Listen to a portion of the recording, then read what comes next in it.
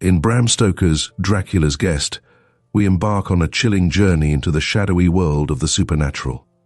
This captivating tale, set in the eerie and mysterious landscape of Munich, follows a solitary traveler as he encounters unsettling events on a fateful night. As darkness descends, the line between reality and nightmare blurs, revealing secrets that lie hidden beneath the surface.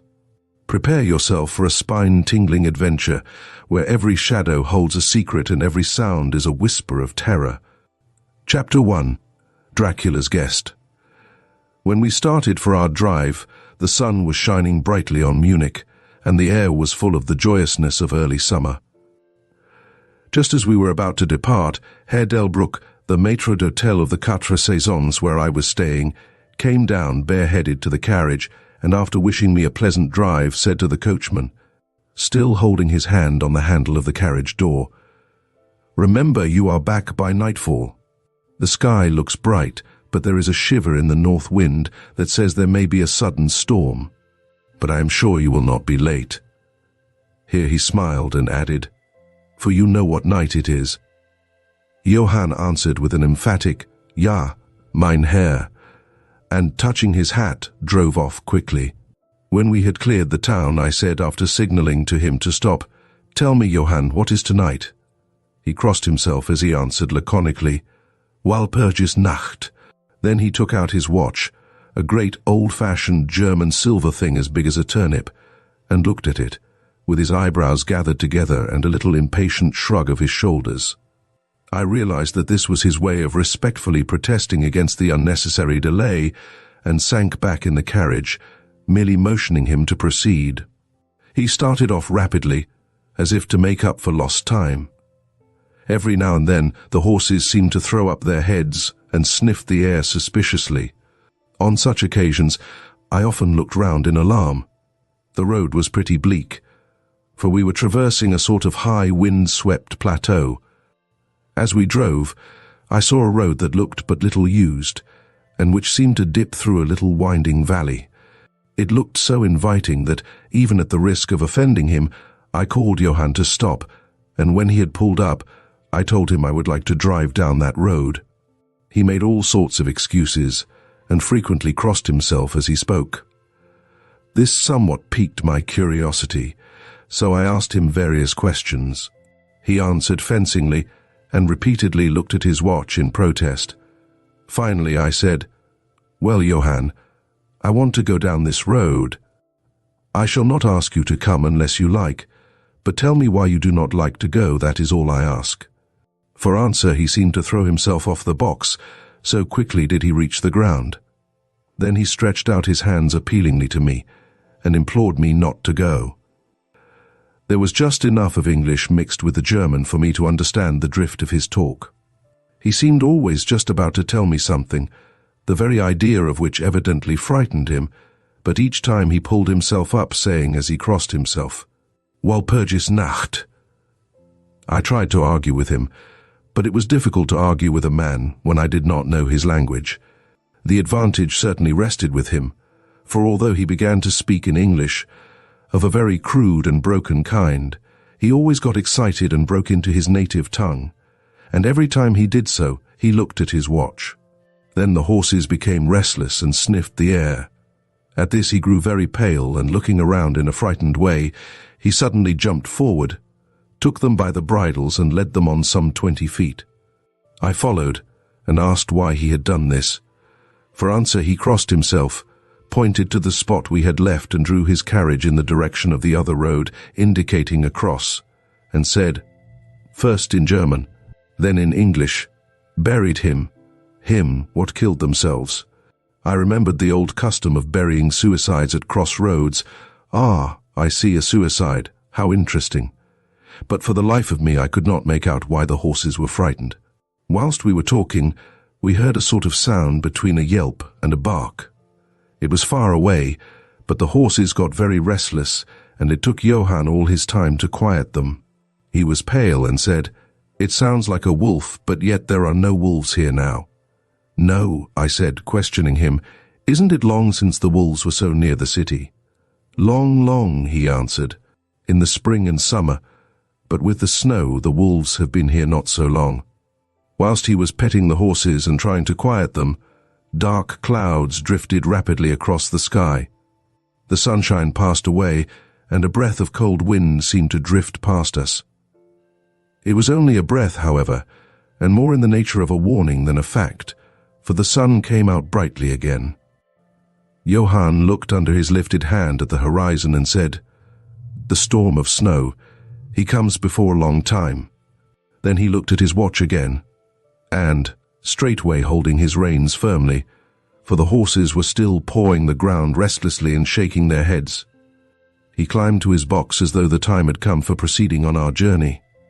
I felt a little obstinate and did not at once get into the carriage. "Tell me," I said, "about this place where the road leads," and I pointed down. Again he crossed himself and mumbled a prayer before he answered, "It is unholy." "What is unholy?" I inquired. "The village." "Then there is a village?" No one lives there hundreds of years." My curiosity was piqued. "But you said there was a village." "There was." "Where is it now?" Whereupon he burst out into a long story in German and English, so mixed up that I could not quite understand exactly what he said, but roughly I gathered that long ago, hundreds of years, men had died there and been buried in their graves, and sounds were heard under the clay, and when the graves were opened, men and women were found rosy with life, and their mouths red with blood. And so, in haste to save their lives, I and their souls, and here he crossed himself, those who were left fled away to other places where the living lived, and the dead were dead and not something. He was evidently afraid to speak the last words. As he proceeded with his narration, he grew more and more excited. It seemed as if his imagination had got hold of him, and he ended in a perfect paroxysm of fear, white-faced, perspiring, trembling and looking round him, as if expecting that some dreadful presence would manifest itself there in the bright sunshine on the open plain. Finally, in an agony of desperation, he cried, "Walpurgis Nacht!" and pointed to the carriage for me to get in. All my English blood rose at this, and standing back I said, "You are afraid, Johann, you are afraid. Go home. I shall return alone. The walk will do me good." The carriage door was open. I took from the seat my oak walking stick, which I always carry on my holiday excursions, and closed the door, pointing back to Munich, and said, "Go home, Johann. Walpurgis Nacht doesn't concern Englishmen." The horses were now more restive than ever, and Johann was trying to hold them in, while excitedly imploring me not to do anything so foolish. I pitied the poor fellow. He was deeply in earnest, but all the same I could not help laughing. His English was quite gone now. In his anxiety, he had forgotten that his only means of making me understand was to talk my language, so he jabbered away in his native German. It began to be a little tedious. After giving the direction, "Home," I turned to go down the cross-road into the valley. With a despairing gesture, Johann turned his horses towards Munich. I leaned on my stick and looked after him. He went slowly along the road for a while. Then there came over the crest of the hill a man tall and thin. I could see so much in the distance. When he drew near the horses, they began to jump and kick about, then to scream with terror. Johann could not hold them in. They bolted down the road, running away madly. I watched them out of sight, then looked for the stranger, but I found that he too was gone. With a light heart I turned down the side road through the deepening valley to which Johann had objected. There was not the slightest reason that I could see for his objection, and I dare say I tramped for a couple of hours without thinking of time or distance, and certainly without seeing a person or a house. So far as the place was concerned, it was desolation itself. But I did not notice this particularly till, on turning a bend in the road, I came upon a scattered fringe of wood. Then I recognized that I had been impressed unconsciously by the desolation of the region through which I had passed. I sat down to rest myself and began to look around. It struck me that it was considerably colder than it had been at the commencement of my walk. A sort of sighing sound seemed to be around me, with, now and then high overhead, a sort of muffled roar. Looking upwards, I noticed that great thick clouds were drifting rapidly across the sky from north to south at a great height. There were signs of coming storm in some lofty stratum of the air. I was a little chilly, and thinking that it was the sitting still after the exercise of walking, I resumed my journey. The ground I passed over was now much more picturesque. There were no striking objects that the eye might single out, but in all there was a charm of beauty. I took little heed of time, and it was only when the deepening twilight forced itself upon me that I began to think of how I should find my way home. The brightness of the day had gone. The air was cold, and the drifting of clouds high overhead was more marked. They were accompanied by a sort of far-away rushing sound, through which seemed to come at intervals that mysterious cry which the driver had said came from a wolf. For a while I hesitated. I had said I would see the deserted village, so on I went, and presently came on a wide stretch of open country, shut in by hills all around. Their sides were covered with trees which spread down to the plain, dotting in clumps the gentler slopes and hollows which showed here and there. I followed with my eye the winding of the road, and saw that it curved close to one of the densest of these clumps, and was lost behind it. As I looked, there came a cold shiver in the air, and the snow began to fall. I thought of the miles and miles of bleak country I had passed, and then hurried on to seek the shelter of the wood in front. Darker and darker grew the sky, and faster and heavier fell the snow, till the earth before and around me was a glistening white carpet, the further edge of which was lost in misty vagueness. The road was here but crude, and when on the level its boundaries were not so marked as when it passed through the cuttings, and in a little while I found that I must have strayed from it, for I missed underfoot the hard surface, and my feet sank deeper in the grass and moss. Then the wind grew stronger, and blew with ever-increasing force, till I was fain to run before it. The air became icy cold, and in spite of my exercise I began to suffer. The snow was now falling so thickly and whirling around me in such rapid eddies that I could hardly keep my eyes open. Every now and then the heavens were torn asunder by vivid lightning, and in the flashes I could see ahead of me a great mass of trees, chiefly yew and cypress, all heavily coated with snow. I was soon amongst the shelter of the trees, and there, in comparative silence, I could hear the rush of the wind high overhead. Presently the blackness of the storm had become merged in the darkness of the night. By and by the storm seemed to be passing away. It now only came in fierce puffs or blasts. At such moments the weird sound of the wolf appeared to be echoed by many similar sounds around me. Now and again, through the black mass of drifting cloud, came a straggling ray of moonlight, which lit up the expanse, and showed me that I was at the edge of a dense mass of cypress and yew trees. As the snow had ceased to fall, I walked out from the shelter and began to investigate more closely. It appeared to me that, amongst so many old foundations as I had passed, there might be still standing a house in which, though in ruins, I could find some sort of shelter for a while. As I skirted the edge of the copse, I found that a low wall encircled it, and following this I presently found an opening. Here the cypresses formed an alley leading up to a square mass of some kind of building. Just as I caught sight of this, however, the drifting clouds obscured the moon, and I passed up the path in darkness. The wind must have grown colder, for I felt myself shiver as I walked, but there was hope of shelter, and I groped my way blindly on. I stopped, for there was a sudden stillness. The storm had passed, and perhaps in sympathy with nature's silence, my heart seemed to cease to beat.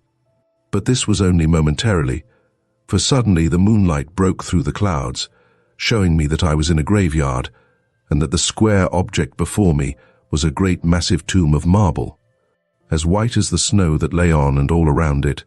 With the moonlight there came a fierce sigh of the storm, which appeared to resume its course with a long, low howl, as of many dogs or wolves. I was awed and shocked, and felt the cold perceptibly grow upon me till it seemed to grip me by the heart. Then, while the flood of moonlight still fell on the marble tomb, the storm gave further evidence of renewing, as though it was returning on its track. Impelled by some sort of fascination, I approached the sepulchre to see what it was, and why such a thing stood alone in such a place. I walked around it, and read, over the Doric door, in German, Countess Dollingen of Gratz in Styria, sought and found death 1801 on the top of the tomb. Seemingly driven through the solid marble, for the structure was composed of a few vast blocks of stone, was a great iron spike or stake.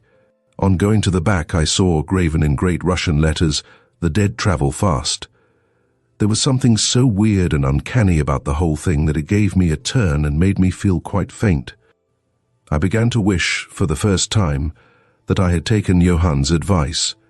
Here a thought struck me, which came under almost mysterious circumstances and with a terrible shock. This was Walpurgis Night. Walpurgis Night, when, according to the belief of millions of people, the devil was abroad, when the graves were opened and the dead came forth and walked, when all evil things of earth and air and water held revel. This very place the driver had specially shunned. This was the depopulated village of centuries ago. This was where the suicide lay, and this was the place where I was alone, unmanned, shivering with cold in a shroud of snow with a wild storm gathering again upon me. It took all my philosophy, all the religion I had been taught, all my courage, not to collapse in a paroxysm of fright. And now, a perfect tornado burst upon me.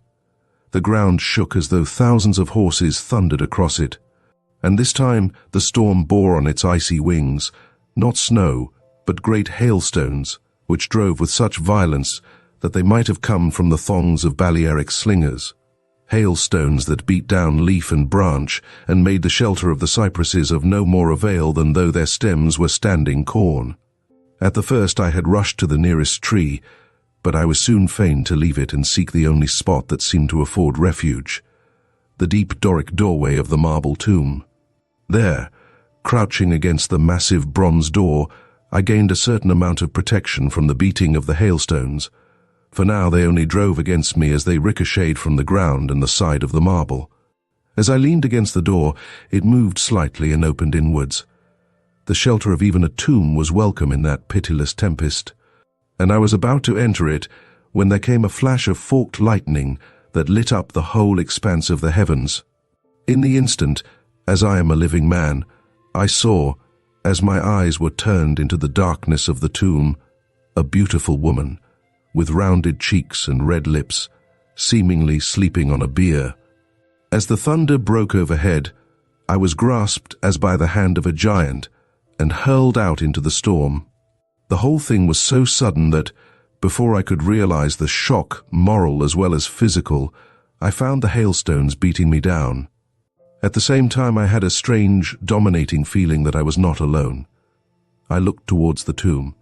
Just then there came another blinding flash, which seemed to strike the iron stake that surmounted the tomb and to pour through to the earth, blasting and crumbling the marble as in a burst of flame.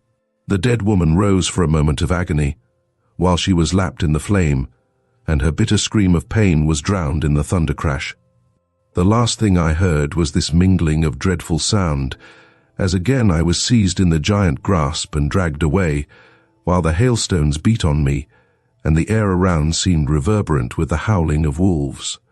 The last sight that I remembered was a vague, white, moving mass, as if all the graves around me had sent out the phantoms of their sheeted dead, and that they were closing in on me through the white cloudiness of the driving hail.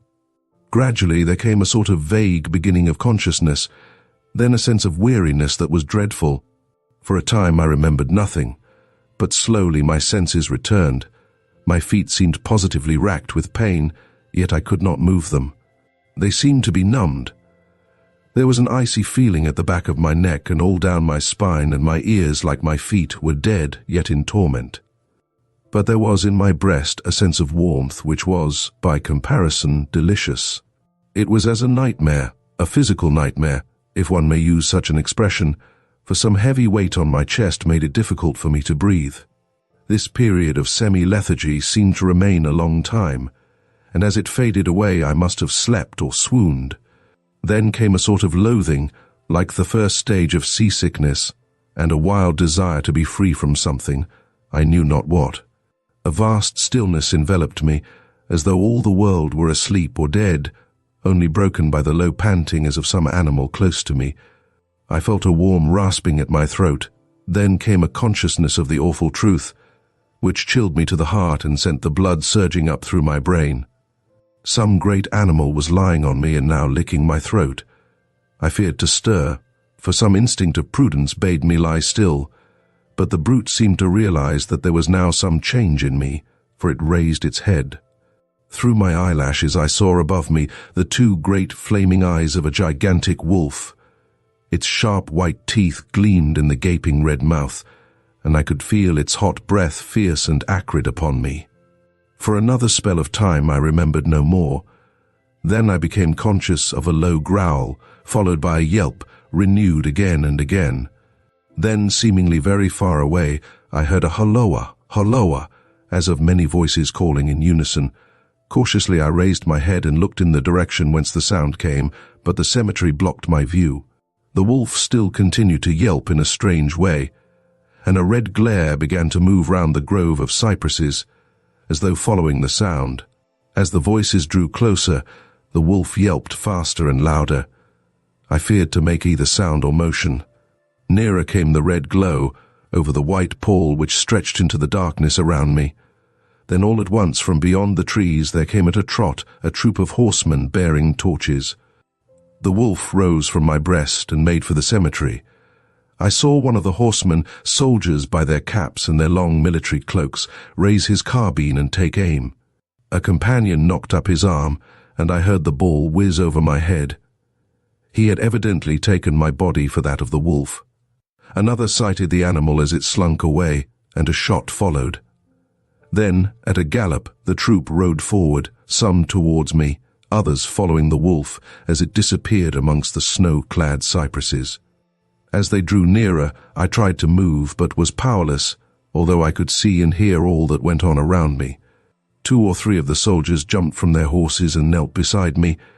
One of them raised my head and placed his hand over my heart. "Good news, comrades," he cried. "His heart still beats." Then some brandy was poured down my throat. It put vigor into me, and I was able to open my eyes fully and look around. Lights and shadows were moving among the trees, and I heard men call to one another. They drew together, uttering frightened exclamations. And the lights flashed as the others came pouring out of the cemetery pell-mell, like men possessed. When the further ones came close to us, those who were around me asked them eagerly, "Well, have you found him?" The reply rang out hurriedly, "No, no! Come away, quick, quick! This is no place to stay, and on this of all nights." "What was it?" was the question, asked in all manner of keys. The answer came variously and all indefinitely, as though the men were moved by some common impulse to speak, yet were restrained by some common fear from giving their thoughts. It indeed," gibbered one, whose wits had plainly given out for the moment. "A wolf, and yet not a wolf," another put in shudderingly. "No use trying for him without the sacred bullet," a third remarked in a more ordinary manner. "Serve us right for coming out on this night. Truly we have earned our 1,000 marks," were the ejaculations of a fourth. "There was blood on the broken marble," another said after a pause. "The lightning never brought that there. And for him, is he safe? Look at his throat. See, comrades, the wolf has been lying on him and keeping his blood warm." The officer looked at my throat and replied, "He is all right. The skin is not pierced. What does it all mean? We should never have found him but for the yelping of the wolf." "What became of it?" asked the man who was holding up my head, and who seemed the least panic-stricken of the party, for his hands were steady and without tremor. On his sleeve was the chevron of a petty officer. "It went to its home," answered the man, whose long face was pallid and who actually shook with terror as he glanced around him fearfully. "There are graves enough there in which it may lie. Come, comrades, come quickly. Let us leave this cursed spot." The officer raised me to a sitting posture as he uttered a word of command. Then several men placed me upon a horse. He sprang to the saddle behind me, took me in his arms, gave the word to advance, and turning our faces away from the cypresses, We rode away in swift military order. As yet my tongue refused its office, and I was perforce silent. I must have fallen asleep, for the next thing I remembered was finding myself standing up, supported by a soldier on each side of me. It was almost broad daylight, and to the north, a red streak of sunlight was reflected like a path of blood over the waste of snow. The officer was telling the men to say nothing of what they had seen, except that they found an English stranger, guarded by a large dog. Dog, that was no dog, cut in the man who had exhibited such fear. I think I know a wolf when I see one. The young officer answered calmly, I said a dog. Dog, reiterated the other ironically. It was evident that his courage was rising with the sun, and pointing to me he said, Look at his throat. Is that the work of a dog, master? Instinctively I raised my hand to my throat, and as I touched it I cried out in pain. The men crowded round to look, some stooping down from their saddles, and again there came the calm voice of the young officer. A dog, as I said. If aught else were said, we should only be laughed at. I was then mounted behind a trooper, and we rode on into the suburbs of Munich. Here we came across a stray carriage, into which I was lifted, and it was driven off to the Quatre Saisons, the young officer accompanying me, whilst a trooper followed with his horse, and the others rode off to their barracks. When we arrived, Herr Delbruck rushed so quickly down the steps to meet me that it was apparent he had been watching within. Taking me by both hands, he solicitously led me in. The officer saluted me and was turning to withdraw when I recognized his purpose and insisted that he should come to my rooms. Over a glass of wine I warmly thanked him and his brave comrades for saving me. He replied simply that he was more than glad, and that Herr Delbruck had at the first taken steps to make all the searching party pleased, at which ambiguous utterance the maître d'hôtel smiled, while the officer pleaded duty and withdrew. But Herr Delbruck, I inquired, how and why was it that the soldiers searched for me? He shrugged his shoulders, as if in depreciation of his own deed, as he replied, I was so fortunate as to obtain leave from the commander of the regiment in which I served to ask for volunteers. But how did you know I was lost? I asked. The driver came hither with the remains of his carriage, which had been upset when the horses ran away. But surely you would not send a search party of soldiers merely on this account. Oh no, he answered. But even before the coachman arrived, I had this telegram from the boyar whose guest you are. And he took from his pocket a telegram which he handed to me, and I read, Bistritz. Be careful of my guest. His safety is most precious to me. Should aught happen to him, or if he be missed, spare nothing to find him and ensure his safety. He is English and therefore adventurous. There are often dangers from snow and wolves and night. Lose not a moment if you suspect harm to him. I answer your zeal with my fortune. Dracula. As I held the telegram in my hand, the room seemed to whirl around me, and, if the attentive maître d'hôtel had not caught me, I think I should have fallen. There was something so strange in all this, something so weird and impossible to imagine, that there grew on me a sense of my being in some way the sport of opposite forces, the mere vague idea of which seemed in a way to paralyze me. I was certainly under some form of mysterious protection. From a distant country had come, in the very nick of time, a message that took me out of the danger of the snow sleep and the jaws of the wolf. Chapter 2. The Judge's House. When the time for his examination drew near Malcolmson made up his mind to go somewhere to read by himself. He feared the attractions of the seaside, and also he feared completely rural isolation, for of old he knew its charms, and so he determined to find some unpretentious little town where there would be nothing to distract him. He refrained from asking suggestions from any of his friends, for he argued that each would recommend some place of which he had knowledge, and where he had already acquaintances.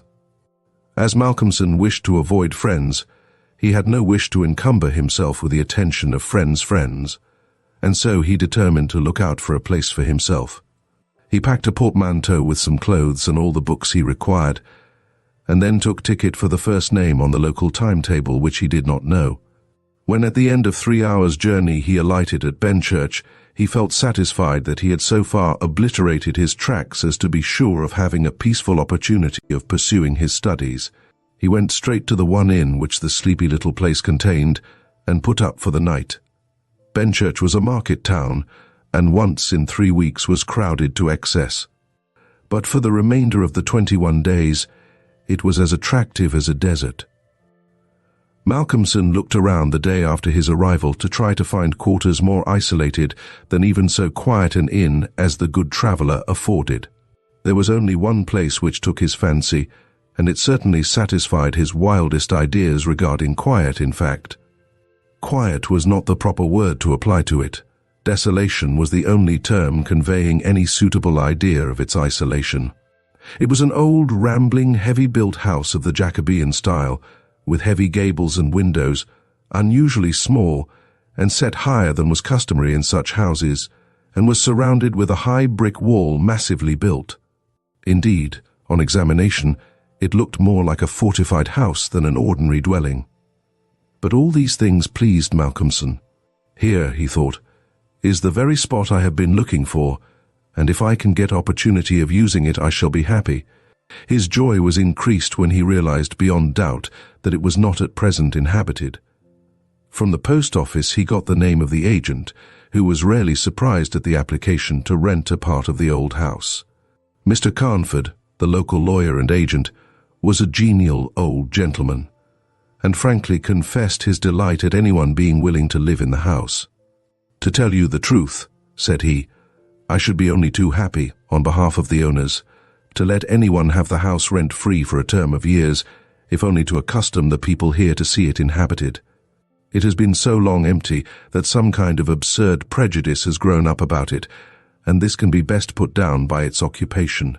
If only," he added with a sly glance at Malcolmson, "by a scholar like yourself, who wants its quiet for a time."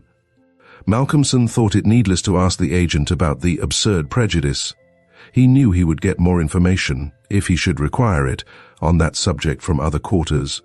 He paid his 3 months' rent, got a receipt, and the name of an old woman who would probably undertake to do for him, and came away with the keys in his pocket. He then went to the landlady of the inn, who was a cheerful and most kindly person, and asked her advice as to such stores and provisions as he would be likely to require. She threw up her hands in amazement when he told her where he was going to settle himself.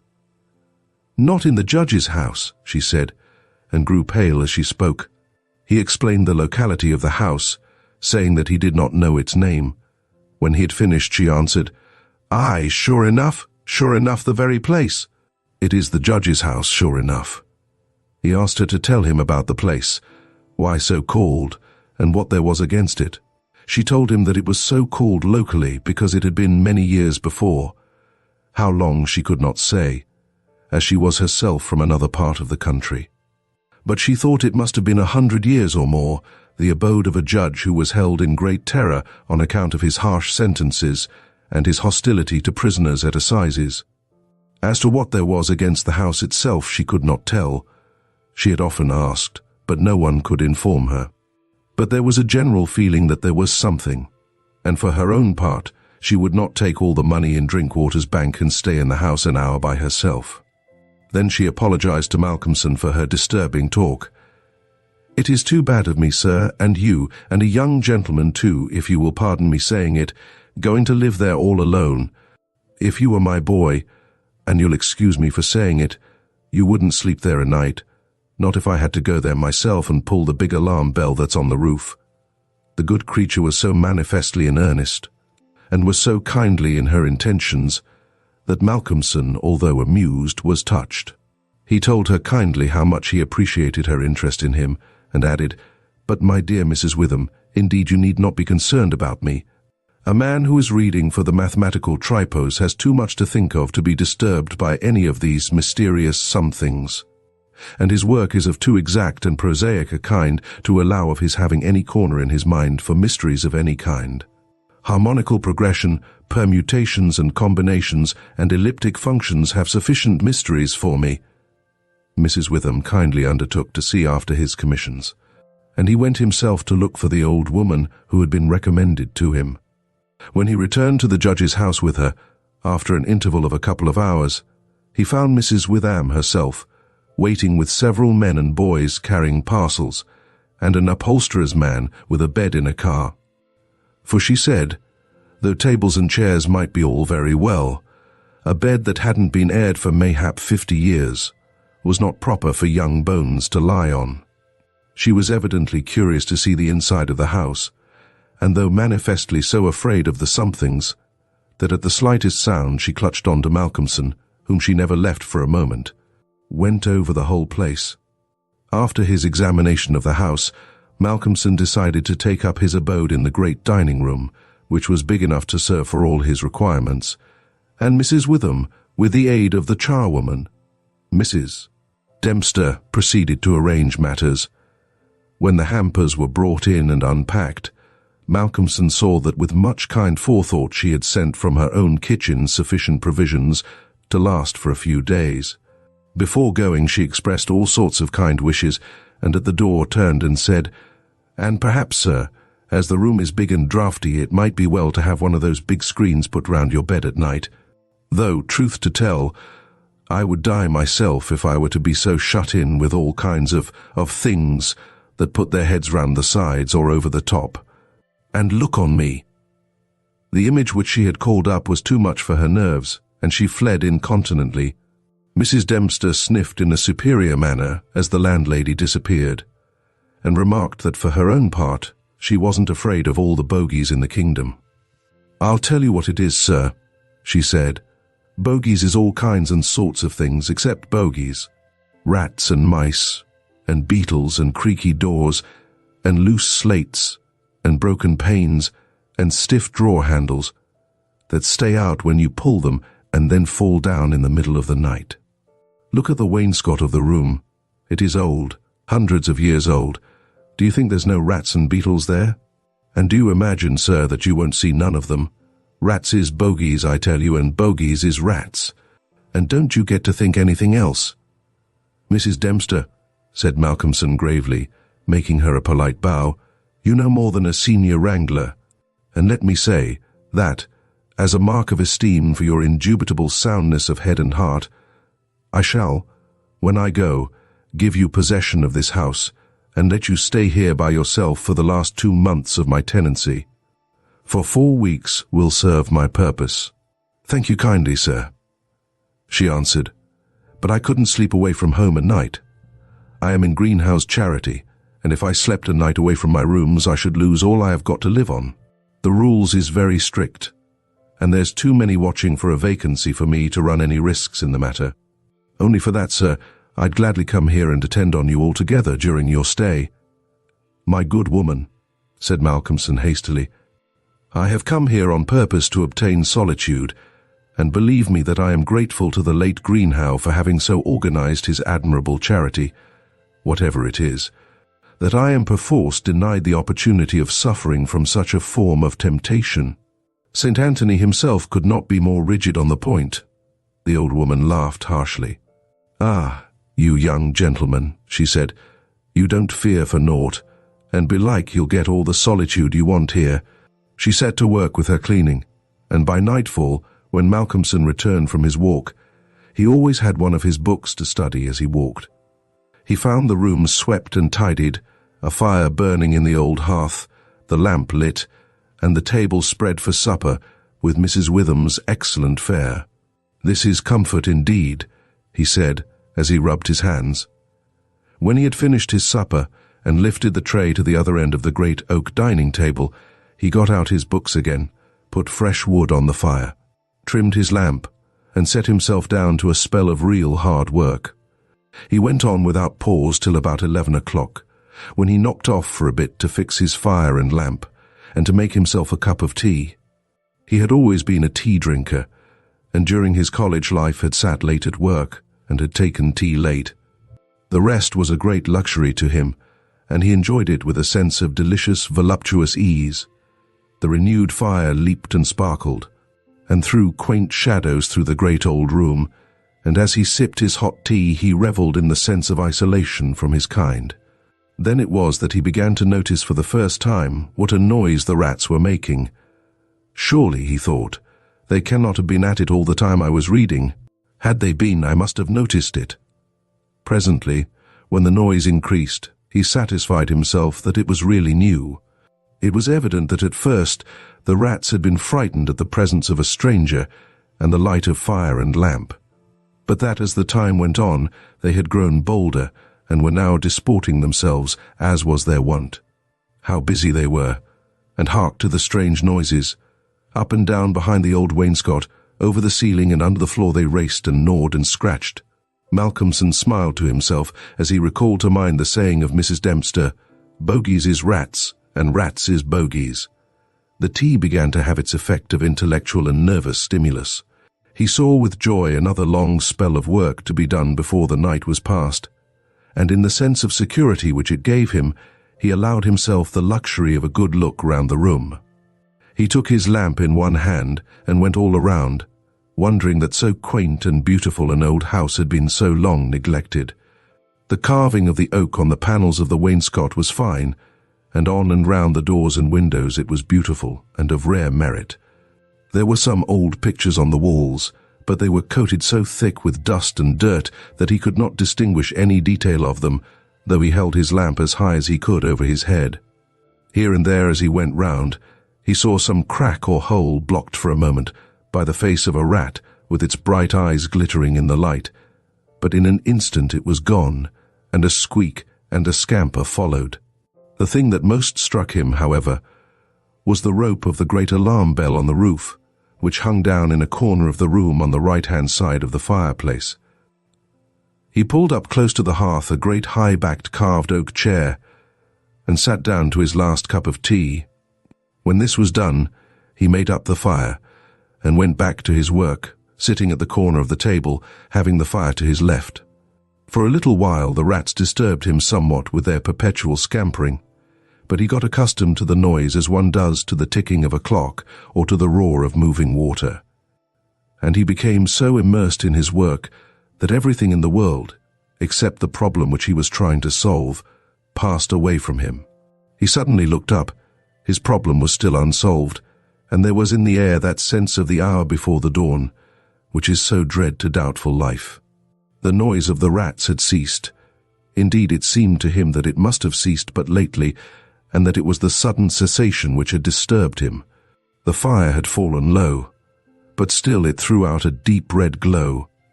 As he looked, he started in spite of his sang-froid. There on the great high-backed carved oak chair by the right side of the fireplace sat an enormous rat, steadily glaring at him with baleful eyes. He made a motion to it, as though to hunt it away, but it did not stir. Then he made the motion of throwing something. Still it did not stir, but showed its great white teeth angrily, and its cruel eyes shone in the lamplight with an added vindictiveness.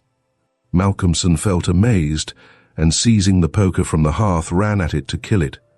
Before, however, he could strike it, the rat, with a squeak that sounded like the concentration of hate, jumped upon the floor, and, running up the rope of the alarm bell, disappeared in the darkness beyond the range of the green-shaded lamp. Instantly, strange to say, the noisy scampering of the rats in the wainscot began again. By this time Malcolmson's mind was quite off the problem, and as a shrill cock-crow outside told him of the approach of morning, he went to bed and to sleep. He slept so sound that he was not even waked by Mrs. Dempster coming in to make up his room. It was only when she had tidied up the place and got his breakfast ready and tapped on the screen which closed in his bed that he woke. He was a little tired still after his night's hard work, but a strong cup of tea soon freshened him up, and, taking his book, he went out for his morning walk, bringing with him a few sandwiches, lest he should not care to return till dinner-time. He found a quiet walk between high elms some way outside the town, and here he spent the greater part of the day studying his Laplace. On his return, he looked in to see Mrs. Witham, and to thank her for her kindness. When she saw him coming through the diamond-paned bay window of her sanctum, she came out to meet him and asked him in. She looked at him searchingly and shook her head as she said, "You must not overdo it, sir. You are paler this morning than you should be. Too late hours and too hard work on the brain isn't good for any man.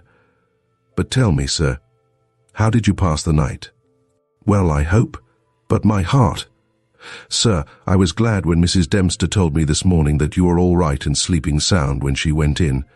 Oh, I was all right, he answered, smiling. The somethings didn't worry me as yet. Only the rats, and they had a circus, I tell you, all over the place. There was one wicked-looking old devil that sat up on my own chair by the fire and wouldn't go till I took the poker to him. And then he ran up the rope of the alarm bell and got to somewhere up the wall or the ceiling. I couldn't see where, it was so dark. Mercy on us, said Mrs. Witham, an old devil, and sitting on a chair by the fireside. Take care, sir. Take care. There's many a true word spoken in jest. How do you mean? 'Pon my word, I don't understand. An old devil. The old devil, perhaps. There. Sir, you needn't laugh. For Malcolmson had broken into a hearty peal. You young folks thinks it easy to laugh at things that makes older ones shudder. Never mind, sir, never mind. Please God, you'll laugh all the time. It's what I wish you myself. And the good lady beamed all over in sympathy with his enjoyment, her fears gone for a moment. Oh, forgive me, said Malcolmson presently. Don't think me rude, but the idea was too much for me, that the old devil himself was on the chair last night. And at the thought he laughed again. Then he went home to dinner. This evening the scampering of the rats began earlier. Indeed, it had been going on before his arrival, and only ceased whilst his presence by its freshness disturbed them. After dinner, he sat by the fire for a while and had a smoke, and then, having cleared his table, began to work as before. Tonight the rats disturbed him more than they had done on the previous night. How they scampered up and down and under and over. How they squeaked and scratched and gnawed. How they, getting bolder by degrees, came to the mouths of their holes and to the gaps and cracks and crannies in the wainscoting, till their eyes shone like tiny lamps as the firelight rose and fell. But to him, now doubtless accustomed to them, their eyes were not wicked. Only their playfulness touched him. Sometimes the boldest of them made sallies out on the floor or along the mouldings of the wainscot.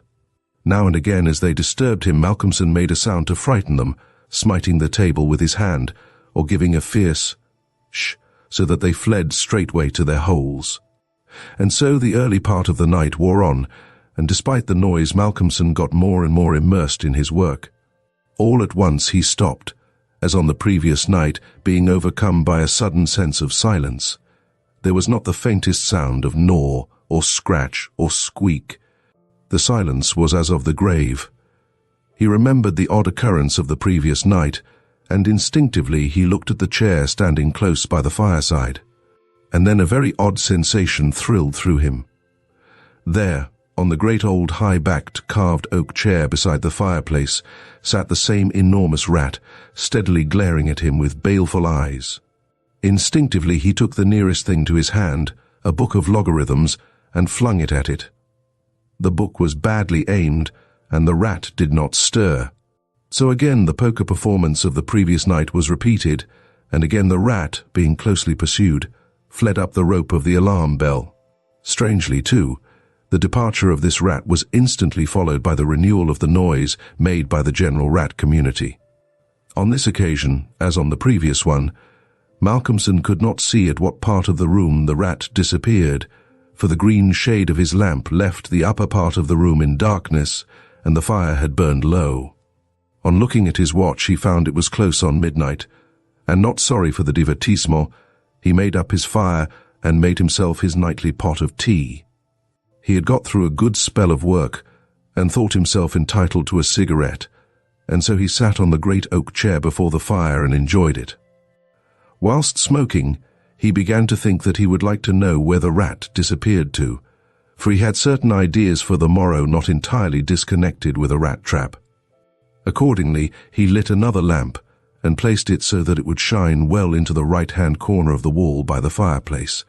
Then he got all the books he had with him, and placed them handy to throw at the vermin.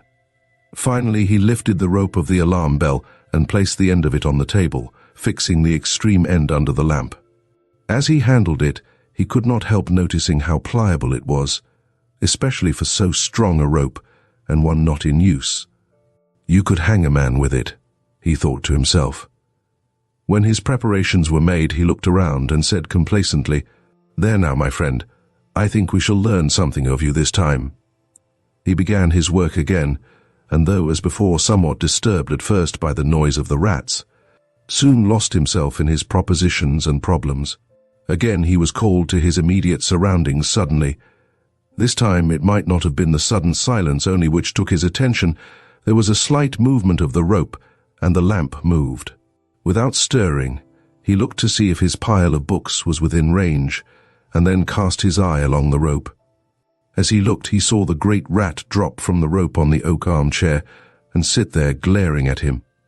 He raised a book in his right hand, and taking careful aim, flung it at the rat. The latter, with a quick movement, sprang aside and dodged the missile. He then took another book, and a third, and flung them one after another at the rat, but each time unsuccessfully. At last, as he stood with a book poised in his hand to throw, the rat squeaked and seemed afraid.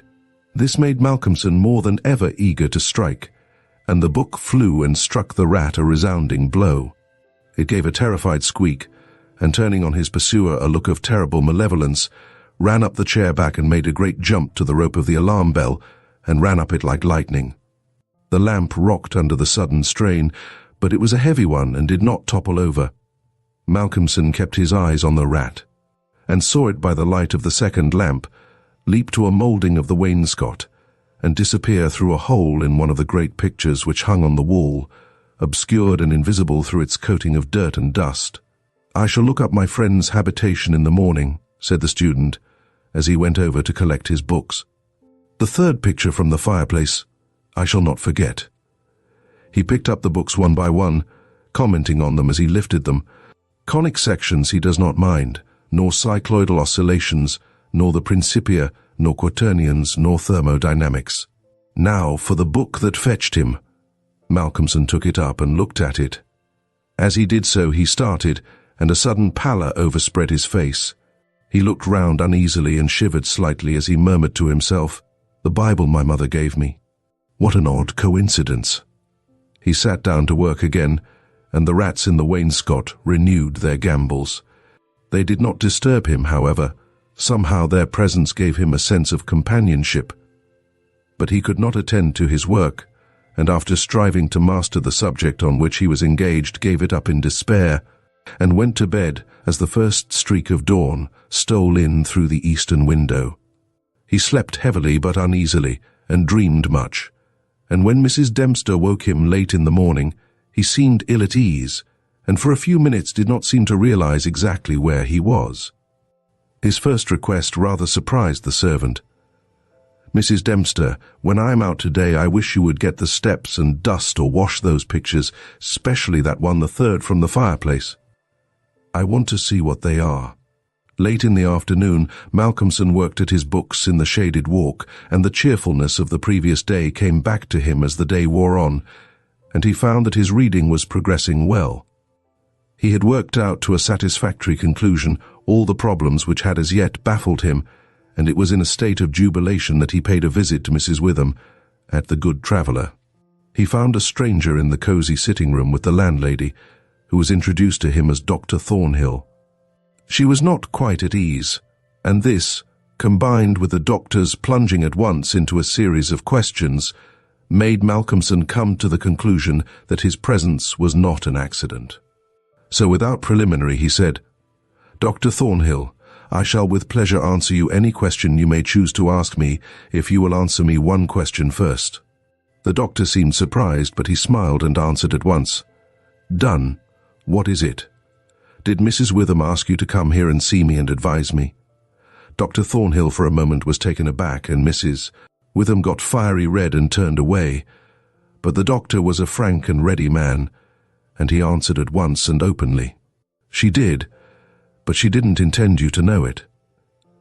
I suppose it was my clumsy haste that made you suspect. She told me that she did not like the idea of your being in that house all by yourself, and that she thought you took too much strong tea.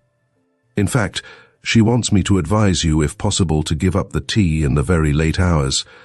I was a keen student in my time, so I suppose I may take the liberty of a college man, and without offence. Advise you not quite as a stranger. Malcolmson, with a bright smile, held out his hand. Shake, as they say in America, he said. I must thank you for your kindness, and Mrs. Witham too, and your kindness deserves a return on my part. I promise to take no more strong tea, no tea at all till you let me, and I shall go to bed tonight at 1 o'clock at latest. Will that do? Capital, said the doctor. Now tell us all that you noticed in the old house. And so Malcolmson then and there told in minute detail all that had happened in the last 2 nights. He was interrupted every now and then by some exclamation from Mrs. Witham, till finally, when he told of the episode of the Bible, the landlady's pent-up emotions found vent in a shriek. And it was not till a stiff glass of brandy and water had been administered that she grew composed again. Dr. Thornhill listened with a face of growing gravity, and when the narrative was complete and Mrs. Witham had been restored, he asked, "The rat always went up the rope of the alarm bell?" "Always." "I suppose you know," said the doctor after a pause, "what the rope is?" "No, it is," said the doctor slowly. "The very rope which the hangman used for all the victims of the judge's judicial rancour." Here he was interrupted by another scream from Mrs. Witham, and steps had to be taken for her recovery. Malcolmson, having looked at his watch and found that it was close to his dinner hour, had gone home before her complete recovery. When Mrs. Witham was herself again, she almost assailed the doctor with angry questions as to what he meant by putting such horrible ideas into the poor young man's mind. "He has quite enough there already to upset him," she added. Dr. Thornhill replied, "My dear madam, I had a distinct purpose in it. I wanted to draw his attention to the bell rope, and to fix it there. It may be that he is in a highly overwrought state, and has been studying too much, although I am bound to say that he seems a sound and healthier young man, mentally and bodily, as ever I saw, but then the rats, and that suggestion of the devil." The doctor shook his head and went on, "I would have offered to go and stay the first night with him, but that I felt sure it would have been a cause of offence. He may get in the night some strange fright or hallucination, and if he does, I want him to pull that rope. All alone as he is, it will give us warning, and we may reach him in time to be of service. I shall be sitting up pretty late tonight and shall keep my ears open. Do not be alarmed if Benchurch gets a surprise before morning." "Oh, doctor, what do you mean? What do you mean?" "I mean this, that, possibly, nay, more probably, we shall hear the great alarm bell from the judge's house tonight." And the doctor made about as effective an exit as could be thought of. When Malcolmson arrived home, he found that it was a little after his usual time, and Mrs. Dempster had gone away. The rules of greenhouse charity were not to be neglected. He was glad to see that the place was bright and tidy, with a cheerful fire and a well-trimmed lamp. The evening was colder than might have been expected in April, and a heavy wind was blowing with such rapidly increasing strength that there was every promise of a storm during the night. For a few minutes after his entrance, the noise of the rats ceased, but so soon as they became accustomed to his presence, they began again. He was glad to hear them, for he felt once more the feeling of companionship in their noise, and his mind ran back to the strange fact that they only ceased to manifest themselves when that other, the great rat with the baleful eyes, came upon the scene. The reading lamp only was lit, and its green shade kept the ceiling and the upper part of the room in darkness, so that the cheerful light from the hearth spreading over the floor and shining on the white cloth laid over the end of the table was warm and cheery. Malcolmson sat down to his dinner with a good appetite and a buoyant spirit. After his dinner and a cigarette, he sat steadily down to work, determined not to let anything disturb him, for he remembered his promise to the doctor and made up his mind to make the best of the time at his disposal. For an hour or so he worked all right, and then his thoughts began to wander from his books. The actual circumstances around him, the calls on his physical attention, and his nervous susceptibility were not to be denied. By this time the wind had become a gale, and the gale a storm. The old house, solid though it was, seemed to shake to its foundations, and the storm roared and raged through its many chimneys and its queer old gables, producing strange, unearthly sounds in the empty rooms and corridors. Even the great alarm bell on the roof must have felt the force of the wind, for the rope rose and fell slightly, as though the bell were moved a little from time to time, and the limber rope fell on the oak floor with a hard and hollow sound. As Malcolmson listened to it, he bethought himself of the doctor's words. "It is the rope which the hangman used for the victims of the judge's judicial rancor." And he went over to the corner of the fireplace and took it in his hand to look at it. There seemed a sort of deadly interest in it, and as he stood there he lost himself for a moment in speculation as to who these victims were, and the grim wish of the judge to have such a ghastly relic ever under his eyes. As he stood there, the swaying of the bell on the roof still lifted the rope now and again, but presently there came a new sensation, a sort of tremor in the rope, as though something was moving along it. Looking up instinctively, Malcolmson saw the great rat coming slowly down towards him, glaring at him steadily. He dropped the rope and started back with a muttered curse, and the rat, turning, ran up the rope again and disappeared, and at the same instant Malcolmson became conscious that the noise of the rats, which had ceased for a while, began again. All this set him thinking, and it occurred to him that he had not investigated the lair of the rat or looked at the pictures as he had intended. He lit the other lamp without the shade, and holding it up went and stood opposite the third picture from the fireplace on the right-hand side, where he had seen the rat disappear on the previous night. At the first glance he started back so suddenly that he almost dropped the lamp, and a deadly pallor overspread his face. His knees shook, and heavy drops of sweat came on his forehead, and he trembled like an aspen. But he was young and plucky, and pulled himself together, and after the pause of a few seconds stepped forward again, raised the lamp, and examined the picture, which had been dusted and washed, and now stood out clearly. It was of a judge dressed in his robes of scarlet and ermine.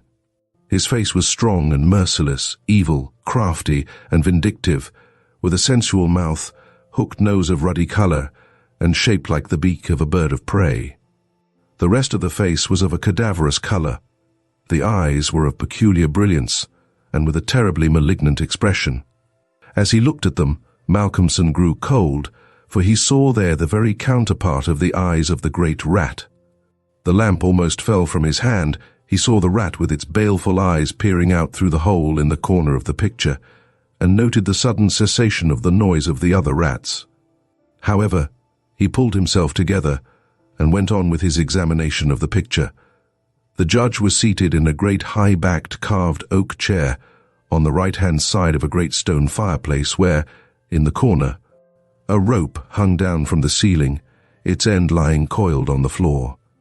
With a feeling of something like horror, Malcolmson recognized the scene of the room as it stood, and gazed around him in an awestruck manner as though he expected to find some strange presence behind him. Then he looked over to the corner of the fireplace, and with a loud cry he let the lamp fall from his hand. There, in the judge's armchair, with the rope hanging behind, sat the rat with the judge's baleful eyes, now intensified and with a fiendish leer. Save for the howling of the storm without, there was silence. The fallen lamp recalled Malcolmson to himself. Fortunately, it was of metal, and so the oil was not spilt. However, the practical need of attending to it settled at once his nervous apprehensions. When he had turned it out, he wiped his brow and thought for a moment. "This will not do," he said to himself. "If I go on like this, I shall become a crazy fool. This must stop. I promised the doctor I would not take tea. Faith, he was pretty right. My nerves must have been getting into a queer state. Funny I did not notice it. I never felt better in my life. However, it is all right now, and I shall not be such a fool again." Then he mixed himself a good stiff glass of brandy and water, and resolutely sat down to his work. It was nearly an hour when he looked up from his book, disturbed by the sudden stillness. Without, the wind howled and roared louder than ever, and the rain drove in sheets against the windows, beating like hail on the glass, but within there was no sound whatever save the echo of the wind as it roared in the great chimney, and now and then a hiss as a few raindrops found their way down the chimney in a lull of the storm.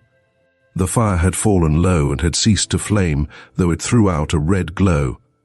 Malcolmson listened attentively and presently heard a thin, squeaking noise, very faint. It came from the corner of the room where the rope hung down, and he thought it was the creaking of the rope on the floor as the swaying of the bell raised and lowered it. Looking up, however, he saw in the dim light the great rat clinging to the rope and gnawing it. The rope was already nearly gnawed through. He could see the lighter color where the strands were laid bare. As he looked, the job was completed, and the severed end of the rope fell clattering on the oaken floor, whilst for an instant the great rat remained like a knob or tassel at the end of the rope, which now began to sway to and fro. Malcolmson felt for a moment another pang of terror as he thought that now the possibility of calling the outer world to his assistance was cut off, but an intense anger took its place. And seizing the book he was reading, he hurled it at the rat. The blow was well aimed, but before the missile could reach him, the rat dropped off and struck the floor with a soft thud. Malcolmson instantly rushed over towards him, but it darted away and disappeared in the darkness of the shadows of the room. Malcolmson felt that his work was over for the night, and determined then and there to vary the monotony of the proceedings by a hunt for the rat, and took off the green shade of the lamp so as to ensure a wider spreading light. As he did so, the gloom of the upper part of the room was relieved, and in the new flood of light, great by comparison with the previous darkness, the pictures on the wall stood out boldly. From where he stood, Malcolmson saw right opposite to him the third picture on the wall from the right of the fireplace. He rubbed his eyes in surprise, and then a great fear began to come upon him. In the center of the picture was a great irregular patch of brown canvas, as fresh as when it was stretched on the frame.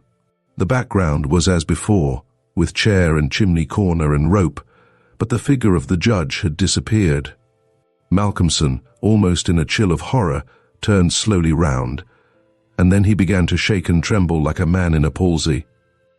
His strength seemed to have left him, and he was incapable of action or movement, hardly even of thought. He could only see and hear. There, on the great high-backed carved oak chair, sat the judge in his robes of scarlet and ermine, with his baleful eyes glaring vindictively, and a smile of triumph on the resolute, cruel mouth. As he lifted with his hands a black cap, Malcolmson felt as if the blood was running from his heart, as one does in moments of prolonged suspense. There was a singing in his ears. Without, he could hear the roar and howl of the tempest, and through it, swept on the storm, came the striking of midnight by the great chimes in the marketplace. He stood for a space of time that seemed to him endless still as a statue, and with wide-open, horror-struck eyes, breathless. As the clock struck, so the smile of triumph on the judge's face intensified, and at the last stroke of midnight he placed the black cap on his head. Slowly and deliberately, the judge rose from his chair and picked up the piece of the rope of the alarm bell which lay on the floor, drew it through his hands as if he enjoyed its touch, and then deliberately began to knot one end of it, fashioning it into a noose. This he tightened and tested with his foot, pulling hard at it till he was satisfied, and then making a running noose of it, which he held in his hand. Then he began to move along the table on the opposite side to Malcolmson, keeping his eyes on him until he had passed him, when with a quick movement he stood in front of the door. Malcolmson then began to feel that he was trapped, and tried to think of what he should do. There was some fascination in the judge's eyes, which he never took off him, and he had, perforce, to look. He saw the judge approach, still keeping between him and the door, and raise the noose and throw it towards him as if to entangle him. With a great effort, he made a quick movement to one side, and saw the rope fall beside him, and heard it strike the oaken floor. Again the judge raised the noose and tried to ensnare him, ever keeping his baleful eyes fixed on him, and each time by a mighty effort the student just managed to evade it. So this went on for many times, the judge seeming never discouraged nor discomposed at failure, but playing as a cat does with a mouse. At last, in despair, which had reached its climax, Malcolmson cast a quick glance round him. The lamp seemed to have blazed up, and there was a fairly good light in the room. At the many rat-holes and in the gaps and crannies of the wainscot, he saw the rat's eyes, and this aspect, that was purely physical, gave him a gleam of comfort. He looked around and saw that the rope of the great alarm bell was laden with rats. Every inch of it was covered with them, and more were pouring through the small circular hole in the ceiling whence it emerged, so that with their weight, the bell was beginning to sway. Hark! It had swayed till the clapper had touched the bell. The sound was but a tiny one, but the bell was only beginning to sway, and it would increase. At the sound, the judge, who had been keeping his eyes fixed on Malcolmson, looked up, and a scowl of diabolical anger overspread his face. His eyes fairly glowed like hot coals, and he stamped his foot with a sound that seemed to make the house shake. A dreadful peal of thunder broke overhead as he raised the rope again, whilst the rats kept running up and down the rope as though working against time. This time, instead of throwing it, he drew close to his victim and held open the noose as he approached. As he came closer, there seemed something paralyzing in his very presence, and Malcolmson stood rigid as a corpse. He felt the judge's icy fingers touch his throat as he adjusted the rope. The noose tightened. Then the judge, taking the rigid form of the student in his arms, carried him over and placed him standing in the oak chair and stepping up beside him, put his hand up and caught the end of the swaying rope of the alarm bell. As he raised his hand, the rats fled squeaking and disappeared through the hole in the ceiling. Taking the end of the noose which was round Malcolmson's neck, he tied it to the hanging bell rope, and then descending pulled away the chair. When the alarm bell of the judge's house began to sound, a crowd soon assembled.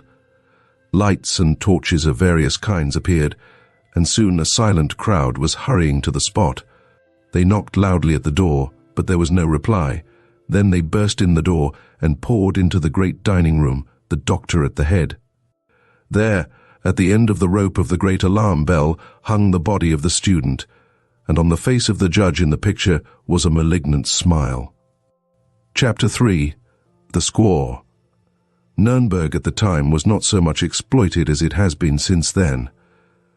Irving had not been playing Faust, and the very name of the old town was hardly known to the great bulk of the travelling public.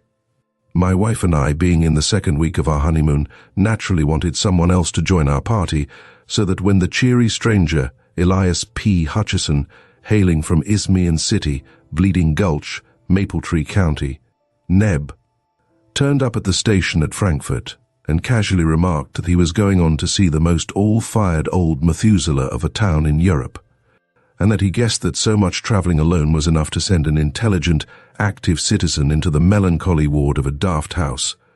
We took the pretty broad hint and suggested that we should join forces. We found, on comparing notes afterwards, that we had each intended to speak with some diffidence or hesitation so as not to appear too eager. Such not being a good compliment to the success of our married life, but the effect was entirely marred by our both beginning to speak at the same instant, stopping simultaneously and then going on together again. Anyhow, no matter how, it was done, and Elias P. Hutchison became one of our party. Straightway Amelia and I found the pleasant benefit. Instead of quarrelling, as we had been doing, we found that the restraining influence of a third party was such that we now took every opportunity of spooning in odd corners. Amelia declares that ever since she has, as the result of that experience, advised all her friends to take a friend on the honeymoon. Well, we did Nuremberg together, and much enjoyed the racy remarks of our transatlantic friend, who, from his quaint speech and his wonderful stock of adventures, might have stepped out of a novel. We kept for the last object of interest in the city to be visited the Berg, and on the day appointed for the visit strolled round the outer wall of the city by the eastern side. The Berg is seated on a rock dominating the town, and an immensely deep fosse guards it on the northern side.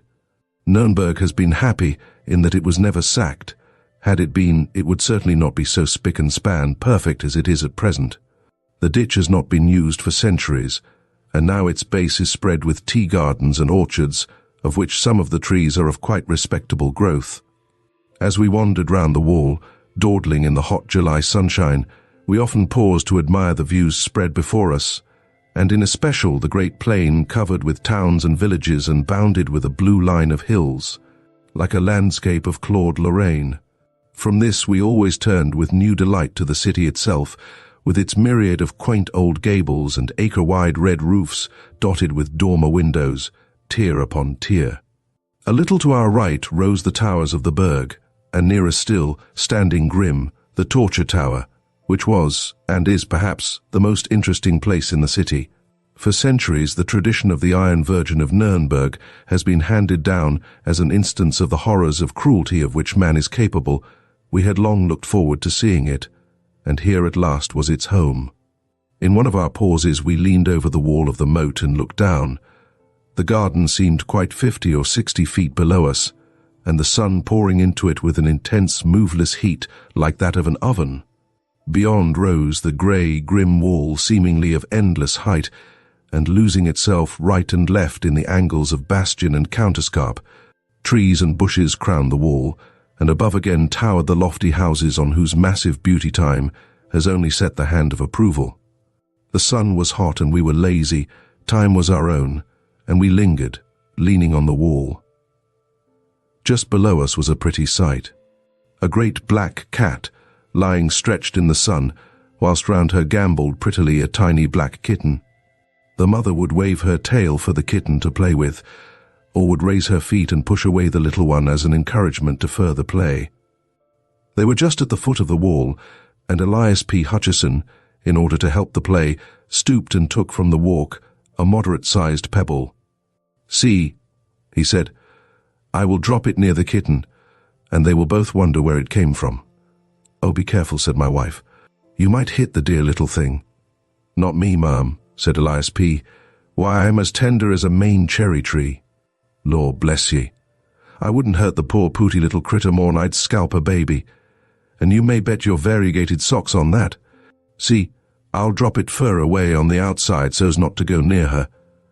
Thus saying, he leaned over and held his arm out at full length and dropped the stone. It may be that there is some attractive force which draws lesser matters to greater, or more probably that the wall was not plump but sloped to its base, we not noticing the inclination from above. But the stone fell with a sickening thud that came up to us through the hot air, right on the kitten's head, and shattered out its little brains then and there. The black cat cast a swift upward glance, and we saw her eyes like green fire fixed an instant on Elias P. Hutcheson, and then her attention was given to the kitten, which lay still with just a quiver of her tiny limbs, whilst a thin red stream trickled from a gaping wound. With a muffled cry, such as a human being might give, she bent over the kitten, licking its wounds and moaning. Suddenly she seemed to realize that it was dead, and again threw her eyes up at us. I shall never forget the sight, for she looked the perfect incarnation of hate. Her green eyes blazed with lurid fire, and the white, sharp teeth seemed to almost shine through the blood which dabbled her mouth and whiskers. She gnashed her teeth, and her claws stood out stark and at full length on every paw. Then she made a wild rush up the wall as if to reach us, but when the momentum ended, fell back. And further added to her horrible appearance, for she fell on the kitten, and rose with her black fur smeared with its brains and blood. Amelia turned quite faint, and I had to lift her back from the wall. There was a seat close by in shade of a spreading plane tree, and here I placed her whilst she composed herself. Then I went back to Hutcheson, who stood without moving, looking down on the angry cat below. As I joined him, he said, "Wall, I guess that air the savagest beast I ever see. 'Cept once when an Apache squaw had an edge on a half-breed what they nicknamed Splinters, 'cause of the way he fixed up her papoose, which he stole on a raid just to show that he appreciated the way they had given his mother the fire torture. She got that kinder look so set on her face that it just seemed to grow there. She followed Splinters more'n 3 year till at last the braves got him and handed him over to her. They did say that no man, white or Injun, had ever been so long a-dying under the tortures of the Apaches. The only time I ever see her smile was when I wiped her out. I came on the camp just in time to see Splinters pass in his checks, and he wasn't sorry to go either. He was a hard citizen, and though I never could shake with him after that papoose business, for it was bitter bad, and he should have been a white man, for he looked like one, I see he had got paid out in full. Dern me, but I took a piece of his hide from one of his skin posts and had it made into a pocketbook. It's here now." And he slapped the breast pocket of his coat. Whilst he was speaking, the cat was continuing her frantic efforts to get up the wall. She would take a run back and then charge up, sometimes reaching an incredible height. She did not seem to mind the heavy fall which she got each time, but started with renewed vigor. And at every tumble her appearance became more horrible. Hutchison was a kind-hearted man. My wife and I had both noticed little acts of kindness to animals as well as to persons, and he seemed concerned at the state of fury to which the cat had wrought herself. "Wall now," he said. "I do declare that poor critter seems quite desperate. There, poor thing, it was all an accident, though that won't bring back your little one to you. Say, I wouldn't have had such a thing happen for 1,000. Just shows what a clumsy fool of a man can do when he tries to play. Seems I'm too darn slipper-handed to even play with a cat. Say, Colonel." It was a pleasant way he had to bestow titles freely. "I hope your wife don't hold no grudge against me on account of this unpleasantness. Why, I wouldn't have had it occur on no account." He came over to Amelia and apologized profusely, and she with her usual kindness of heart hastened to assure him that she quite understood that it was an accident. Then we all went again to the wall and looked over. The cat, missing Hutchison's face, had drawn back across the moat and was sitting on her haunches as though ready to spring. Indeed, the very instant she saw him, she did spring, and with a blind, unreasoning fury, which would have been grotesque, only that it was so frightfully real. She did not try to run up the wall, but simply launched herself at him, as though hate and fury could lend her wings to pass straight through the great distance between them. Amelia, womanlike, got quite concerned, and said to Elias P., in a warning voice, "Oh, you must be very careful. That animal would try to kill you if she were here. Her eyes look like positive murder." He laughed out jovially. "Excuse me, Mum," he said, "but I can't help laughing. Fancy a man that has fought grizzlies and Injuns being careful of being murdered by a cat." When the cat heard him laugh, her whole demeanor seemed to change. She no longer tried to jump or run up the wall, but went quietly over, and sitting again beside the dead kitten began to lick and fondle it as though it were alive. "See," said I, "the effect of a really strong man. Even that animal in the midst of her fury recognizes the voice of a master and bows to him." "Like a squaw," was the only comment of Elias P. Hutchison. As we moved on our way round the city fosse, every now and then we looked over the wall and each time saw the cat following us. At first she had kept going back to the dead kitten, and then as the distance grew greater took it in her mouth and so followed. After a while, however, she abandoned this, for we saw her following all alone. She had evidently hidden the body somewhere. Amelia's alarm grew at the cat's persistence, and more than once she repeated her warning. But the American always laughed with amusement, till finally, seeing that she was beginning to be worried, he said, "I say, ma'am, you needn't be scared over that cat. I go healed, I do." Here he slapped his pistol pocket at the back of his lumbar region. "Why, sooner'n have you worried, I'll shoot the critter right here, and risk the police interfering with a citizen of the United States for carrying arms contrary to regulations." As he spoke, he looked over the wall, but the cat, on seeing him, retreated with a growl into a bed of tall flowers and was hidden. He went on, "Blessed if that AR critter ain't got more sense of what's good for her than most Christians. I guess we've seen the last of her. You bet. She'll go back now to that busted kitten and have a private funeral of it, all to herself." Amelia did not like to say more, lest he might, in mistaken kindness to her, fulfill his threat of shooting the cat, and so we went on and crossed the little wooden bridge leading to the gateway, whence ran the steep paved roadway between the Berg and the pentagonal torture tower. As we crossed the bridge, we saw the cat again down below us. When she saw us, her fury seemed to return, and she made frantic efforts to get up the steep wall. Hutchison laughed as he looked down at her and said, "Goodbye, old girl. Sorry I injured your feelings, but you'll get over it in time.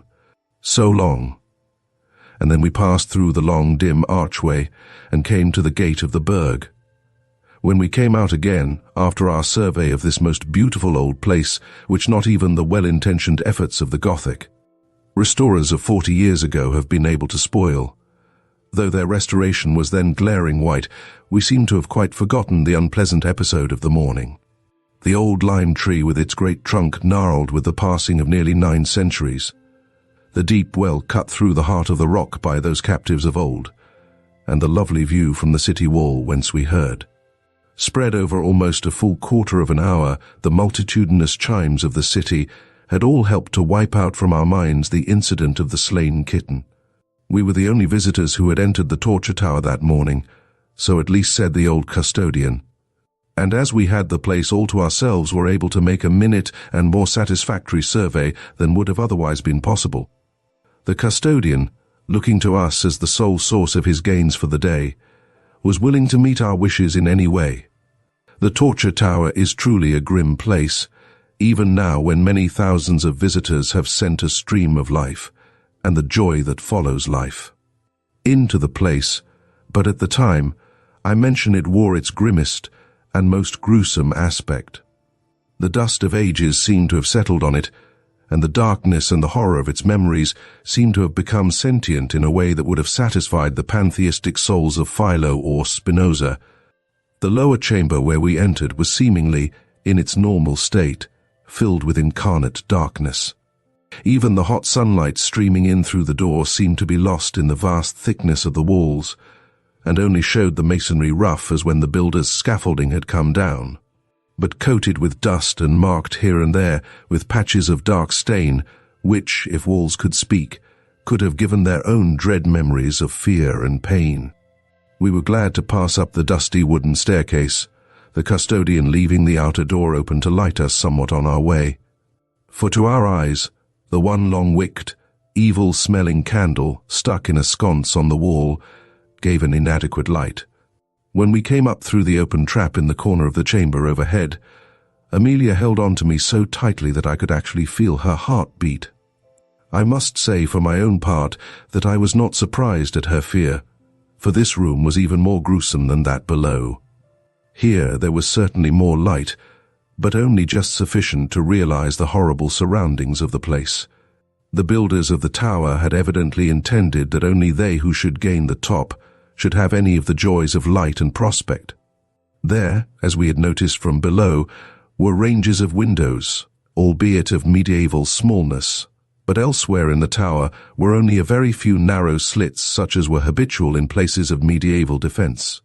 A few of these only lit the chamber, and these so high up in the wall that from no part could the sky be seen through the thickness of the walls. In racks, and leaning in disorder against the walls, were a number of headsmen's swords, great double-handed weapons with broad blade and keen edge. Hard by were several blocks whereon the necks of the victims had lain, with here and there deep notches where the steel had bitten through the guard of flesh and shored into the wood.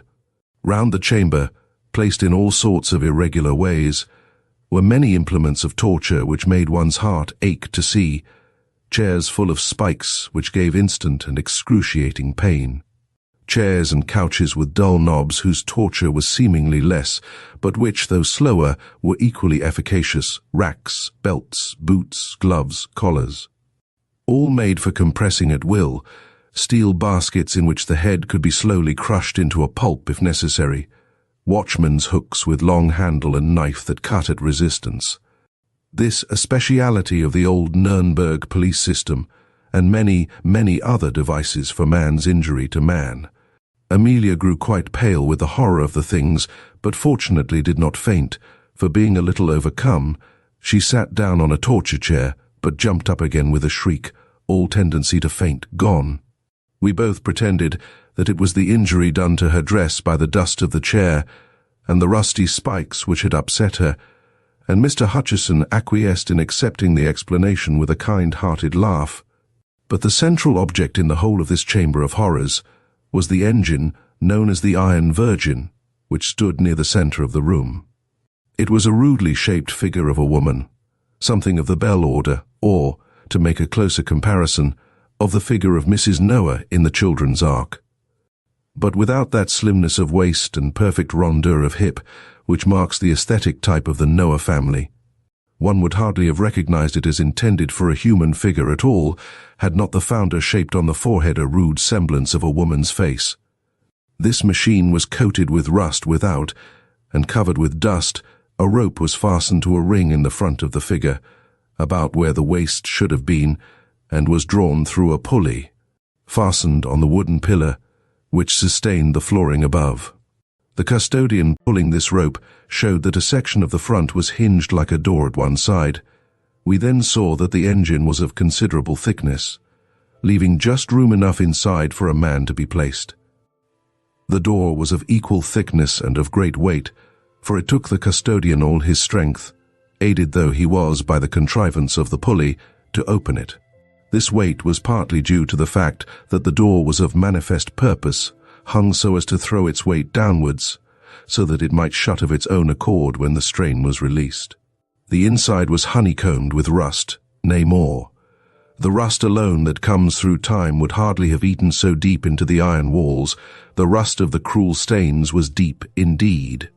It was only, however, when we came to look at the inside of the door that the diabolical intention was manifest to the full.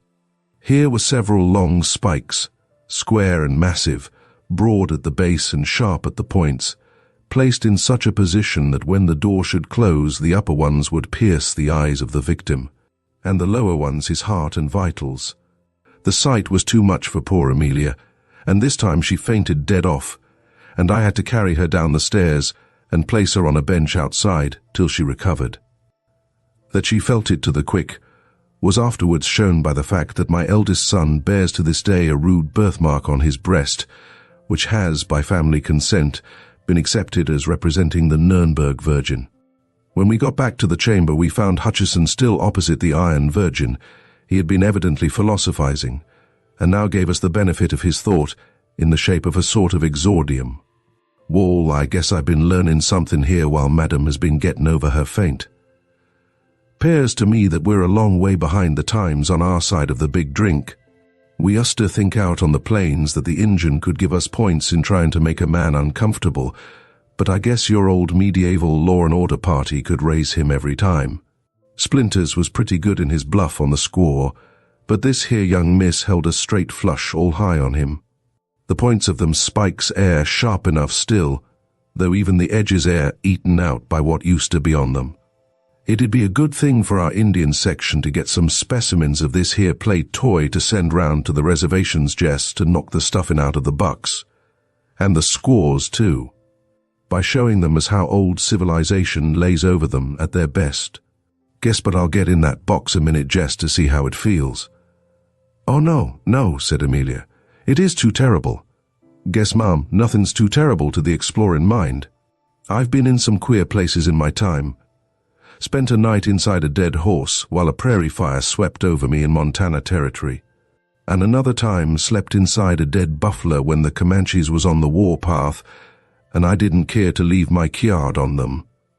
I've been 2 days in a caved-in tunnel in the Billy Broncho gold mine in New Mexico, and was one of the 4 shut up for 3 parts of a day in the caisson, what slid over on her side when we was setting the foundations of the Buffalo Bridge. I've not funked an odd experience yet, and I don't propose to begin now. We saw that he was set on the experiment, so I said, 'Well, hurry up, old man, and get through it quick.'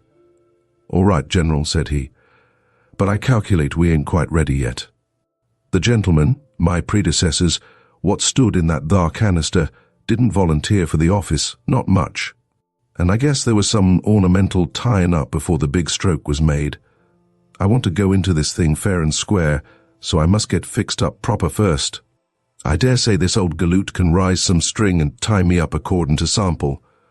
This was said interrogatively to the old custodian, but the latter, who understood the drift of his speech, though perhaps not appreciating to the full the niceties of dialect and imagery, shook his head. His protest was, however, only formal and made to be overcome. The American thrust a gold piece into his hand, saying, "Take it, pard. It's your pot, and don't be scared. This ain't no necktie party that you're asked to assist in." He produced some thin frayed rope and proceeded to bind our companion with sufficient strictness for the purpose. When the upper part of his body was bound, Hutchison said, "Hold on a moment, Judge. Guess I'm too heavy for you to tote into the canister. You just let me walk in, and then you can wash up regarding my legs." While speaking, he had backed himself into the opening, which was just enough to hold him. It was a close fit, and no mistake. Amelia looked on with fear in her eyes, but she evidently did not like to say anything. Then the custodian completed his task by tying the American's feet together, so that he was now absolutely helpless and fixed in his voluntary prison. He seemed to really enjoy it, and the incipient smile which was habitual to his face blossomed into actuality, as he said, "Guess this here Eve was made out of the rib of a dwarf. There ain't much room for a full-grown citizen of the United States to hustle. We us to make our coffins more roomier in Idaho territory. Now, Judge, you just begin to let this door down slow onto me. I want to feel the same pleasure as the other Jays had when those spikes began to move toward their eyes." "Oh, no, no, no," broke in Amelia hysterically. "It is too terrible. I can't bear to see it. I can't. But the American was obdurate. "Say, Colonel," said he, "why not take Madame for a little promenade? I wouldn't hurt her feelings for the world, but now that I am here, having kem 8,000 miles, wouldn't it be too hard to give up the very experience I've been peening and panting for? A man can't get to feel like canned goods every time. Me and the Judge, he'll fix up this thing in no time, and then you'll come back, and we'll all laugh together." Once more the resolution that is born of curiosity triumphed, and Amelia stayed holding tight to my arm and shivering whilst the custodian began to slacken slowly, inch by inch, the rope that held back the iron door. Hutchison's face was positively radiant as his eyes followed the first movement of the spikes. "Wall," he said, "I guess I've not had enjoyment like this since I left New York. Bar a scrap with a French sailor at Wapping, and that warn't much of a picnic neither. I've not had a show for real pleasure in this dod-rotted continent, where there ain't no bars nor no Injuns. And we're nary man goes healed. Slow there, Judge. Don't you rush this business. I want a show for my money this game, I do." The custodian must have had in him some of the blood of his predecessors in that ghastly tower, for he worked the engine with a deliberate and excruciating slowness, which after 5 minutes, in which the outer edge of the door had not moved half as many inches, began to overcome Amelia. I saw her lips whiten and felt her hold upon my arm relax. I looked around an instant for a place whereon to lay her, and when I looked at her again found that her eye had become fixed on the side of the Virgin. Following its direction, I saw the black cat crouching out of sight. Her green eyes shone like danger lamps in the gloom of the place, and their color was heightened by the blood which still smeared her coat and reddened her mouth. I cried out, "The cat! Look out for the cat!" For even then she sprang out before the engine. At this moment she looked like a triumphant demon. Her eyes blazed with ferocity, her hair bristled out till she seemed twice her normal size, and her tail lashed about as does a tiger's when the quarry is before it. Elias P. Hutchison, when he saw her, was amused, and his eyes positively sparkled with fun as he said, "Darned if the squaw ain't got on all her war paint. Jest give her a shove off if she comes any of her tricks on me, for I'm so fixed everlastingly by the boss that darn my skin if I can keep my eyes from her as she wants them. Easy there, Judge. Don't you slack that AR rope or I'm euchred." At this moment Amelia completed her feint, and I had to clutch hold of her round the waist, or she would have fallen to the floor. Whilst attending to her, I saw the black cat crouching for a spring, and jumped up to turn the creature out. But at that instant, with a sort of hellish scream, she hurled herself, not as we expected at Hutchison, but straight at the face of the custodian.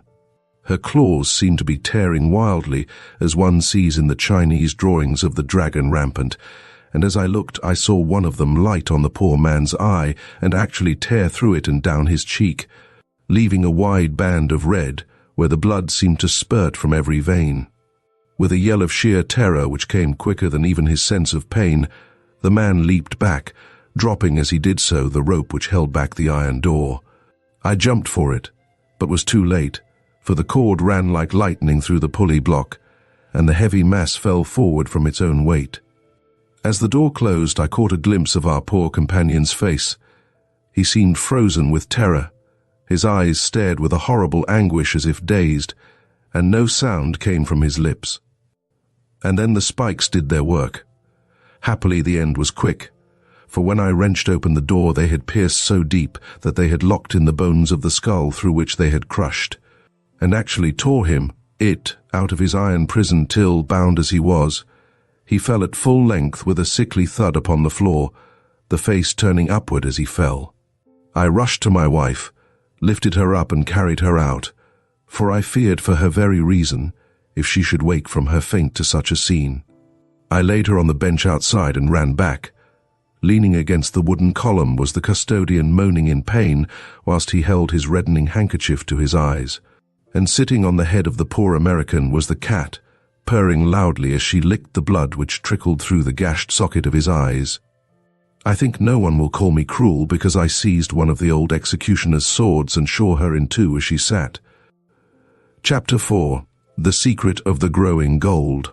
When Margaret Delandre went to live at Brent's Rock, the whole neighborhood awoke to the pleasure of an entirely new scandal. Scandals in connection with either the Delandre family or the Brents of Brent's Rock were not few, and if the secret history of the county had been written in full, both names would have been found well represented. It is true that the status of each was so different that they might have belonged to different continents, or to different worlds for the matter of that, for hitherto their orbits had never crossed. The Brents were accorded by the whole section of the country a unique social dominance, and had ever held themselves as high above the yeoman class to which Margaret Delandre belonged. As a blue-blooded Spanish hidalgo out-tops his peasant tenantry. The Delandres had an ancient record and were proud of it in their way, as the Brents were of theirs. But the family had never risen above yeomanry, and although they had been once well-to-do in the good old times of foreign wars and protection, their fortunes had withered under the scorching of the free trade sun and the piping times of peace. They had, as the elder members used to assert, stuck to the land, with the result that they had taken root in it, body and soul. In fact, they, having chosen the life of vegetables, had flourished as vegetation does, blossomed and thrived in the good season, and suffered in the bad. Their holding, Dander's Croft, seemed to have been worked out, and to be typical of the family which had inhabited it.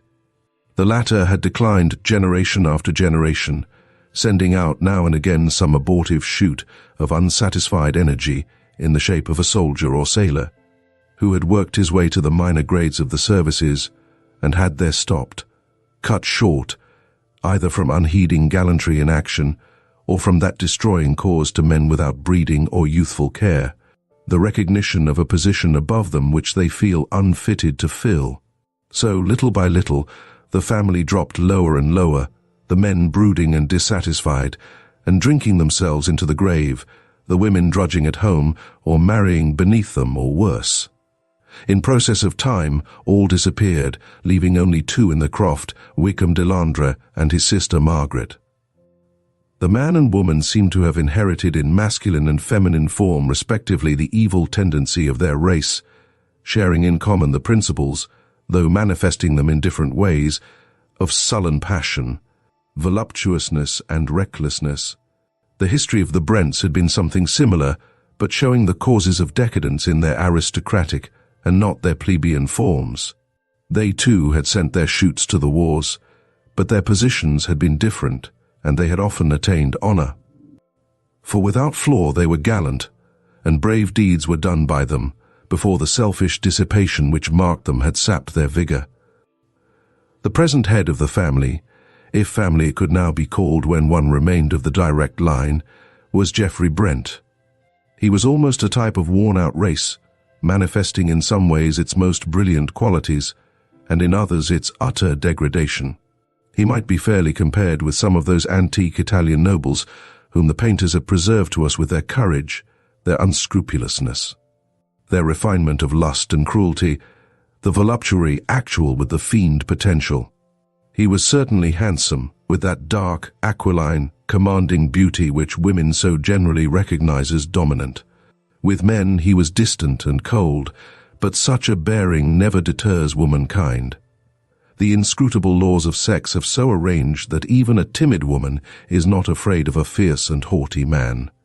And so it was that there was hardly a woman of any kind or degree who lived within view of Brent's Rock who did not cherish some form of secret admiration for the handsome wastrel. The category was a wide one, for Brent's Rock rose up steeply from the midst of a level region, and for a circuit of 100 miles it lay on the horizon, with its high old towers and steep roofs, cutting the level edge of wood and hamlet, and far-scattered mansions. So long as Geoffrey Brent confined his dissipations to London and Paris and Vienna, anywhere out of sight and sound of his home, opinion was silent. It is easy to listen to far-off echoes unmoved, and we can treat them with disbelief or scorn or disdain, or whatever attitude of coldness may suit our purpose. But when the scandal came close home, it was another matter, and the feelings of independence and integrity which is in people of every community which is not utterly spoiled, asserted itself and demanded that condemnation should be expressed. Still, there was a certain reticence in all, and no more notice was taken of the existing facts than was absolutely necessary. Margaret Delandre bore herself so fearlessly and so openly, she accepted her position as the justified companion of Geoffrey Brent so naturally that people came to believe that she was secretly married to him, and therefore thought it wiser to hold their tongues lest time should justify her, and also make her an active enemy. The one person who, by his interference, could have settled all doubts, was debarred by circumstances from interfering in the matter. Wykham Delandre had quarrelled with his sister, or perhaps it was that she had quarrelled with him, and they were on terms not merely of armed neutrality, but of bitter hatred. The quarrel had been antecedent to Margaret going to Brent's Rock. She and Wykham had almost come to blows. There had certainly been threats on one side and on the other, and in the end, Wykham, overcome with passion, had ordered his sister to leave his house. She had risen straightway, and, without waiting to pack up even her own personal belongings, had walked out of the house. On the threshold, she had paused for a moment to hurl a bitter threat at Wykham that he would rue in shame and despair to the last hour of his life his act of that day. Some weeks had since passed, and it was understood in the neighbourhood that Margaret had gone to London when she suddenly appeared driving out with Geoffrey Brent. And the entire neighbourhood knew before nightfall that she had taken up her abode at the Rock. It was no subject of surprise that Brent had come back unexpectedly, for such was his usual custom. Even his own servants never knew when to expect him, for there was a private door, of which he alone had the key, by which he sometimes entered without anyone in the house being aware of his coming. This was his usual method of appearing after a long absence. Wykham Delandre was furious at the news. He vowed vengeance, and to keep his mind level with his passion, drank deeper than ever. He tried several times to see his sister, but she contemptuously refused to meet him. He tried to have an interview with Brent and was refused by him also. Then he tried to stop him in the road, but without avail, for Geoffrey was not a man to be stopped against his will. Several actual encounters took place between the two men, and many more were threatened and avoided. At last Wykham Delandre settled down to a morose, vengeful acceptance of the situation. Neither Margaret nor Geoffrey was of a pacific temperament, and it was not long before there began to be quarrels between them. One thing would lead to another, and wine flowed freely at Brent's Rock. Now and again the quarrels would assume a bitter aspect, and threats would be exchanged in uncompromising language that fairly awed the listening servants. But such quarrels generally ended where domestic altercations do, in reconciliation and in a mutual respect for the fighting qualities proportionate to their manifestation. Fighting for its own sake is found by a certain class of persons all the world over to be a matter of absorbing interest, and there is no reason to believe that domestic conditions minimize its potency. Geoffrey and Margaret made occasional absences from Brent's Rock, and on each of these occasions Wykham Delandre also absented himself. But as he generally heard of the absence too late to be of any service, he returned home each time in a more bitter and discontented frame of mind than before. At last there came a time when the absence from Brent's Rock became longer than before. Only a few days earlier there had been a quarrel, exceeding in bitterness anything which had gone before, but this too had been made up, and a trip on the continent had been mentioned before the servants. After a few days, Wakeham Delandre also went away, and it was some weeks before he returned. It was noticed that he was full of some new importance, satisfaction, exaltation. They hardly knew how to call it.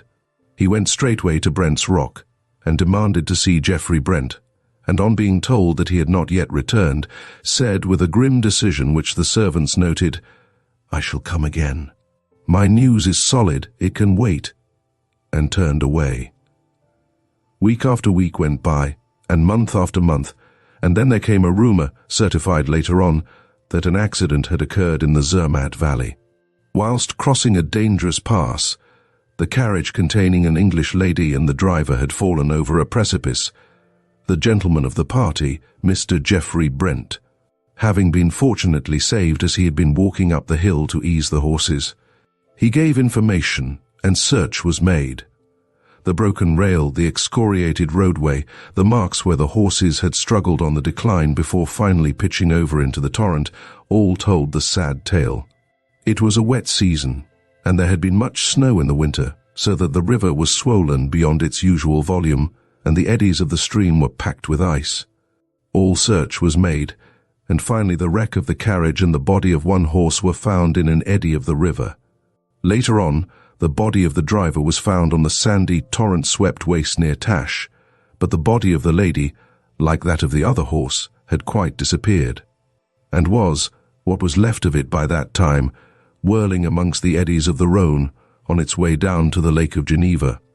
Wakeham Delandre made all the inquiries possible, but could not find any trace of the missing woman. He found, however, in the books of the various hotels, the name of Mr. and Mrs. Geoffrey Brent, and he had a stone erected at Zermatt to his sister's memory under her married name, and a tablet put up in the church at Breton, the parish in which both Brent's Rock and Dander's Croft were situated.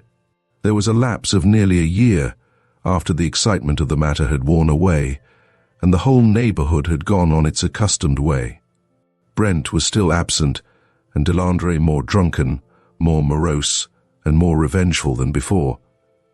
Then there was a new excitement. Brent's Rock was being made ready for a new mistress. It was officially announced by Geoffrey himself in a letter to the vicar that he had been married some months before to an Italian lady, and that they were then on their way home. Then a small army of workmen invaded the house, and hammer and plane sounded, and a general air of size and paint pervaded the atmosphere. One wing of the old house, the south, was entirely redone, and then the great body of the workmen departed, leaving only materials for the doing of the old hall, when Geoffrey Brent should have returned. For he had directed that the decoration was only to be done under his own eyes.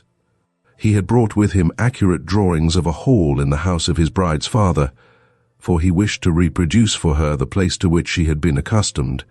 As the moulding had all to be redone, some scaffolding poles and boards were brought in and laid on one side of the great hall, and also a great wooden tank or box for mixing the lime, which was laid in bags beside it. When the new mistress of Brent's Rock arrived, the bells of the church rang out, and there was a general jubilation.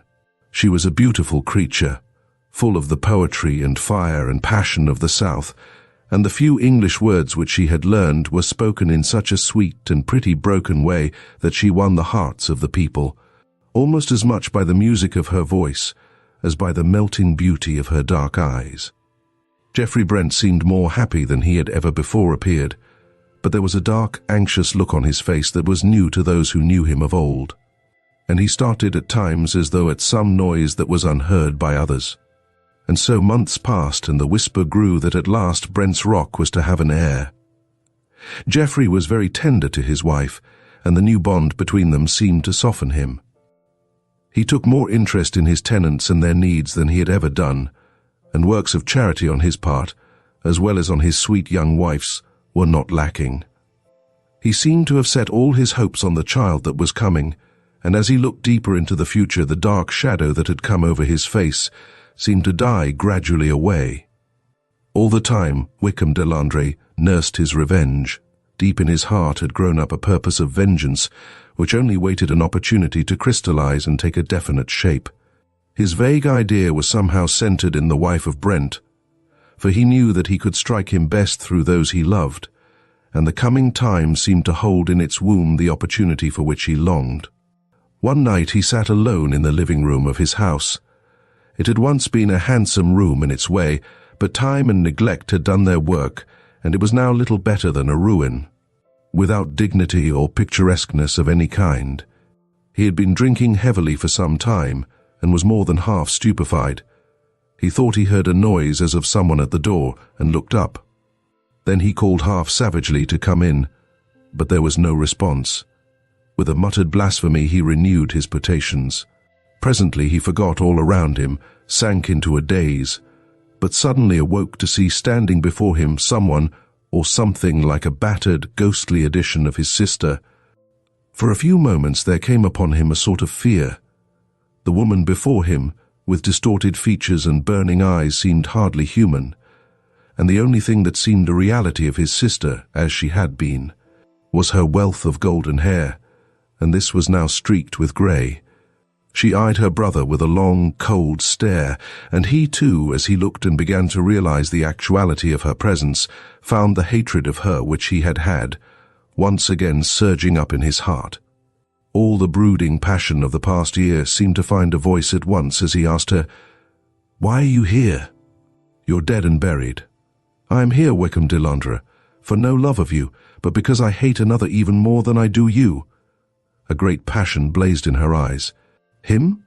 he asked, in so fierce a whisper that even the woman was for an instant startled till she regained her calm.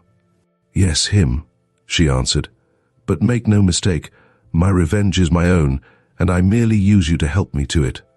Wykham asked suddenly, "Did he marry you?" The woman's distorted face broadened out in a ghastly attempt at a smile. It was a hideous mockery, for the broken features and seamed scars took strange shapes and strange colors, and queer lines of white showed out as the straining muscles pressed on the old cicatrices. "So you would like to know? It would please your pride to feel that your sister was truly married. Well, you shall not know. That was my revenge on you, and I do not mean to change it by a hair's breadth. I have come here tonight simply to let you know that I am alive, so that if any violence be done me where I am going, there may be a witness." "Where are you going?" demanded her brother. "That is my affair, and I have not the least intention of letting you know." Wykham stood up, but the drink was on him and he reeled and fell. As he lay on the floor, he announced his intention of following his sister, and with an outburst of splenetic humor told her that he would follow her through the darkness by the light of her hair and of her beauty. At this she turned on him and said that there were others beside him that would rue her hair and her beauty too. "As he will," she hissed, "for the hair remains though the beauty be gone. When he withdrew the linchpin and sent us over the precipice into the torrent, he had little thought of my beauty. Perhaps his beauty would be scarred like mine were he whirled, as I was, among the rocks of the Visp, and frozen on the ice pack in the drift of the river. But let him beware, his time is coming." And with a fierce gesture she flung open the door and passed out into the night. Later on that night, Mrs. Brent, who was but half asleep, became suddenly awake and spoke to her husband. Geoffrey was not that the click of a lock somewhere below our window, but Geoffrey, though she thought that he too had started at the noise, seemed sound asleep and breathed heavily. Again Mrs. Brent dozed, but this time awoke to the fact that her husband had arisen and was partially dressed. He was deadly pale, and when the light of the lamp which he had in his hand fell on his face, she was frightened at the look in his eyes. "What is it, Geoffrey? What dost thou?" she asked. "Hush, little one," he answered, in a strange, hoarse voice. "Go to sleep. I am restless, and wish to finish some work I left undone." "Bring it here, my husband," she said. "I am lonely, and I fear when thou art away." For reply, he merely kissed her and went out, closing the door behind him. She lay awake for a while, and then nature asserted itself, and she slept. Suddenly she started broad awake with a memory in her ears of a smothered cry from somewhere not far off. She jumped up and ran to the door and listened, but there was no sound. She grew alarmed for her husband and called out, "Geoffrey! Geoffrey!" After a few moments the door of the great hall opened and Geoffrey appeared at it, but without his lamp. "Hush," he said in a sort of whisper, and his voice was harsh and stern. "Hush, get to bed. I am working and must not be disturbed. Go to sleep and do not wake the house."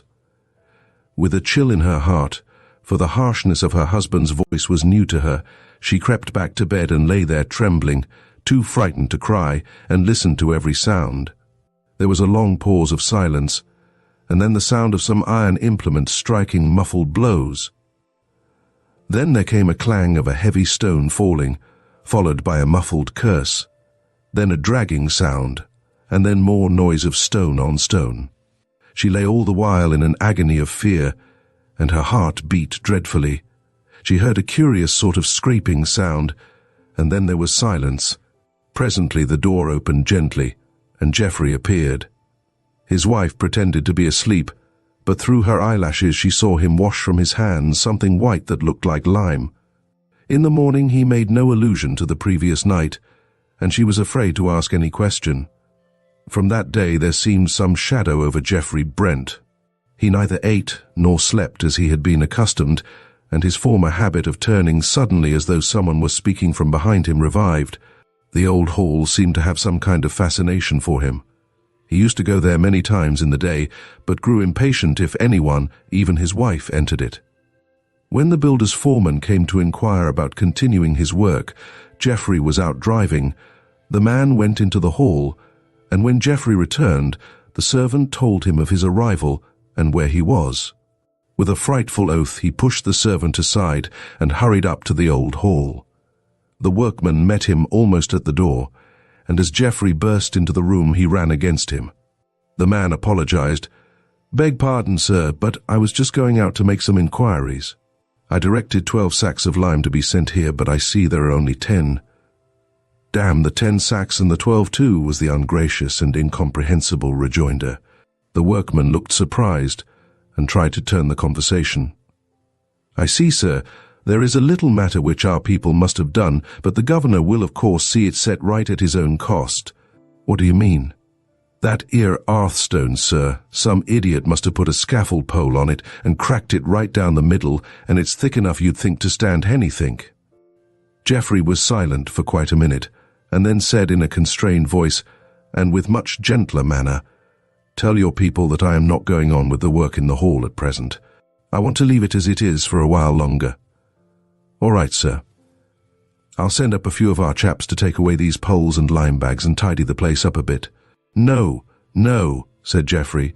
"Leave them where they are. I shall send and tell you when you are to get on with the work." So the foreman went away, and his comment to his master was, "I'd send in the bill, sir, for the work already done. 'Pears to me that money's a little shaky in that quarter." Once or twice Delandre tried to stop Brent on the road, and at last, finding that he could not attain his object, rode after the carriage, calling out, "What has become of my sister, your wife?" Geoffrey lashed his horses into a gallop, and the other, seeing from his white face and from his wife's collapse, almost into a faint that his object was attained, rode away with a scowl and a laugh. That night, when Geoffrey went into the hall, he passed over to the great fireplace, and all at once started back with a smothered cry. Then with an effort he pulled himself together and went away, returning with a light. He bent down over the broken hearthstone to see if the moonlight falling through the storied window had in any way deceived him. Then with a groan of anguish he sank to his knees. There, sure enough, through the crack in the broken stone were protruding a multitude of threads of golden hair just tinged with grey. He was disturbed by a noise at the door, and looking round, saw his wife standing in the doorway. In the desperation of the moment he took action to prevent discovery, and lighting a match at the lamp, stooped down and burned away the hair that rose through the broken stone. Then rising nonchalantly as he could, he pretended surprise at seeing his wife beside him. For the next week he lived in an agony, for, whether by accident or design, he could not find himself alone in the hall for any length of time. At each visit, the hair had grown afresh through the crack, and he had to watch it carefully lest his terrible secret should be discovered. He tried to find a receptacle for the body of the murdered woman outside the house, but someone always interrupted him. And once, when he was coming out of the private doorway, he was met by his wife, who began to question him about it, and manifested surprise that she should not have before noticed the key which he now reluctantly showed her. Geoffrey dearly and passionately loved his wife, so that any possibility of her discovering his dread secrets, or even of doubting him, filled him with anguish. And after a couple of days had passed, he could not help coming to the conclusion that, at least, she suspected something. That very evening, she came into the hall after her drive and found him there, sitting moodily by the deserted fireplace. She spoke to him directly. "Geoffrey, I have been spoken to by that fellow Delandre, and he says horrible things. He tells to me that a week ago his sister returned to his house, the wreck and ruin of her former self, with only her golden hair as of old, and announced some fell intention. He asked me where she is, and oh, Geoffrey, she is dead, she is dead. So how can she have returned? Oh, I am in dread, and I know not where to turn." For answer, Geoffrey burst into a torrent of blasphemy which made her shudder. He cursed Delandre and his sister and all their kind, and in especial he hurled curse after curse on her golden hair. "Oh, hush, hush," she said, and was then silent, for she feared her husband when she saw the evil effect of his humour. Geoffrey, in the torrent of his anger, stood up and moved away from the hearth, but suddenly stopped as he saw a new look of terror in his wife's eyes. He followed their glance, and then he too shuddered, for there on the broken hearthstone lay a golden streak, as the point of the hair rose through the crack. "Look, look," she shrieked. "Is it some ghost of the dead? Come away, come away." And seizing her husband by the wrist with the frenzy of madness, she pulled him from the room. That night, she was in a raging fever. The doctor of the district attended her at once, and special aid was telegraphed for to London. Geoffrey was in despair, and in his anguish at the danger of his young wife, almost forgot his own crime and its consequences. In the evening, the doctor had to leave to attend to others, but he left Geoffrey in charge of his wife. His last words were, "Remember, you must humour her till I come in the morning, or till some other doctor has her case in hand. What you have to dread is another attack of emotion. See that she is kept warm. Nothing more can be done." Late in the evening, when the rest of the household had retired, Geoffrey's wife got up from her bed and called to her husband. "Come," she said, "come to the old hall. I know where the gold comes from. I want to see it grow." Geoffrey would fain have stopped her, but he feared for her life or reason on the one hand, and lest in a paroxysm she should shriek out her terrible suspicion, and seeing that it was useless to try to prevent her, wrapped a warm rug around her and went with her to the old hall. When they entered, she turned and shut the door and locked it. "We want no strangers amongst us three tonight," she whispered with a wan smile. "We three? Nay, we are but two," said Geoffrey with a shudder. He feared to say more. "Sit here," said his wife as she put out the light. "Sit here by the hearth and watch the gold growing. The silver moonlight is jealous. See, it steals along the floor towards the gold." "Ah, gold!" Geoffrey looked with growing horror, and saw that during the hours that had passed, the golden hair had protruded further through the broken hearthstone. He tried to hide it by placing his feet over the broken place, and his wife, drawing her chair beside him, leant over and laid her head on his shoulder. "Now do not stir, dear," she said. "Let us sit still and watch. We shall find the secret of the growing gold." He passed his arm round her and sat silent, and as the moonlight stole along the floor, she sank to sleep. He feared to wake her, and so sat silent and miserable as the hours stole away. Before his horror-struck eyes, the golden hair from the broken stone grew and grew, and as it increased, so his heart got colder and colder, till at last he had not power to stir, and sat with eyes full of terror watching his doom. In the morning, when the London doctor came, neither Geoffrey nor his wife could be found. Search was made in all the rooms, but without avail. As a last resource, the great door of the old hall was broken open, and those who entered saw a grim and sorry sight. There, by the deserted hearth, Geoffrey Brent and his young wife sat cold and white and dead. Her face was peaceful, and her eyes were closed in sleep, but his face was a sight that made all who saw it shudder, for there was on it a look of unutterable horror. The eyes were open and stared glassily at his feet, which were twined with tresses of golden hair, streaked with grey, which came through the broken hearthstone. Chapter 5. The Gipsy Prophecy. "I really think," said the doctor, "that at any rate, one of us should go and try whether or not the thing is an imposture." "Good," said Considine. "After dinner we will take our cigars and stroll over to the camp." Accordingly, when the dinner was over and the LA tour finished, Joshua Considine and his friend Dr. Burley went over to the east side of the moor where the gypsy encampment lay. As they were leaving, Mary Considine, who had walked as far as the end of the garden where it opened into the laneway, called after her husband. "Mind, Joshua, you are to give them a fair chance, but don't give them any clue to a fortune, and don't you get flirting with any of the gypsy maidens, and take care to keep Gerald out of harm." For answer, Considine held up his hand, as if taking a stage oath, and whistled the air of the old song, "The Gypsy Countess." Gerald joined in the strain, and then, breaking into merry laughter, the two men passed along the laneway to the common, turning now and then to wave their hands to Mary, who leaned over the gate, in the twilight, looking after them. It was a lovely evening in the summer. The very air was full of rest and quiet happiness, as though an outward type of the peacefulness and joy which made a heaven of the home of the young married folk. Considine's life had not been an eventful one. The only disturbing element which he had ever known was in his wooing of Mary Winston, and the long-continued objection of her ambitious parents, who expected a brilliant match for their only daughter. When Mr. and Mrs. Winston had discovered the attachment of the young barrister, they had tried to keep the young people apart by sending their daughter away for a long round of visits, having made her promise not to correspond with her lover during her absence. Love, however, had stood the test.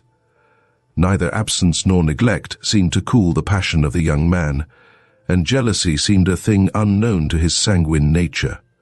So, after a long period of waiting, the parents had given in, and the young folk were married. They had been living in the cottage a few months, and were just beginning to feel at home. Gerald Burley, Joshua's old college chum, and himself a sometime victim of Mary's beauty, had arrived a week before, to stay with them for as long a time as he could tear himself away from his work in London. When her husband had quite disappeared, Mary went into the house, and, sitting down at the piano, gave an hour to Mendelssohn. It was but a short walk across the common, and before the cigars required renewing, the two men had reached the gypsy camp. The place was as picturesque as gypsy camps, when in villages and when business is good, usually are. There were some few persons round the fire, investing their money in prophecy, and a large number of others, poorer or more parsimonious, who stayed just outside the bounds but near enough to see all that went on. As the two gentlemen approached, the villagers, who knew Joshua, made way a little, and a pretty, keen-eyed gypsy girl tripped up and asked to tell their fortunes. Joshua held out his hand, but the girl, without seeming to see it, stared at his face in a very odd manner. Gerald nudged him. "You must cross her hand with silver," he said. "It is one of the most important parts of the mystery." Joshua took from his pocket a half-crown and held it out to her, but without looking at it she answered, "You have to cross the gypsy's hand with gold." Gerald laughed. "You are at a premium as a subject," he said. Joshua was of the kind of man, the universal kind, who can tolerate being stared at by a pretty girl, so, with some little deliberation, he answered, "All right, here you are, my pretty girl, but you must give me a real good fortune for it." And he handed her a half-sovereign, which she took, saying, It is not for me to give good fortune or bad, but only to read what the stars have said. She took his right hand and turned it palm upward, but the instant her eyes met it, she dropped it as though it had been red hot, and with a startled look, glided swiftly away. Lifting the curtain of the large tent, which occupied the center of the camp, she disappeared within. "Sold again," said the cynical Gerald. Joshua stood a little amazed, and not altogether satisfied. They both watched the large tent. In a few moments there emerged from the opening not the young girl, but a stately-looking woman of middle age and commanding presence. The instant she appeared, the whole camp seemed to stand still. The clamor of tongues, the laughter and noise of the work were, for a second or two, arrested, and every man or woman who sat or crouched or lay stood up and faced the imperial-looking Gipsy. "The Queen, of course," murmured Gerald. "We are in luck tonight." The Gipsy Queen threw a searching glance around the camp, and then, without hesitating an instant, came straight over and stood before Joshua. "Hold out your hand," she said in a commanding tone. Again Gerald spoke sotto voce.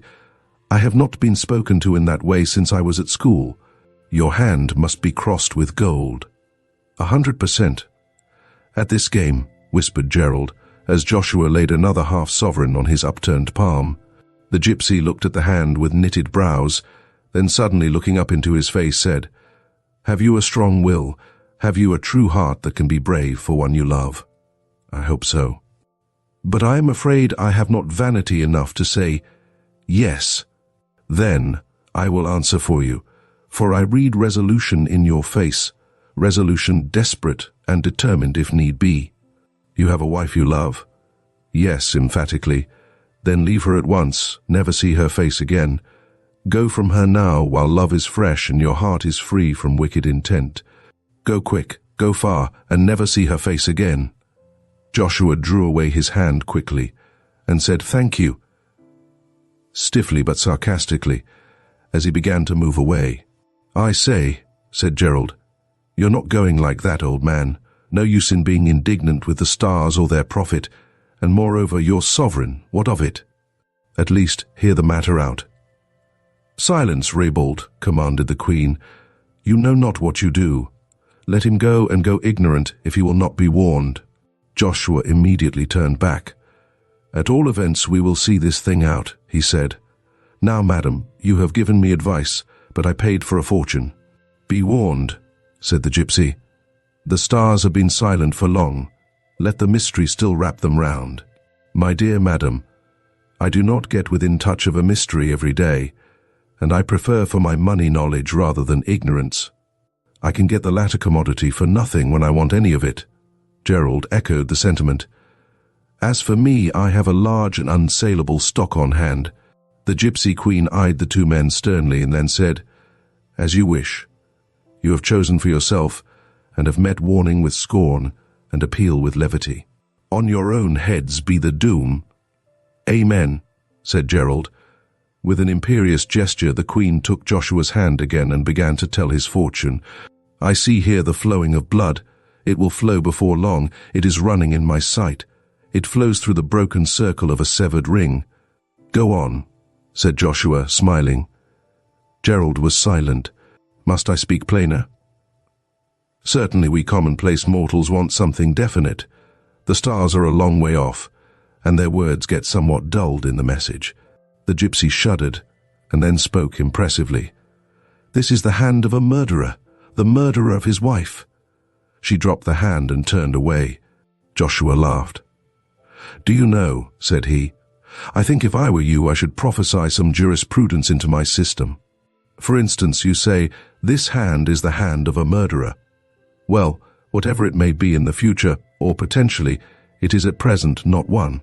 You ought to give your prophecy in such terms as the hand which will be a murderer's, or rather, the hand of one who will be the murderer of his wife. The stars are really not good on technical questions." The Gipsy made no reply of any kind, but, with drooping head and despondent mien, walked slowly to her tent, and lifting the curtain, disappeared. Without speaking, the two men turned homewards and walked across the moor. Presently, after some little hesitation, Gerald spoke. Of course, old man, this is all a joke, a ghastly one, but still a joke.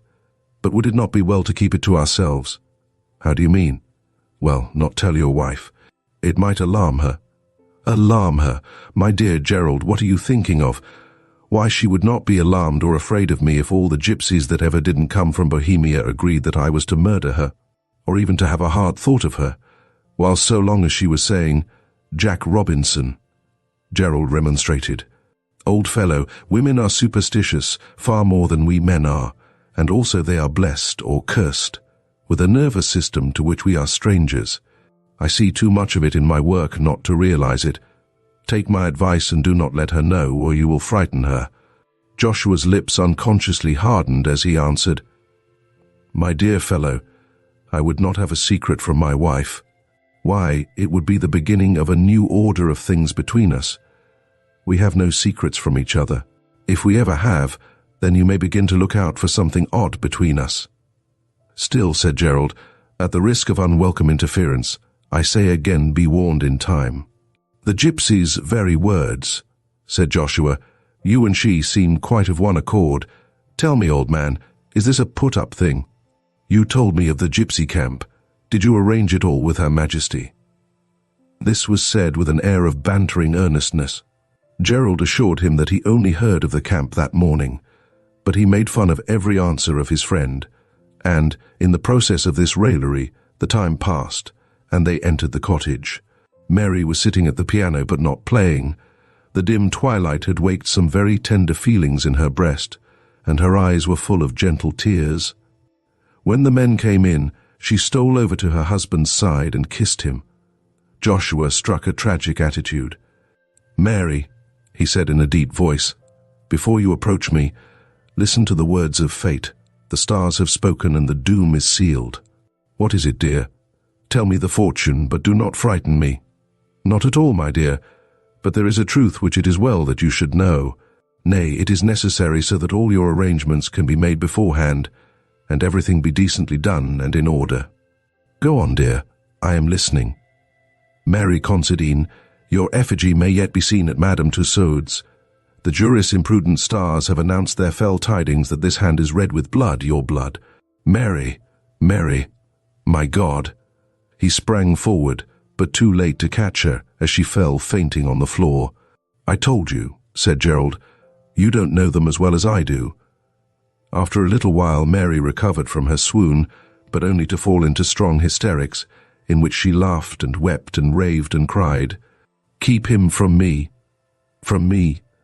Joshua, my husband, and many other words of entreaty and of fear. Joshua Considine was in a state of mind bordering on agony, and when at last Mary became calm, he knelt by her and kissed her feet and hands and hair, and called her all the sweet names and said all the tender things his lips could frame. All that night he sat by her bedside and held her hand. Far through the night and up to the early morning she kept waking from sleep and crying out as if in fear, till she was comforted by the consciousness that her husband was watching beside her. Breakfast was late the next morning, but during it Joshua received a telegram which required him to drive over to Withering, nearly 20 miles. He was loth to go, but Mary would not hear of his remaining, and so before noon he drove off in his dog-cart alone. When he was gone, Mary retired to her room. She did not appear at lunch, but when afternoon tea was served on the lawn under the great weeping willow, she came to join her guest. She was looking quite recovered from her illness of the evening before. After some casual remarks, she said to Gerald, Of course it was very silly about last night, but I could not help feeling frightened. Indeed, I would feel so still if I let myself think of it. But after all, these people may only imagine things, and I have got a test that can hardly fail to show that the prediction is false.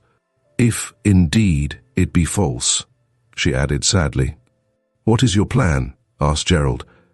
I shall go myself to the gypsy camp and have my fortune told by the Queen. Capital. May I go with you? Oh no, that would spoil it. She might know you and guess at me and suit her utterance accordingly. I shall go alone this afternoon. When the afternoon was gone, Mary Considine took her way to the gypsy encampment. Gerald went with her as far as the near edge of the common and returned alone. Half an hour had hardly elapsed when Mary entered the drawing room, where he lay on a sofa reading. She was ghastly pale and was in a state of extreme excitement. Hardly had she passed over the threshold when she collapsed and sank moaning on the carpet. Gerald rushed to aid her, but by a great effort she controlled herself and motioned him to be silent. He waited, and his ready attention to her wish seemed to be her best help, for in a few minutes she had somewhat recovered and was able to tell him what had passed. "When I got to the camp," she said, "there did not seem to be a soul about. I went into the center and stood there. Suddenly a tall woman stood beside me. Something told me I was wanted," she said. I held out my hand and laid a piece of silver on it. She took from her neck a small golden trinket and laid it there also, and then, seizing the two, threw them into the stream that ran by. Then she took my hand in hers and spoke, "Naught but blood in this guilty place," and turned away. I caught hold of her and asked her to tell me more. After some hesitation, she said, "Alas, alas! I see you lying at your husband's feet, and his hands are red with blood." Gerald did not feel at all at ease and tried to laugh it off. "Surely," he said, "this woman has a craze about murder." "Do not laugh," said Mary. "I cannot bear it." And then, as if with a sudden impulse, she left the room. Not long after Joshua returned, bright and cheery, and as hungry as a hunter after his long drive.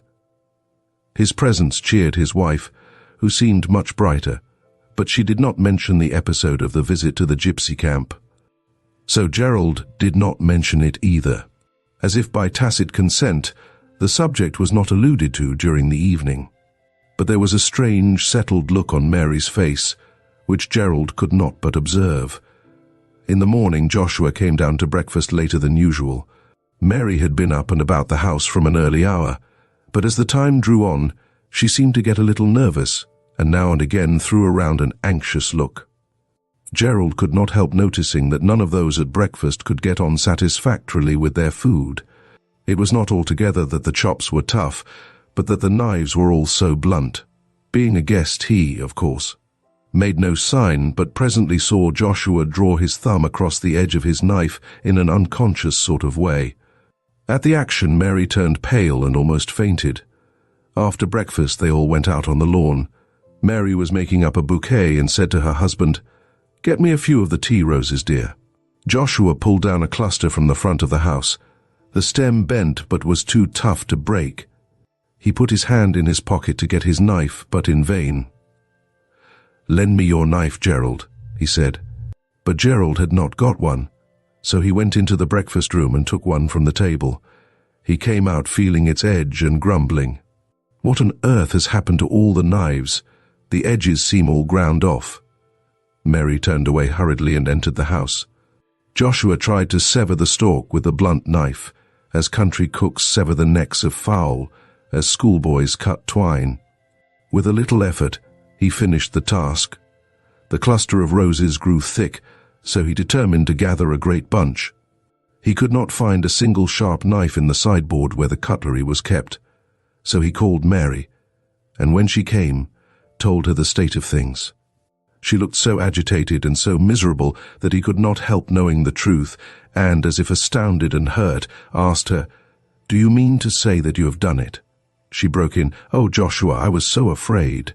He paused, and a set, white look came over his face. "Mary," said he, "is this all the trust you have in me?" I would not have believed it. "Oh, Joshua, Joshua," she cried entreatingly, "forgive me," and wept bitterly. Joshua thought a moment and then said, "I see how it is. We shall better end this, or we shall all go mad." He ran into the drawing room. "Where are you going?" almost screamed Mary.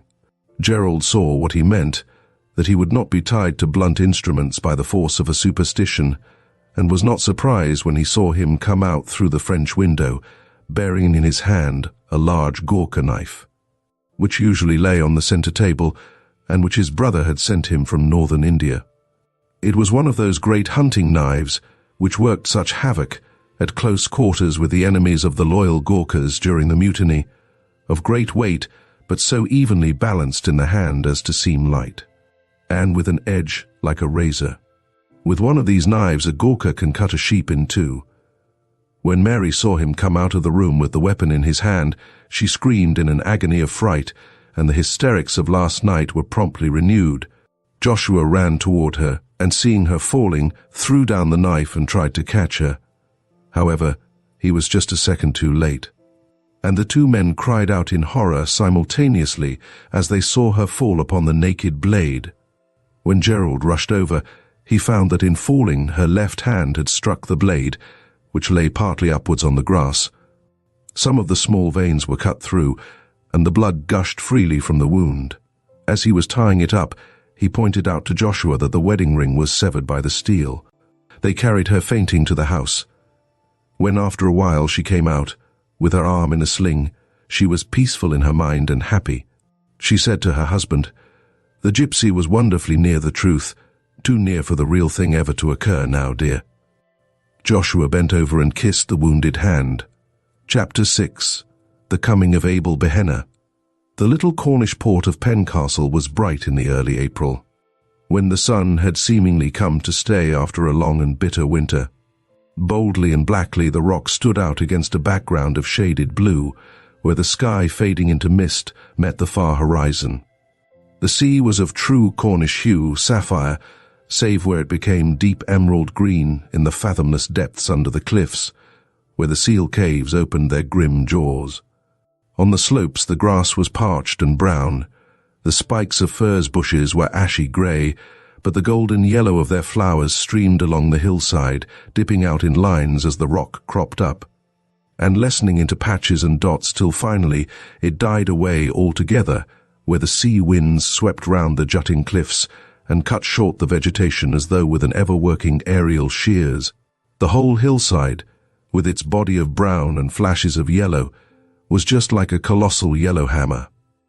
The little harbour opened from the sea between towering cliffs, and behind a lonely rock, pierced with many caves and blow-holes, through which the sea in storm time sent its thunderous voice, together with a fountain of drifting spume. Hence, it wound westwards in a serpentine course, guarded at its entrance by two little curving piers to left and right. These were roughly built of dark slates, placed endways, and held together with great beams bound with iron bands. Thence, it flowed up the rocky bed of the stream whose winter torrents had of old cut out its way amongst the hills.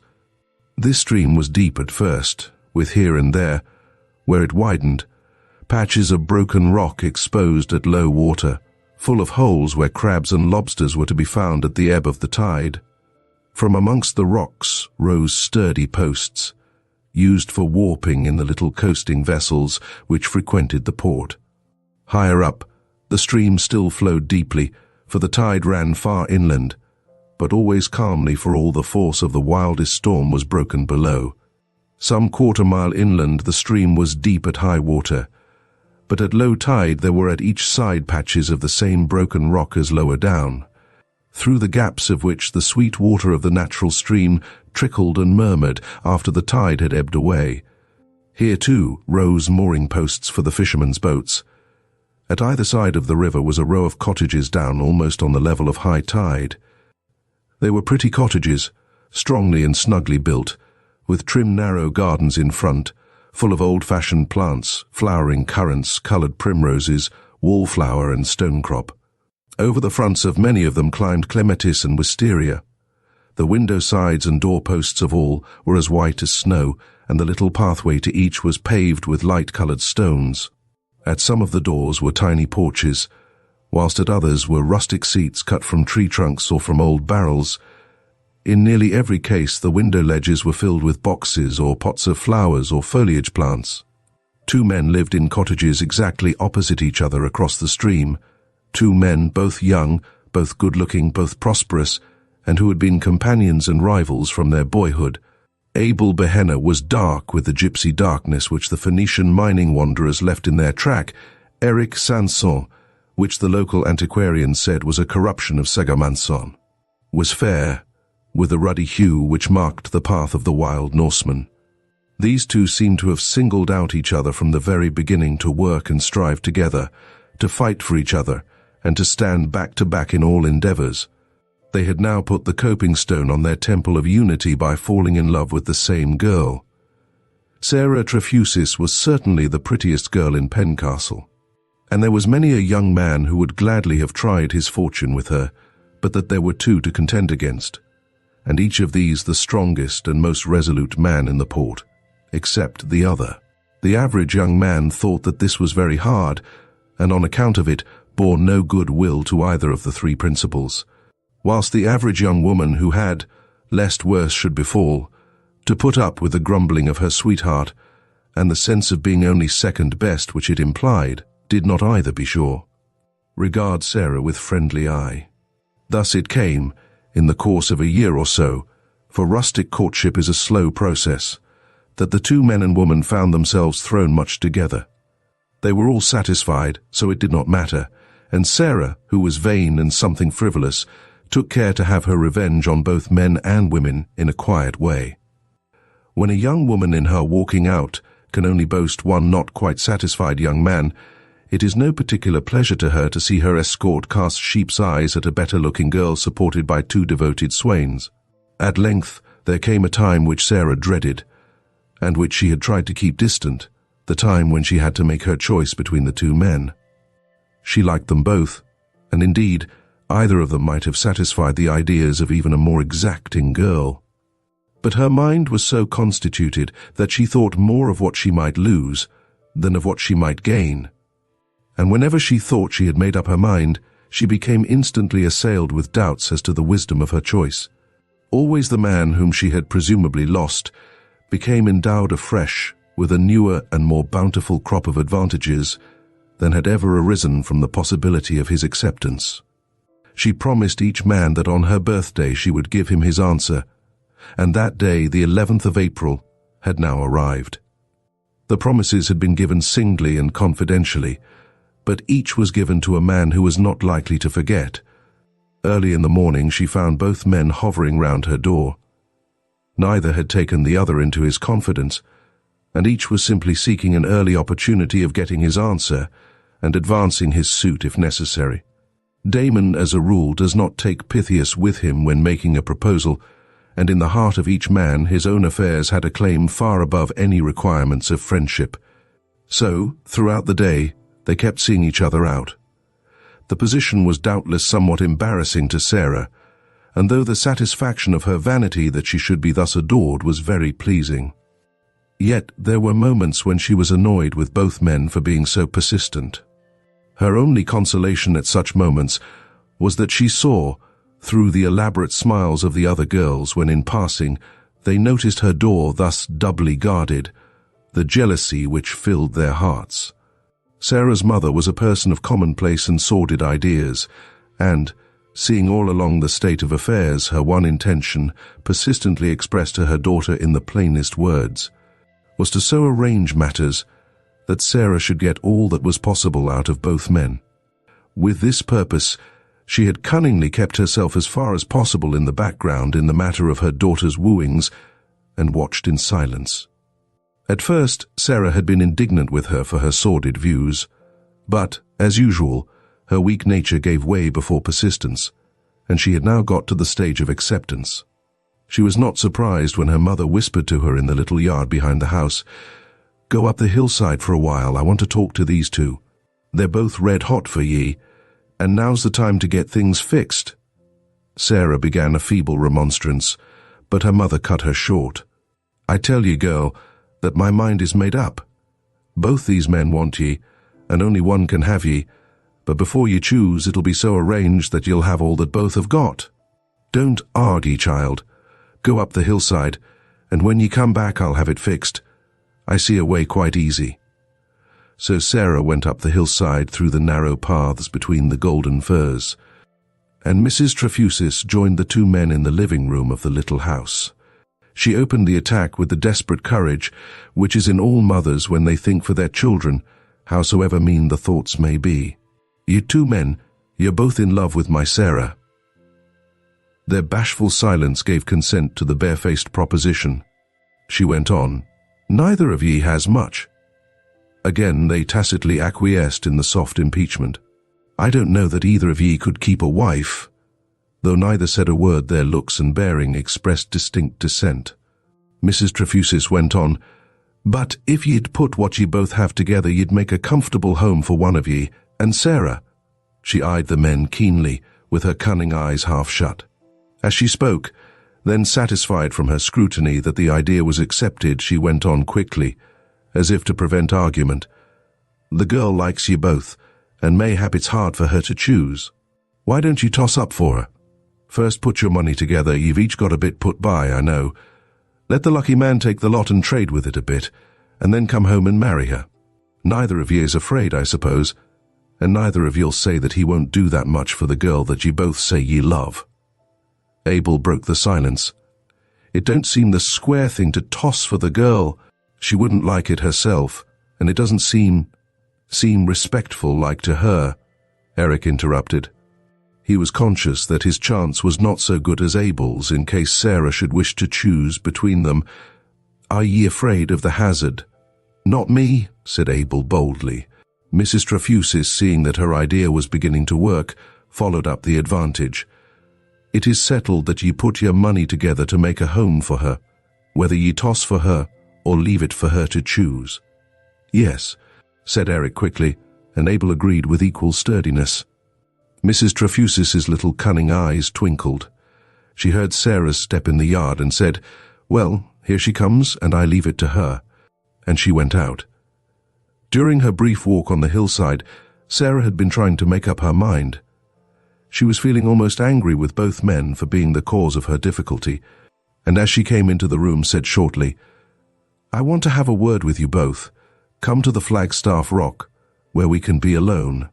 She took her hat and went out of the house up the winding path to the steep rock, crowned with a high flagstaff, where once the wrecker's fire basket used to burn.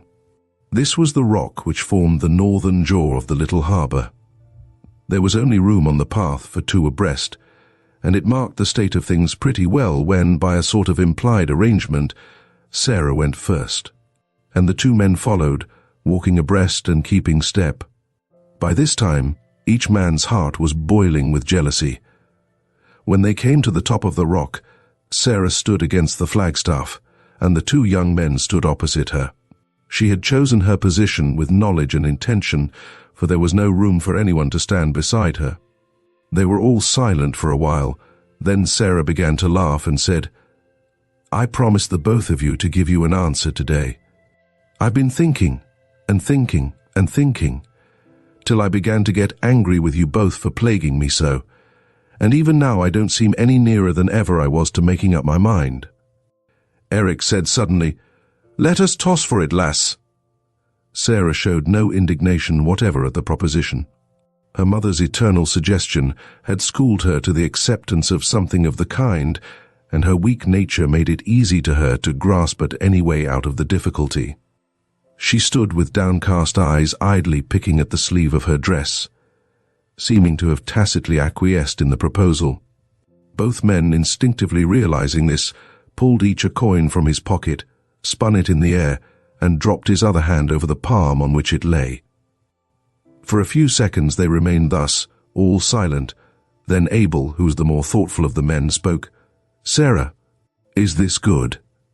As he spoke, he removed the upper hand from the coin and placed the latter back in his pocket. Sarah was nettled. "Good or bad, it's good enough for me. Take it or leave it as you like," she said, to which he replied quickly, "Nay, lass, aught that concerns you is good enow for me. I did but think of you lest you might have pain or disappointment hereafter. If you love Eric better nor me, in God's name say so, and I think I'm man enow to stand aside. Likewise, if I'm the one, don't make us both miserable for life," face to face with the difficulty. Sarah's weak nature proclaimed itself. She put her hands before her face and began to cry, saying, "It was my mother. She keeps telling me." The silence which followed was broken by Eric, who said hotly to Abel, "Let the lass alone, can't you? If she wants to choose this way, let her. It's good enough for me, and for you too. She said it now, and must abide by it." Hereupon Sarah turned upon him in sudden fury and cried, "Hold your tongue! What is it to you at any rate?" And she resumed her crying. Eric was so flabbergasted that he had not a word to say, but stood looking particularly foolish, with his mouth open and his hands held out with the coin still between them. All were silent till Sarah, taking her hands from her face, laughed hysterically and said, "As you two can't make up your minds, I'm going home." And she turned to go. "Stop," said Abel, in an authoritative voice. "Eric, you hold the coin, and I'll cry. Now, before we settle it, let us clearly understand, the man who wins takes all the money that we both have got, brings it to Bristol and ships on a voyage and trades with it. Then he comes back and marries Sarah, and they too keep all, whatever there may be, as the result of the trading. Is this what we understand?" "Yes," said Eric. "I'll marry him on my next birthday," said Sarah. Having said it, the intolerably mercenary spirit of her actions seemed to strike her, and impulsively she turned away with a bright blush. Fire seemed to sparkle in the eyes of both men. Said Eric, "A year so be. The man that wins is to have 1 year." "Toss," cried Abel, and the coin spun in the air. Eric caught it and again held it between his outstretched hands.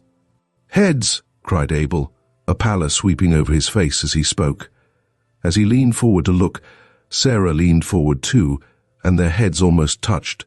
He could feel her hair blowing on his cheek, and it thrilled through him like fire. Eric lifted his upper hand. The coin lay with its head up. Abel stepped forward and took Sarah in his arms.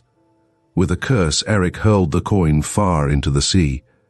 Then he leaned against the flagstaff and scowled at the others, with his hands thrust deep into his pockets. Abel whispered wild words of passion and delight into Sarah's ears, and as she listened, she began to believe that fortune had rightly interpreted the wishes of her secret heart, and that she loved Abel best. Presently, Abel looked up and caught sight of Eric's face as the last ray of sunset struck it. The red light intensified the natural ruddiness of his complexion, and he looked as though he were steeped in blood. Abel did not mind his scowl, for now that his own heart was at rest, he could feel unalloyed pity for his friend. He stepped over, meaning to comfort him, and held out his hand, saying, "It was my chance, old lad. Don't grudge it me. I'll try to make Sarah a happy woman, and you shall be a brother to us both." "Brother be damned," was all the answer Eric made as he turned away. When he had gone a few steps down the rocky path, he turned and came back. Standing before Abel and Sarah, who had their arms round each other, he said, "You have a year. Make the most of it, and be sure you're in time to claim your wife. Be back to have your banns up in time to be married on the 11th April. If you're not, I tell you I shall have my banns up, and you may get back too late." "What do you mean, Eric? You are mad." "No more mad than you are, Abel Behenna. You go, that's your chance. I stay, that's mine. I don't mean to let the grass grow under my feet. Sarah cared no more for you than for me 5 minutes ago, and she may come back to that 5 minutes after you're gone. You won by a point only, the game may change." "The game won't change," said Abel shortly. "Sarah, you'll be true to me? You won't marry till I return?" "For a year," added Eric quickly. "That's the bargain." "I promise for the year," said Sarah. A dark look came over Abel's face, and he was about to speak, but he mastered himself and smiled. "I mustn't be too hard or get angry tonight. Come, Eric. We played and fought together. I won fairly. I played fairly all the game of our wooing. You know that as well as I do, and now when I am going away, I shall look to my old and true comrade to help me when I am gone." "I'll help you none," said Eric, "so help me God." "It was God helped me," said Abel simply. "Then let him go on helping you," said Eric angrily. "The devil is good enough for me." And without another word he rushed down the steep path and disappeared behind the rocks.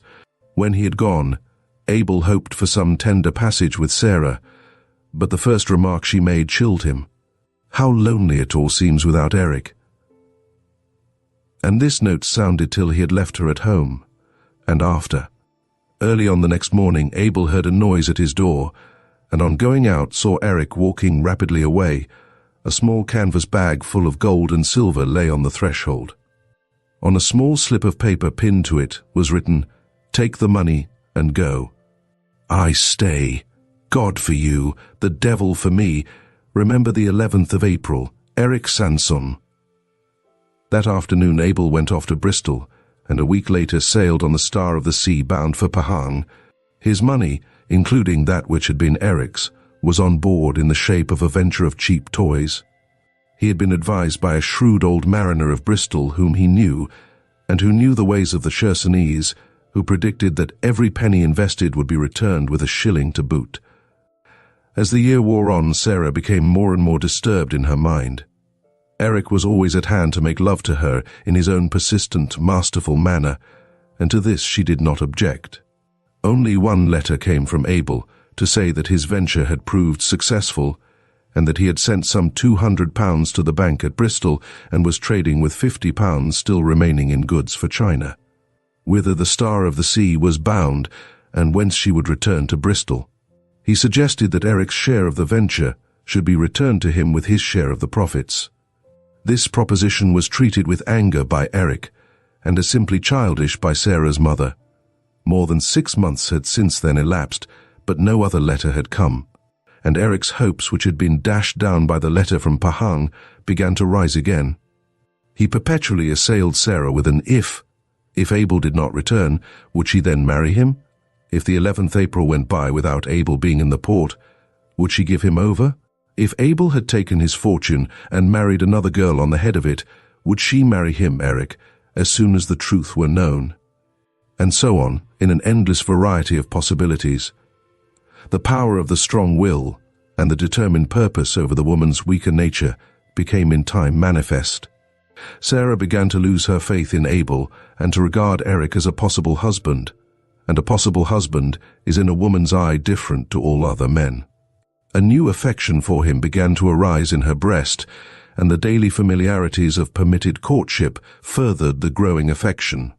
Sarah began to regard Abel as rather a rock in the road of her life, and had it not been for her mother's constantly reminding her of the good fortune already laid by in the Bristol bank, she would have tried to have shut her eyes altogether to the fact of Abel's existence.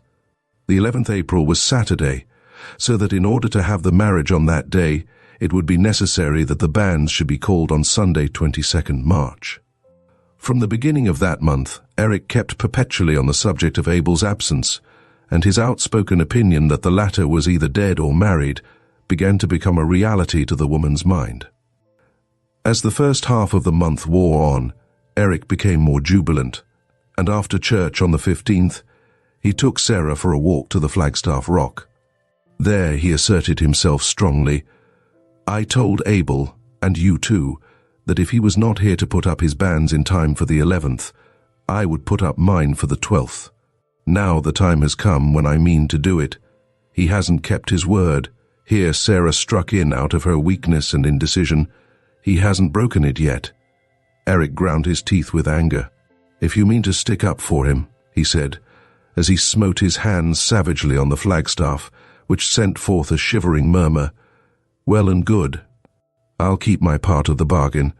On Sunday I shall give notice of the banns, and you can deny them in the church if you will. If Abel is in Pencastle on the 11th, he can have them cancelled, and his own put up, but till then, I take my course, and woe to anyone who stands in my way." With that he flung himself down the rocky pathway, and Sarah could not but admire his Viking strength and spirit, as, crossing the hill, he strode away along the cliffs towards Bude. During the week, no news was heard of Abel, and on Saturday Eric gave notice of the banns of marriage between himself and Sarah Trefusis. The clergyman would have remonstrated with him, for although nothing formal had been told to the neighbours, it had been understood since Abel's departure that on his return he was to marry Sarah, but Eric would not discuss the question. "It is a painful subject, sir," he said with a firmness which the parson, who was a very young man, could not but be swayed by. "Surely there is nothing against Sarah or me. Why should there be any bones made about the matter?" The parson said no more, and on the next day he read out the banns for the first time amidst an audible buzz from the congregation. Sarah was present, contrary to custom, and though she blushed, furiously enjoyed her triumph over the other girls whose bands had not yet come. Before the week was over, she began to make her wedding dress. Eric used to come and look at her at work, and the sight thrilled through him. He used to say all sorts of pretty things to her at such times, and there were to both delicious moments of lovemaking. The banns were read a second time on the 29th, and Eric's hope grew more and more fixed, though there were to him moments of acute despair when he realized that the cup of happiness might be dashed from his lips at any moment. Right up to the last. At such times he was full of passion, desperate and remorseless, and he ground his teeth and clenched his hands in a wild way, as though some taint of the old berserker fury of his ancestors still lingered in his blood. On the Thursday of that week he looked in on Sarah and found her, amid a flood of sunshine, putting finishing touches to her white wedding gown.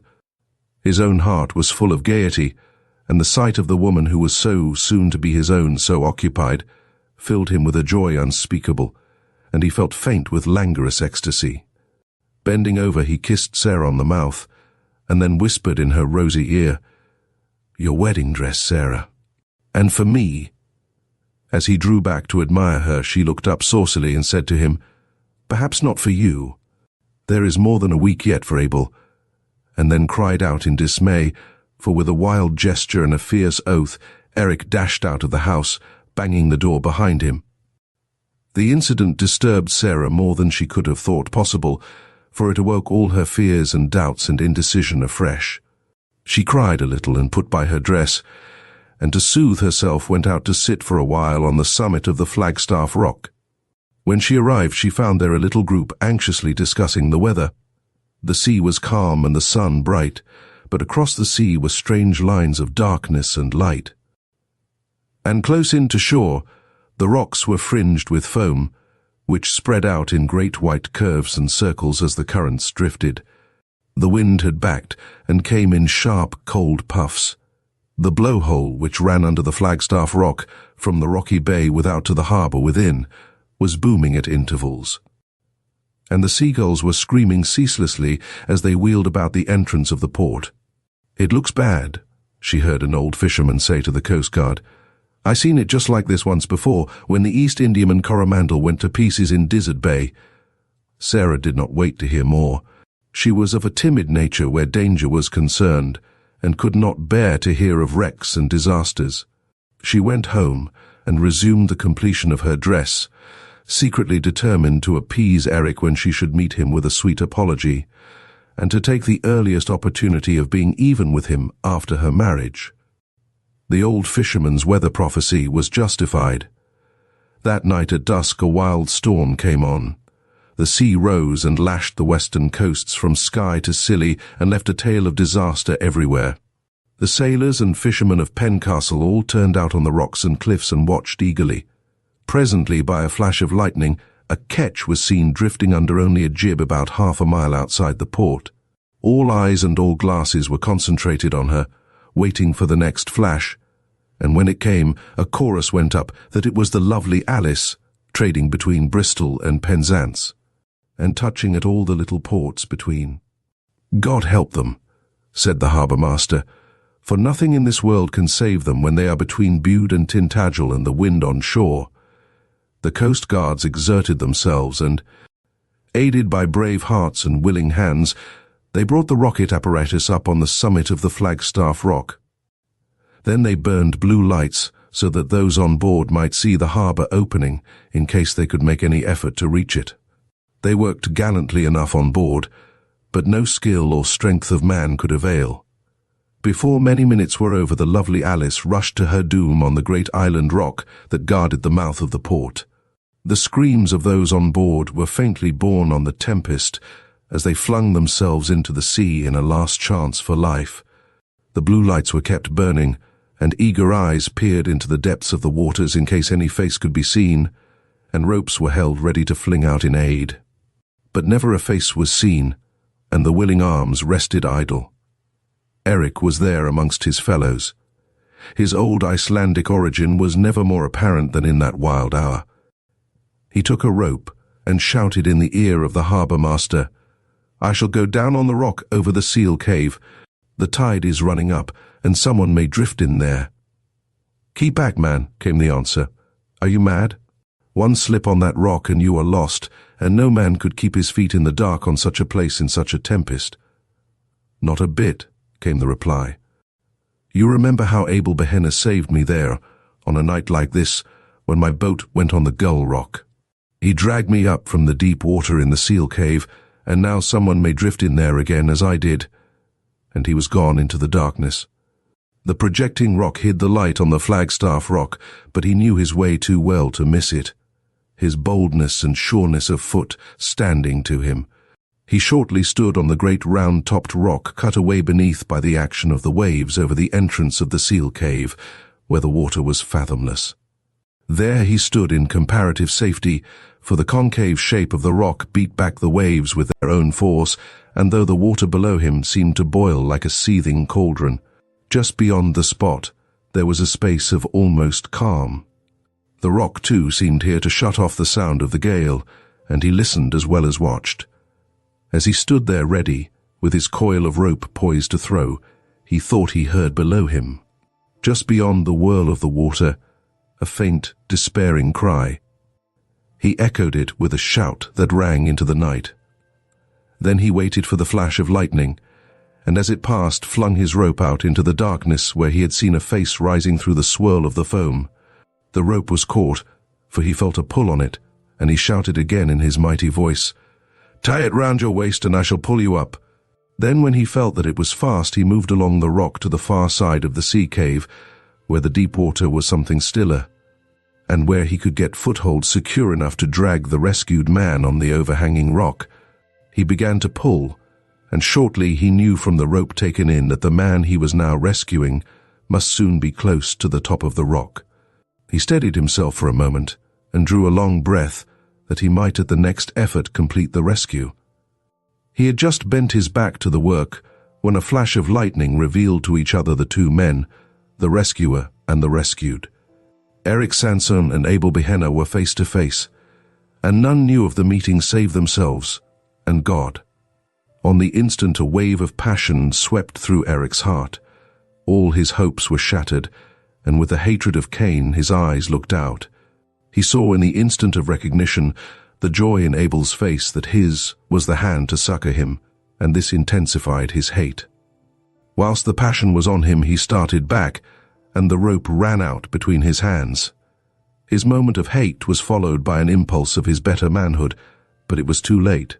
Before he could recover himself, Abel, encumbered with the rope that should have aided him, was plunged with a despairing cry back into the darkness of the devouring sea. Then, feeling all the madness and the doom of Cain upon him, Eric rushed back over the rocks, heedless of the danger and eager only for one thing: to be amongst other people whose living noises would shut out that last cry which seemed to ring still in his ears. When he regained the Flagstaff Rock, the men surrounded him, and through the fury of the storm he heard the harbour master say, "We feared you were lost when we heard a cry. How white you are! Where is your rope? Was there anyone drifted in?" "No one," he shouted in answer, for he felt that he could never explain that he had let his old comrade slip back into the sea, and at the very place, and under the very circumstances in which that comrade had saved his own life. He hoped by one bold lie to set the matter at rest forever. There was no one to bear witness, and if he should have to carry that still white face in his eyes and that despairing cry in his ears forevermore, at least none should know of it. "No one," he cried more loudly still. "I slipped on the rock and the rope fell into the sea." So saying, he left them, and rushing down the steep path, gained his own cottage and locked himself within.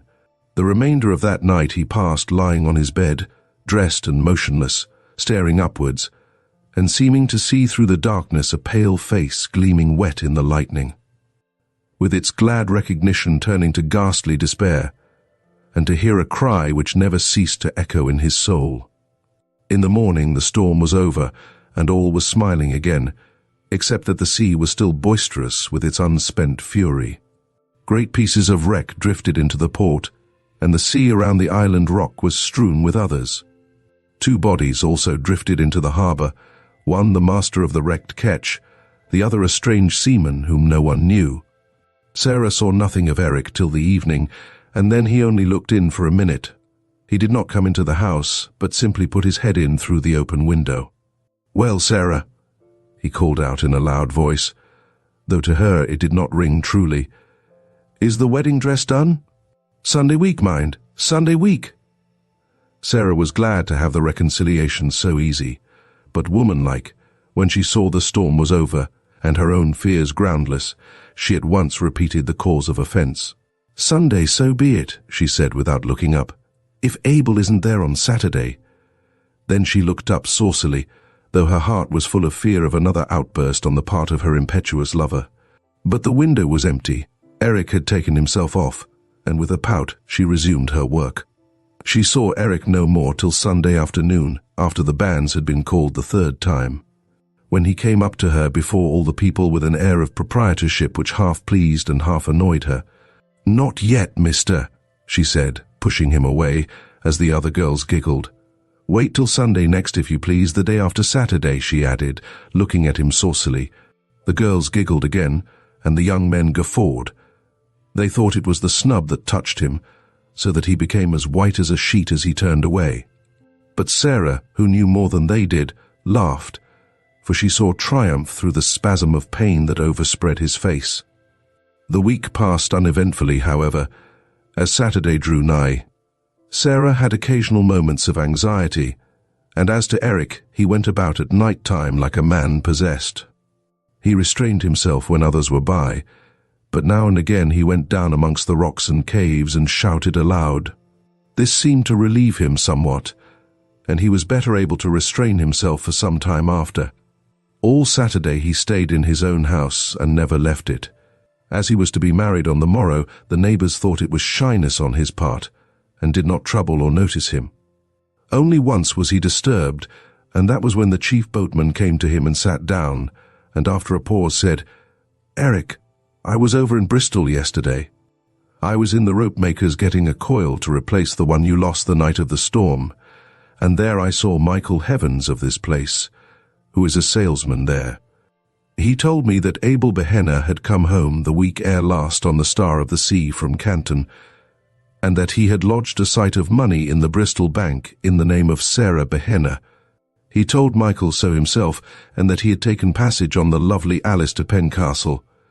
Bear up, man," for Eric had, with a groan, dropped his head on his knees with his face between his hands. "He was your old comrade, I know, but you couldn't help him. He must have gone down with the rest that awful night. I thought I'd better tell you, lest it might come some other way, and you might keep Sarah Trefusis from being frightened. They were good friends once, and women take these things to heart. It would not do to let her be pained with such a thing on her wedding day." Then he rose and went away, leaving Eric still sitting disconsolately with his head on his knees. "Poor fellow," murmured the chief boatman to himself. "He takes it to heart. Well, well, right enough. They were true comrades once, and Abel saved him." The afternoon of that day, when the children had left school, they strayed as usual on half-holidays along the quay and the paths by the cliffs. Presently some of them came running in a state of great excitement to the harbour, where a few men were unloading a coal ketch, and a great many were superintending the operation. One of the children called out, "There is a porpoise in the harbour mouth. We saw it come through the blowhole. It had a long tail, and was deep under the water." "It was no porpoise," said another. "It was a seal, but it had a long tail. It came out of the seal cave." The other children bore various testimony, but on 2 points they were unanimous. It, whatever it was, had come through the blowhole deep under the water, and had a long, thin tail, a tail so long that they could not see the end of it. There was much unmerciful chaffing of the children by the men on this point, but as it was evident that they had seen something, quite a number of persons, young and old, male and female, went along the high paths on either side of the harbour mouth to catch a glimpse of this new addition to the fauna of the sea, a long-tailed porpoise or seal. The tide was now coming in. There was a slight breeze, and the surface of the water was rippled so that it was only at moments that anyone could see clearly into the deep water. After a spell of watching, a woman called out that she saw something moving up the channel just below where she was standing.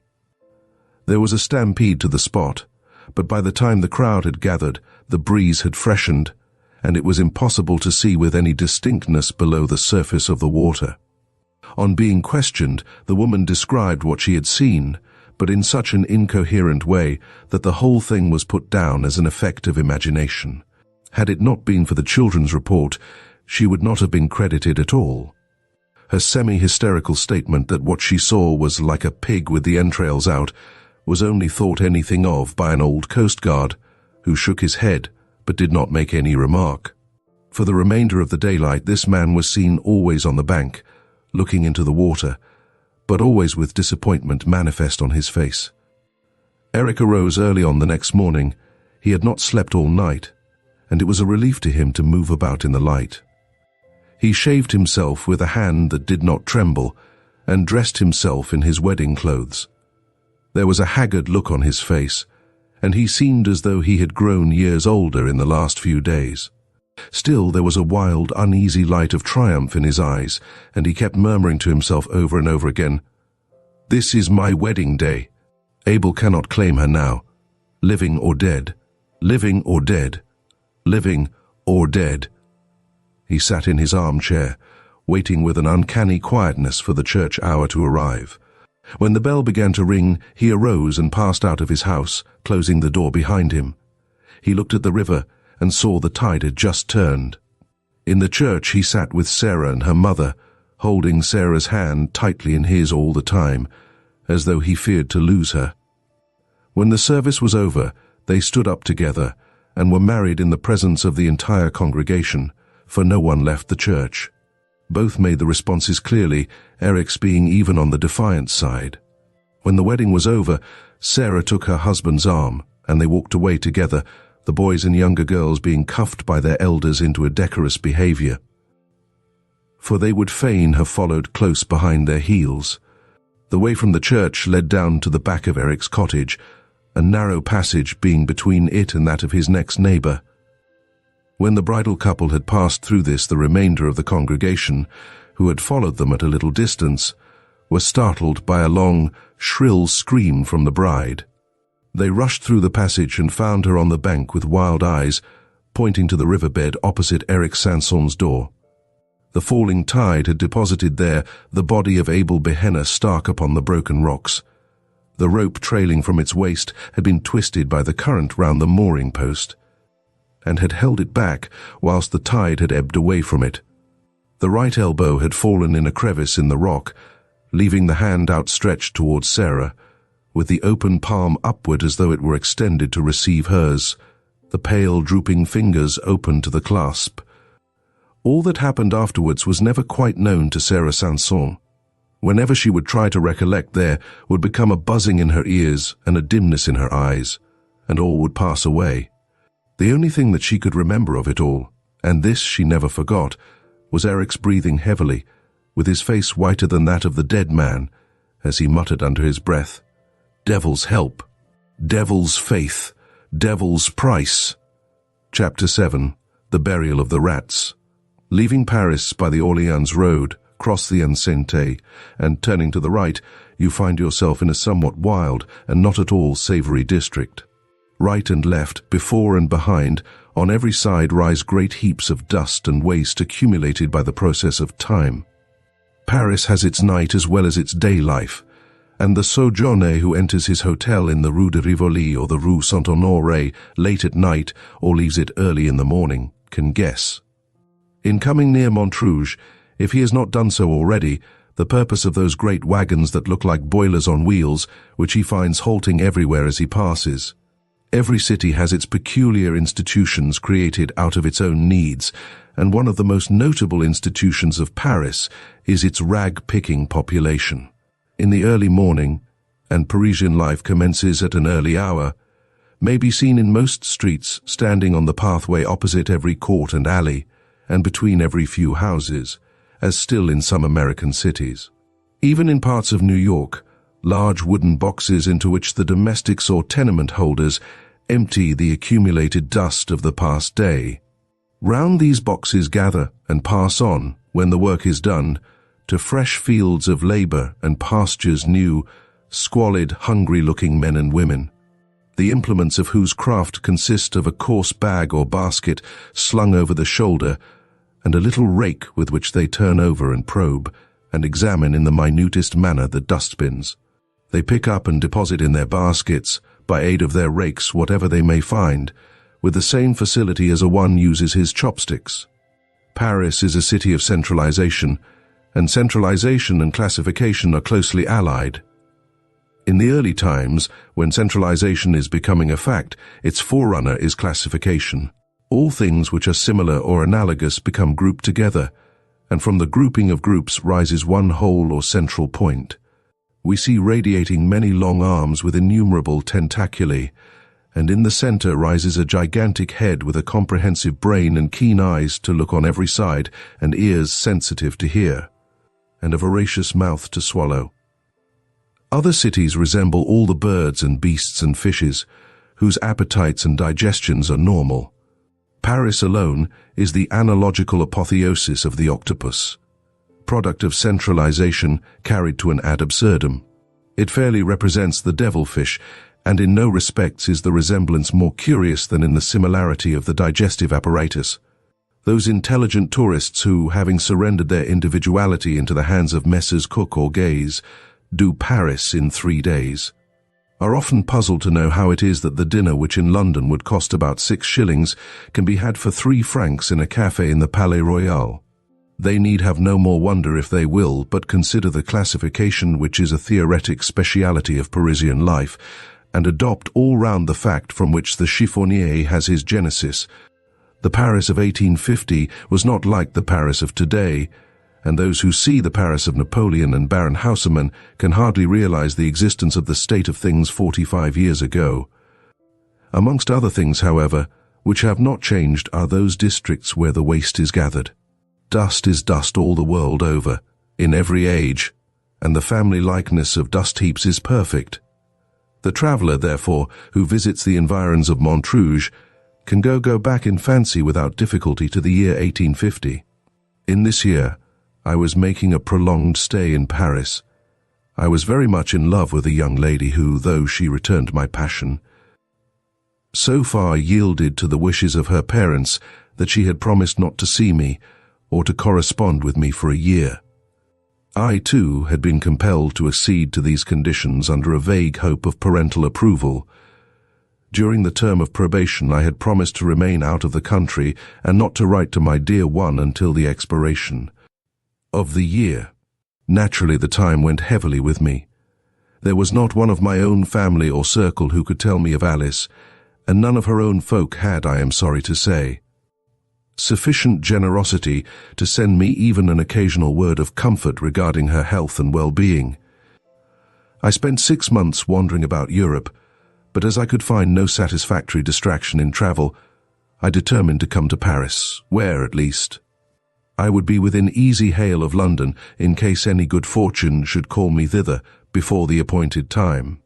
That hope deferred maketh the heart sick was never better exemplified than in my case, for in addition to the perpetual longing to see the face I loved, there was always with me a harrowing anxiety lest some accident should prevent me showing Alice in due time that I had, throughout the long period of probation, been faithful to her trust and my own love. Thus, every adventure which I undertook had a fierce pleasure of its own, for it was fraught with possible consequences greater than it would have ordinarily borne. Like all travellers, I exhausted the places of most interest in the first month of my stay, and was driven in the second month to look for amusement whithersoever I might. Having made sundry journeys to the better-known suburbs, I began to see that there was a terra incognita, insofar as the guidebook was concerned, in the social wilderness lying between these attractive points. Accordingly, I began to systematize my researches, and each day took up the thread of my exploration at the place where I had on the previous day dropped it. In the process of time, my wanderings led me near Montrouge, and I saw that hereabouts lay the Ultima Thule of social exploration, a country as little known as that round the source of the White Nile. And so I determined to investigate philosophically the chiffonnier, his habitat, his life, and his means of life. The job was an unsavory one, difficult of accomplishment, and with little hope of adequate reward. However, despite reason, obstinacy prevailed, and I entered into my new investigation with a keener energy than I could have summoned to aid me in any investigation leading to any end, valuable or worthy. One day, late in a fine afternoon toward the end of September, I entered the Holy of Holies of the City of Dust. The place was evidently the recognized abode of a number of chiffoniers, for some sort of arrangement was manifested in the formation of the dust heaps near the road. I passed amongst these heaps, which stood like orderly sentries, determined to penetrate further and trace dust to its ultimate location. As I passed along, I saw behind the dust heaps a few forms that flitted to and fro, evidently watching with interest the advent of any stranger to such a place. The district was like a small Switzerland, and as I went forward, my tortuous course shut out the path behind me. Presently I got into what seemed a small city or community of chiffoniers. There were a number of shanties or huts, such as may be met with in the remote parts of the Bog of Allen. Rude places with wattled walls, plastered with mud and roofs of rude thatch made from stable refuse, such places as one would not like to enter for any consideration, and which even in watercolor could only look picturesque if judiciously treated. In the midst of these huts was one of the strangest adaptations, I cannot say habitations, I had ever seen. An immense old wardrobe, the colossal remnant of some boudoir of Charles VII or Henry II, had been converted into a dwelling house. The double doors lay open, so that the entire menage was open to public view. In the open half of the wardrobe was a common sitting room of some 4 feet by 6, in which sat, smoking their pipes round a charcoal brazier, no fewer than 6 old soldiers of the First Republic, with their uniforms torn and worn threadbare. Evidently they were of the mauvais sujet class. Their bleary eyes and limp jaws told plainly of a common love of absinthe, and their eyes had that haggard, worn look of slumbering ferocity which follows hard in the wake of drink. The other side stood as of old, with its shelves intact, save that they were cut to half their depth, and in each shelf, of which there were 6, was a bed made with rags and straw. The half-dozen of worthies who inhabited this structure looked at me curiously as I passed, and when I looked back after going a little way, I saw their heads together in a whispered conference. I did not like the look of this at all, for the place was very lonely, and the men looked very, very villainous. However, I did not see any cause for fear, and went on my way, penetrating further and further into the Sahara. The way was tortuous to a degree, and from going round in a series of semicircles, as one goes in skating with the Dutch roll, I got rather confused with regard to the points of the compass. When I had penetrated a little way, I saw, as I turned the corner of a half-made heap, sitting on a heap of straw, an old soldier with threadbare coat. "Hallo," said I to myself, "the First Republic is well represented here in its soldiery." As I passed him, the old man never even looked up at me, but gazed on the ground with stolid persistency. Again I remarked to myself, "See what a life of rude warfare can do. This old man's curiosity is a thing of the past." When I had gone a few steps, however, I looked back suddenly and saw that curiosity was not dead, for the veteran had raised his head and was regarding me with a very queer expression. He seemed to me to look very like one of the 6 worthies in the press. When he saw me looking, he dropped his head, and without thinking further of him, I went on my way, satisfied that there was a strange likeness between these old warriors. Presently, I met another old soldier in a similar manner. He, too, did not notice me whilst I was passing. By this time it was getting late in the afternoon, and I began to think of retracing my steps. Accordingly, I turned to go back, but could see a number of tracks leading between different mounds, and could not ascertain which of them I should take. In my perplexity, I wanted to see someone of whom to ask the way, but could see no one. I determined to go on a few mounds further, and so try to see someone, not a veteran. I gained my object, for after going a couple of 100 yards, I saw before me a single shanty such as I had seen before, with, however, the difference that this was not one for living in, but merely a roof with 3 walls open in front. From the evidences which the neighborhood exhibited, I took it to be a place for sorting. Within it was an old woman, wrinkled and bent with age. I approached her to ask the way. She rose as I came close, and I asked her my way. She immediately commenced a conversation, and it occurred to me that here in the very center of the kingdom of dust was the place to gather details of the history of Parisian rag-picking, particularly as I could do so from the lips of one who looked like the oldest inhabitant. I began my inquiries, and the old woman gave me most interesting answers. She had been one of the seducers who sat daily before the guillotine and had taken an active part among the women who signalized themselves by their violence in the revolution. While we were talking, she said suddenly, "But Monsieur must be tired standing," and dusted a rickety old stool for me to sit down. I hardly liked to do so for many reasons, but the poor old woman was so civil that I did not like to run the risk of hurting her by refusing. And moreover, the conversation of one who had been at the taking of the Bastille was so interesting that I sat down, and so our conversation went on. While we were talking, an old man, older and more bent and wrinkled even than the woman, appeared from behind the shanty. "Here is Pierre," said she. "Monsieur can hear stories now if he wishes," for Pierre was in everything, from the Bastille to Waterloo.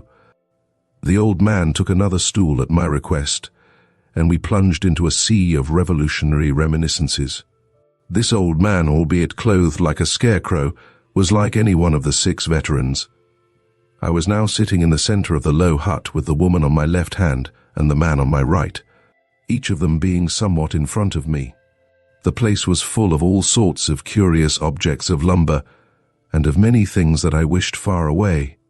In one corner was a heap of rags which seemed to move from the number of vermin it contained, and in the other a heap of bones whose odor was something shocking. Every now and then, glancing at the heaps, I could see the gleaming eyes of some of the rats which infested the place. These loathsome objects were bad enough, but what looked even more dreadful was an old butcher's axe, with an iron handle stained with clots of blood leaning up against the wall on the right-hand side. Still, these things did not give me much concern. The talk of the 2 old people was so fascinating that I stayed on, till the evening came, and the dust heaps threw dark shadows over the veils between them. After a time I began to grow uneasy. I could not tell how or why, but somehow I did not feel satisfied. Uneasiness is an instinct and means warning. The psychic faculties are often the sentries of the intellect, and when they sound alarm, the reason begins to act, although perhaps not consciously. This was so with me. I began to bethink me where I was and by what surrounded, and to wonder how I should fare in case I should be attacked. And then the thought suddenly burst upon me, although without any overt cause, that I was in danger. Prudence whispered, "Be still, and make no sign." And so I was still, and made no sign, for I knew that 4 cunning eyes were on me, 4 eyes, if not more. My God, what a horrible thought! The whole shanty might be surrounded on 3 sides with villains. I might be in the midst of a band of such desperadoes as only half a century of periodic revolution can produce. With a sense of danger, my intellect and observation quickened, and I grew more watchful than was my wont. I noticed that the old woman's eyes were constantly wandering towards my hands. I looked at them too, and saw the cause, my rings. On my left little finger, I had a large signet, and on the right, a good diamond. I thought that if there was any danger, my first care was to avert suspicion. Accordingly, I began to work the conversation round to rag-picking, to the drains of the things found there, and so by easy stages to jewels. Then, seizing a favorable opportunity, I asked the old woman if she knew anything of such things. She answered that she did, a little. I held out my right hand, and showing her the diamond, asked her what she thought of that. She answered that her eyes were bad, and stooped over my hand. I said as nonchalantly as I could, "Pardon me, you will see better thus," and taking it off, handed it to her. An unholy light came into her withered old face. As she touched it, She stole one glance at me, swift and keen as a flash of lightning. She bent over the ring for a moment, her face quite concealed as though examining it. The old man looked straight out of the front of the shanty before him, at the same time fumbling in his pockets and producing a screw of tobacco in a paper and a pipe, which he proceeded to fill.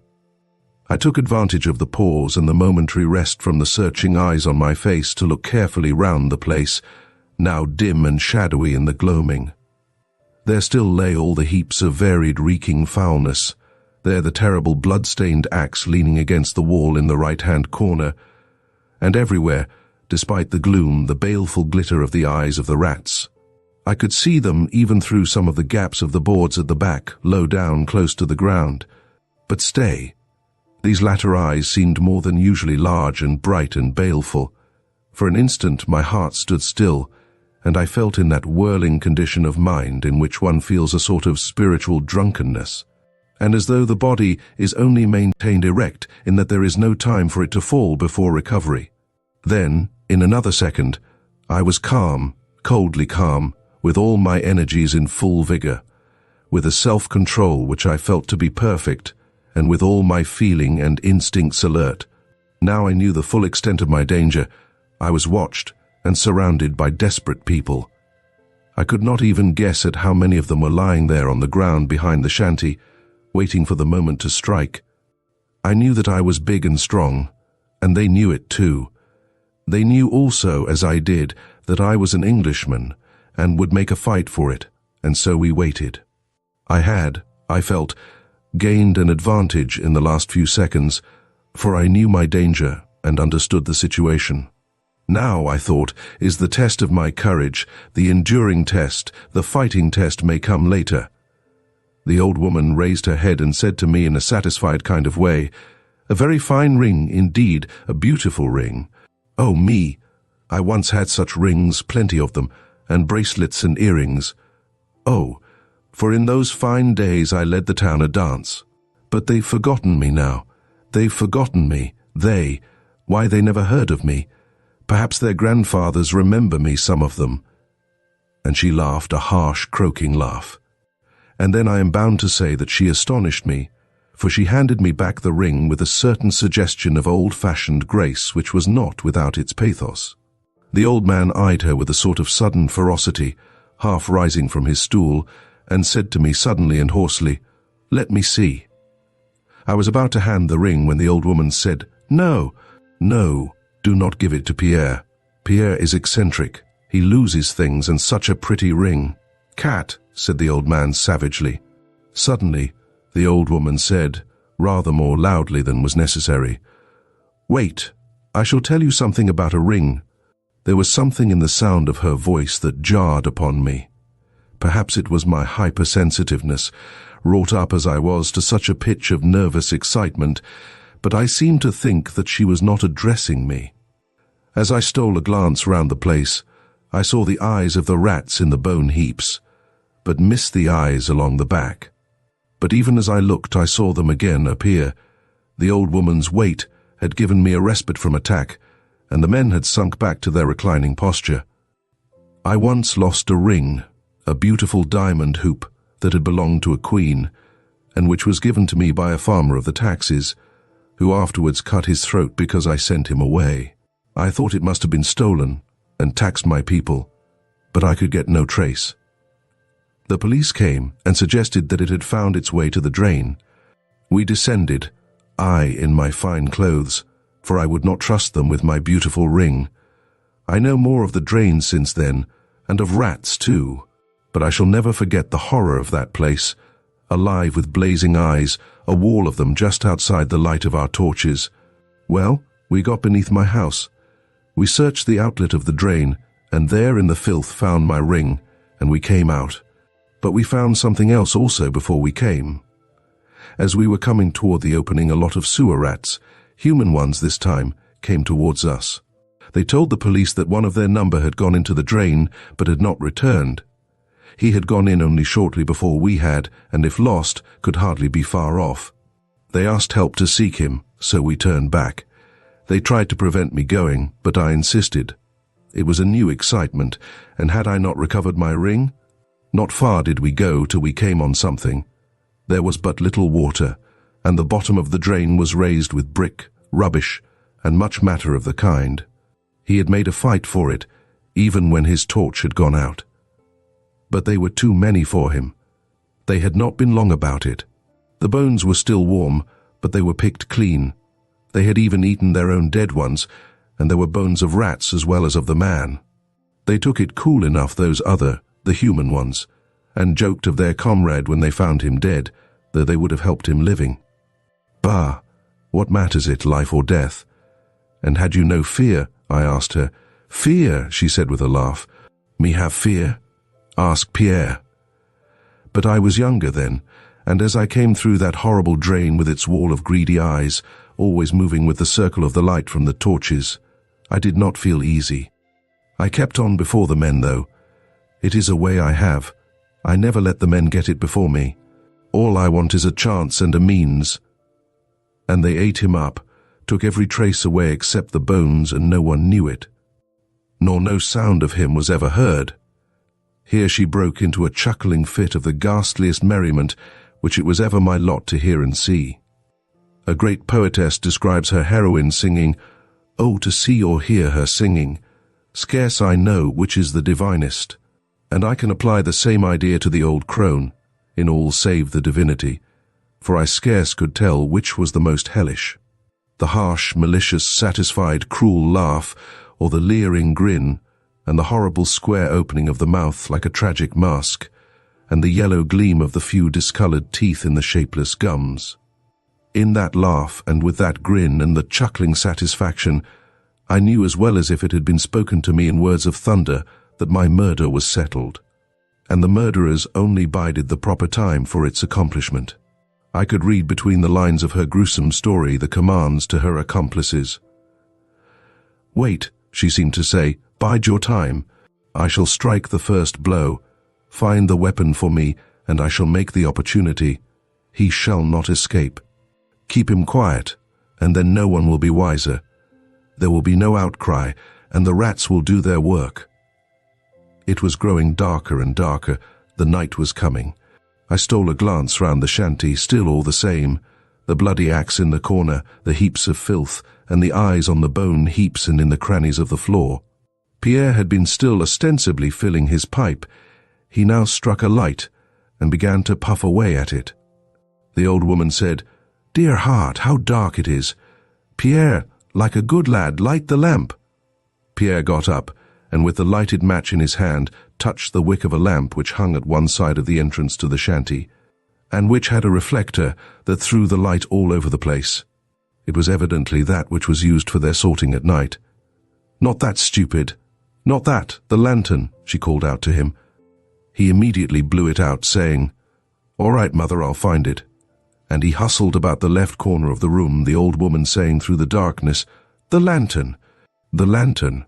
Oh, that is the light that is most useful to us poor folks. The lantern was the friend of the revolution. It is the friend of the chiffonier. It helps us when all else fails."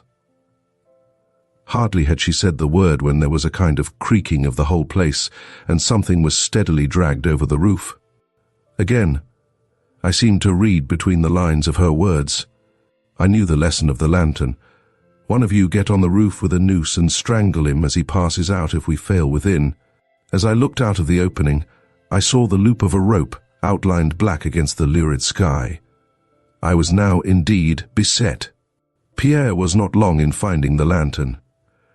I kept my eyes fixed through the darkness on the old woman. Pierre struck his light, and by its flash I saw the old woman raise from the ground beside her, where it had mysteriously appeared, and then hide in the folds of her gown, a long sharp knife or dagger. It seemed to be like a butcher's sharpening iron fine to a keen point. The lantern was lit. "Bring it here, Pierre," she said. "Place it in the doorway where we can see it. See how nice it is. It shuts out the darkness from us. It is just right for her and her purposes." It threw all its light on my face, leaving in gloom the faces of both Pierre and the woman, who sat outside of me on each side. I felt that the time of action was approaching. But I knew now that the first signal and movement would come from the woman, and so watched her. I was all unarmed, but I'd made up my mind what to do. At the first movement I would seize the butcher's axe in the right-hand corner and fight my way out. At least I would die hard. I stole a glance round to fix its exact locality so that I could not fail to seize it at the first effort, for then, if ever, time and accuracy would be precious. Good God! It was gone. All the horror of the situation burst upon me, but the bitterest thought of all was that if the issue of the terrible position should be against me, Alice would infallibly suffer. Either she would believe me false, and any lover, or anyone who has ever been one, can imagine the bitterness of the thought. Or else she would go on loving long after I had been lost to her and to the world, so that her life would be broken and embittered, shattered with disappointment and despair. The very magnitude of the pain braced me up and nerved me to bear the dread scrutiny of the plotters. I think I did not betray myself. The old woman was watching me as a cat does a mouse. She had her right hand hidden in the folds of her gown, clutching, I knew, that long, cruel-looking dagger. Had she seen any disappointment in my face, she would, I felt, have known that the moment had come, and would have sprung on me like a tigress, certain of taking me unprepared. I looked out into the night, and there I saw new cause for danger. Before and around the hut were at a little distance some shadowy forms. They were quite still, but I knew that they were all alert and on guard. Small chance for me now in that direction. Again I stole a glance round the place. In moments of great excitement and of great danger, which is excitement, the mind works very quickly, and the keenness of the faculties which depend on the mind grows in proportion. I now felt this. In an instant I took in the whole situation. I saw that the axe had been taken through a small hole made in one of the rotten boards. How rotten they must be to allow of such a thing being done without a particle of noise. The hut was a regular murder trap, and was guarded all around. A garroter lay on the roof ready to entangle me with his noose, if I should escape the dagger of the old hag. In front, the way was guarded by I know not how many watchers, and at the back was a row of desperate men. I had seen their eyes still through the crack in the boards of the floor. When last I looked, as they lay prone waiting for the signal to start erect. If it was to be ever, now for it. As nonchalantly as I could, I turned slightly on my stool so as to get my right leg well under me. Then with a sudden jump, turning my head and guarding it with my hands, and with the fighting instinct of the knights of old, I breathed my lady's name and hurled myself against the back wall of the hut. Watchful as they were, the suddenness of my movement surprised both Pierre and the old woman. As I crashed through the rotten timbers, I saw the old woman rise with a leap like a tiger, and heard her low gasp of baffled rage. My feet lit on something that moved, and as I jumped away, I knew that I had stepped on the back of one of the row of men lying on their faces outside the hut. I was torn with nails and splinters, but otherwise unhurt. Breathless, I rushed up the mound in front of me, hearing as I went the dull crash of the shanty as it collapsed into a mass. It was a nightmare climb. The mound, though but low, was awfully steep, and with each step I took the mass of dust and cinders tore down with me and gave way under my feet. The dust rose and choked me. It was sickening, fetid, awful, but my climb was, I felt, for life or death, and I struggled on. The seconds seemed hours, but the few moments I had in starting, combined with my youth and strength, gave me a great advantage. And, though several forms struggled after me in deadly silence which was more dreadful than any sound, I easily reached the top. Since then I have climbed the cone of Vesuvius, and as I struggled up that dreary steep amid the sulphurous fumes, the memory of that awful night at Montrouge came back to me so vividly that I almost grew faint. The mound was one of the tallest in the region of dust, and as I struggled to the top, panting for breath and with my heart beating like a sledgehammer, I saw away to my left the dull red gleam of the sky, and nearer still the flashing of lights. Thank God, I knew where I was now, and where lay the road to Paris. For 2 or 3 seconds I paused and looked back. My pursuers were still well behind me, but struggling up resolutely and in deadly silence. Beyond, the shanty was a wreck, a mass of timber and moving forms. I could see it well, for flames were already bursting out. The rags and straw had evidently caught fire from the lantern. Still silence there, not a sound. These old wretches could die game anyhow. I had no time for more than a passing glance. For as I cast an eye round the mound preparatory to making my descent, I saw several dark forms rushing round on either side to cut me off on my way. It was now a race for life. They were trying to head me on my way to Paris, and with the instinct of the moment I dashed down to the right-hand side. I was just in time, for, though I came as it seemed to me down the steep in a few steps, the wary old men who were watching me turned back, and one, as I rushed by into the opening between the two mounds in front, almost struck me a blow with that terrible butcher's axe. There could surely not be two such weapons about. Then began a really horrible chase. I easily ran ahead of the old men, and even when some younger ones and a few women joined in the hunt, I easily distanced them. But I did not know the way, and I could not even guide myself by the light in the sky, for I was running away from it. I had heard that, unless of conscious purpose, hunted men turn always to the left, and so I found it now. And so, I suppose, knew also my pursuers, who were more animals than men, and with cunning or instinct, had found out such secrets for themselves.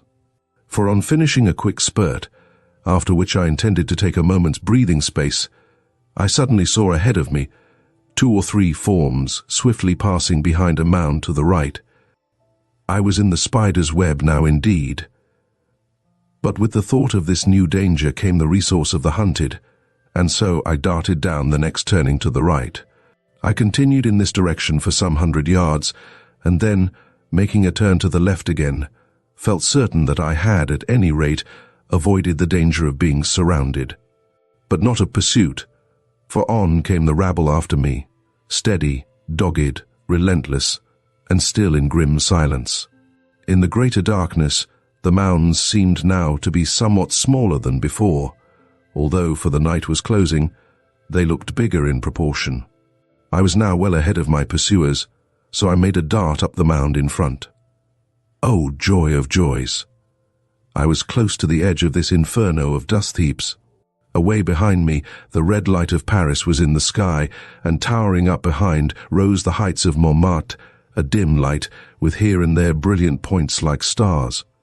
Restored to vigor in a moment, I ran over the few remaining mounds of decreasing size, and found myself on the level land beyond. Even then, however, the prospect was not inviting. All before me was dark and dismal, and I had evidently come on one of those dank, low-lying waste places which are found here and there in the neighborhood of great cities. Places of waste and desolation, where the space is required for the ultimate agglomeration of all that is noxious, and the ground is so poor as to create no desire of occupancy even in the lowest squatter. With eyes accustomed to the gloom of the evening, and away now from the shadows of those dreadful dust heaps, I could see much more easily than I could a little while ago. It might have been, of course, that the glare in the sky of the lights of Paris, though the city was some miles away, was reflected here. Howsoever it was, I saw well enough to take bearings for certainly some little distance around me. In front was a bleak flat waste that seemed almost dead level, with here and there the dark shimmering of stagnant pools. Seemingly far off on the right, amid a small cluster of scattered lights, rose a dark mass of Fort Montrouge, and away to the left in the dim distance, pointed with stray gleams from cottage windows. The lights in the sky showed the locality of Bicêtre. A moment's thought decided me to take to the right and try to reach Montrouge. There at least would be some sort of safety, and I might possibly long before come on some of the crossroads which I knew. Somewhere, not far off, must lie the strategic road made to connect the outlying chain of forts circling the city. Then I looked back. Coming over the mounds, and outlined black against the glare of the Parisian horizon, I saw several moving figures, and still away to the right several more deploying out between me and my destination. They evidently meant to cut me off in this direction, and so my choice became constricted. It lay now between going straight ahead or turning to the left. Stooping to the ground, so as to get the advantage of the horizon as a line of sight, I looked carefully in this direction, but could detect no sign of my enemies. I argued that as they had not guarded, or were not trying to guard that point, there was evidently danger to me there already. So I made up my mind to go straight on before me. It was not an inviting prospect, and as I went on, the reality grew worse. The ground became soft and oozy, and now and again gave way beneath me in a sickening kind of way. I seemed somehow to be going down, for I saw round me places seemingly more elevated than where I was, and this in a place which from a little way back seemed dead level. I looked around but could see none of my pursuers. This was strange, for all along these birds of the night had followed me through the darkness as well as though it was broad daylight. How I blamed myself for coming out in my light-colored tourist suit of tweed. The silence, and my not being able to see my enemies, whilst I felt that they were watching me, grew appalling. And in the hope of someone not of this ghastly crew hearing me, I raised my voice and shouted several times. There was not the slightest response, not even an echo rewarded my efforts. For a while I stood stock still and kept my eyes in one direction. On one of the rising places around me, I saw something dark move along, then another, and another. This was to my left and seemingly moving to head me off. I thought that again I might with my skill as a runner elude my enemies at this game, and so with all my speed darted forward. Splash! My feet had given way in a mass of slimy rubbish, and I had fallen headlong into a reeking stagnant pool. The water and the mud in which my arms sank up to the elbows was filthy and nauseous beyond description, and in the suddenness of my fall, I had actually swallowed some of the filthy stuff, which nearly choked me, and made me gasp for breath. Never shall I forget the moments during which I stood, trying to recover myself, almost fainting from the fetid odor of the filthy pool, whose white mist rose ghost-like around. Worst of all, with the acute despair of the hunted animal when he sees the pursuing pack closing on him, I saw before my eyes, whilst I stood helpless, the dark forms of my pursuers moving swiftly to surround me. It is curious how our minds work on odd matters, even when the energies of thought are seemingly concentrated on some terrible and pressing need. I was in momentary peril of my life. My safety depended on my action, and my choice of alternatives coming now with almost every step I took, and yet I could not but think of the strange dogged persistency of these old men. Their silent resolution, their steadfast, grim persistency, even in such a cause commanded, as well as fear, even a measure of respect. What must they have been in the vigor of their youth? I could understand now that whirlwind rush on the bridge of Arcola, that scornful exclamation of the old guard at Waterloo. Unconscious cerebration has its own pleasures, even at such moments, but fortunately, it does not in any way clash with the thought from which action springs. I realized at a glance that so far I was defeated in my object, my enemies as yet had won. They had succeeded in surrounding me on 3 sides, and were bent on driving me off to the left hand, where there was already some danger for me, for they had left no guard. I accepted the alternative. It was a case of Hobson's choice and run. I had to keep the lower ground, for my pursuers were on the higher places. However, though the ooze and broken ground impeded me, my youth and training made me able to hold my ground, and by keeping a diagonal line, I not only kept them from gaining on me, but even began to distance them. This gave me new heart and strength, and by this time, habitual training was beginning to tell, and my second wind had come. Before me the ground rose slightly. I rushed up the slope and found before me a waste of watery slime, with a low dike or bank looking black and grim beyond. I felt that if I could but reach that dike in safety, I could there, with solid ground under my feet and some kind of path to guide me, find with comparative ease a way out of my troubles. After a glance right and left and seeing no one near, I kept my eyes for a few minutes to their rightful work of aiding my feet whilst I crossed the swamp. It was rough, hard work, but there was little danger, merely toil, and a short time took me to the dike. I rushed up the slope exulting, But here again, I met a new shock. On either side of me rose a number of crouching figures. From right and left, they rushed at me. Each body held a rope. The cordon was nearly complete. I could pass on neither side, and the end was near. There was only one chance, and I took it. I hurled myself across the dike, and escaping out of the very clutches of my foes, threw myself into the stream. At any other time I should have thought that water foul and filthy, but now it was as welcome as the most crystal stream to the parched traveler. It was a highway of safety. My pursuers rushed after me. Had only one of them held the rope, it would have been all up with me, for he could have entangled me before I had time to swim a stroke. But the many hands holding it embarrassed and delayed them, and when the rope struck the water, I heard the splash well behind me. A few minutes' hard swimming took me across the stream. Refreshed with the immersion and encouraged by the escape, I climbed the dike in comparative gaiety of spirits. From the top I looked back. Through the darkness I saw my assailants scattering up and down along the dike. The pursuit was evidently not ended, and again I had to choose my course. Beyond the dike where I stood was a wild, swampy space very similar to that which I had crossed. I determined to shun such a place, and thought for a moment whether I would take up or down the dike. I thought I heard a sound, the muffled sound of oars, so I listened, and then shouted. No response, but the sound ceased. My enemies had evidently got a boat of some kind. As they were on the upside of me, I took the down path and began to run. As I passed to the left of where I had entered the water, I heard several splashes, soft and stealthy, like the sound a rat makes as he plunges into the stream, but vastly greater, and as I looked, I saw the dark sheen of the water broken by the ripples of several advancing heads.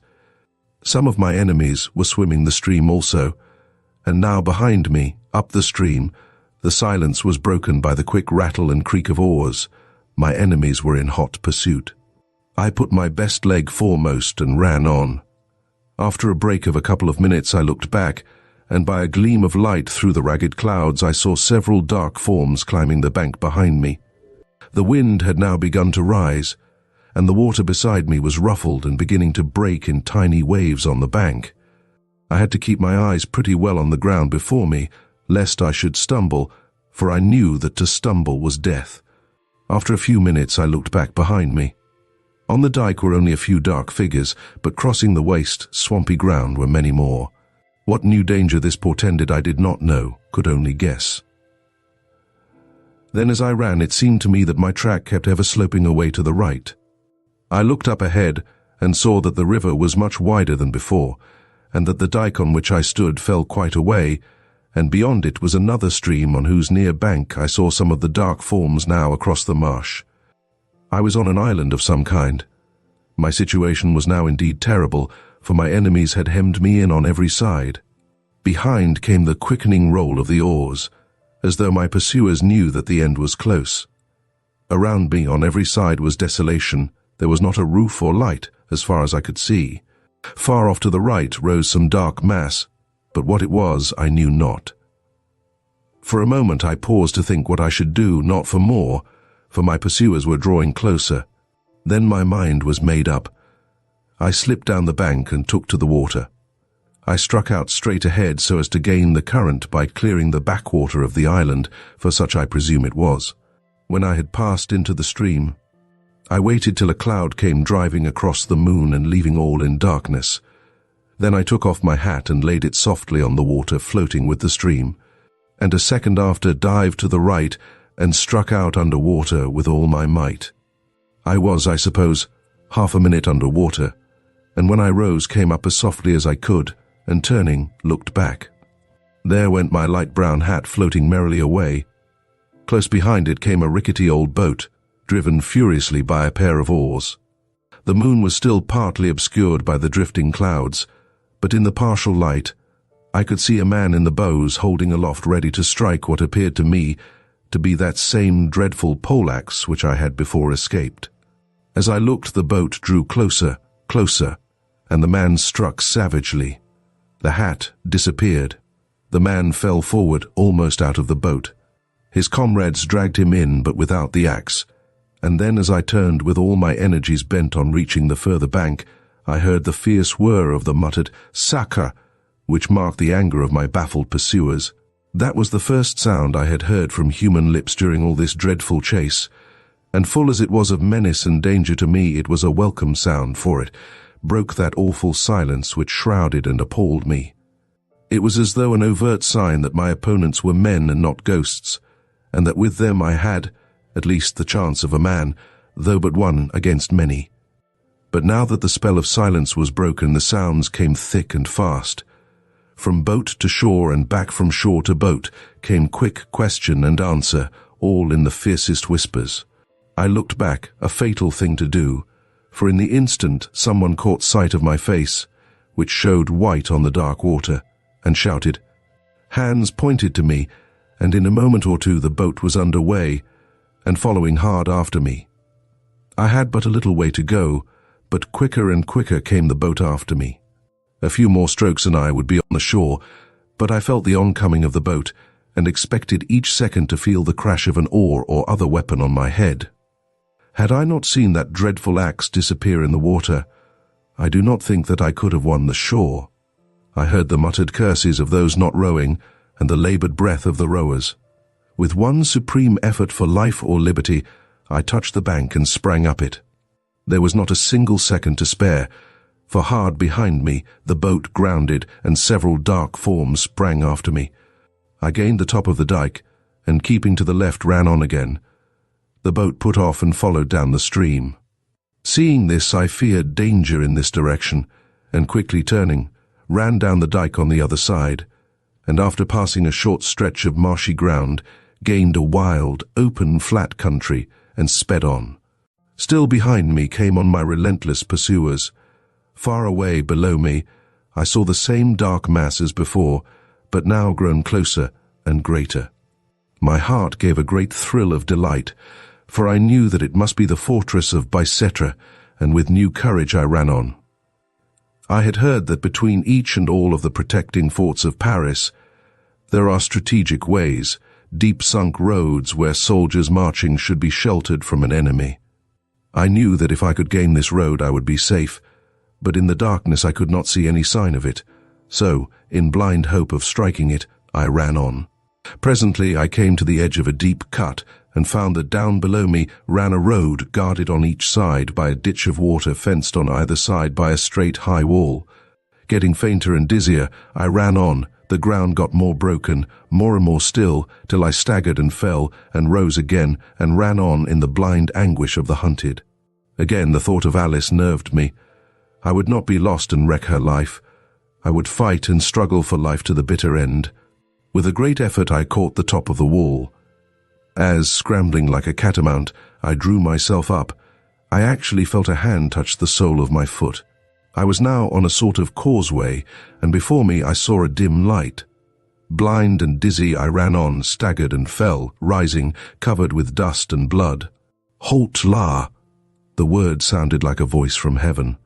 A blaze of light seemed to enwrap me, and I shouted with joy. Qui va là? The rattle of musketry, the flash of steel before my eyes. Instinctively I stopped, though close behind me came a rush of my pursuers. Another word or two, and out from a gateway poured, as it seemed to me, a tide of red and blue, as the guard turned out. All around seemed blazing with light, and the flash of steel, the clink and rattle of arms, and the loud, harsh voices of command. As I fell forward, utterly exhausted, a soldier caught me. I looked back in dreadful expectation, and saw the mass of dark forms disappearing into the night. Then I must have fainted. When I recovered my senses, I was in the guard-room. They gave me brandy, and after a while I was able to tell them something of what had passed.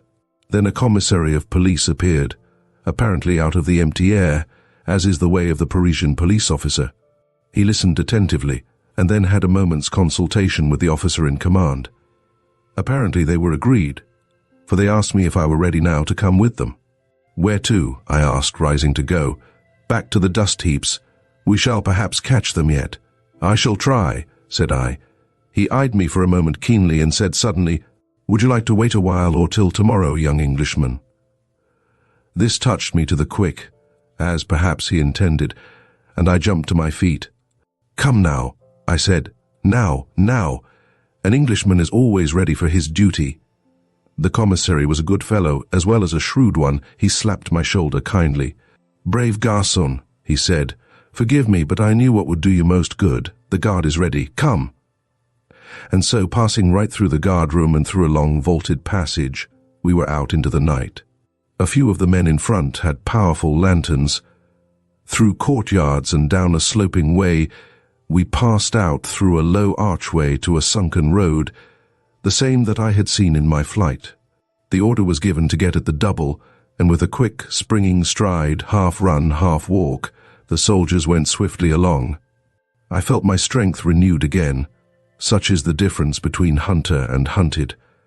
A very short distance took us to a low-lying pontoon bridge across the stream, and evidently very little higher up than I had struck it.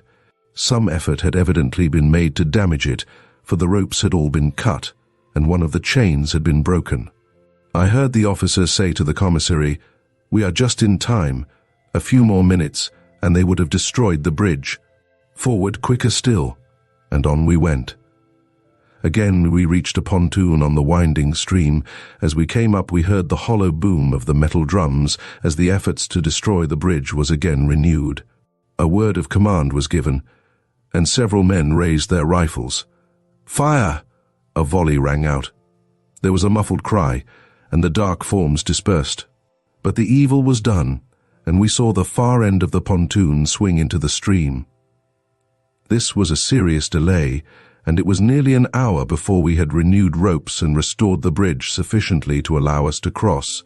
We renewed the chase. Quicker, quicker we went towards the dust heaps. After a time we came to a place that I knew. There were the remains of a fire. A few smouldering wood ashes still cast a red glow, but the bulk of the ashes were cold. I knew the site of the hut and the hill behind it up which I had rushed, and in the flickering glow, the eyes of the rat still shone with a sort of phosphorescence. The commissary spoke a word to the officer, and he cried, "Halt!" The soldiers were ordered to spread around and watch, and then we commenced to examine the ruins.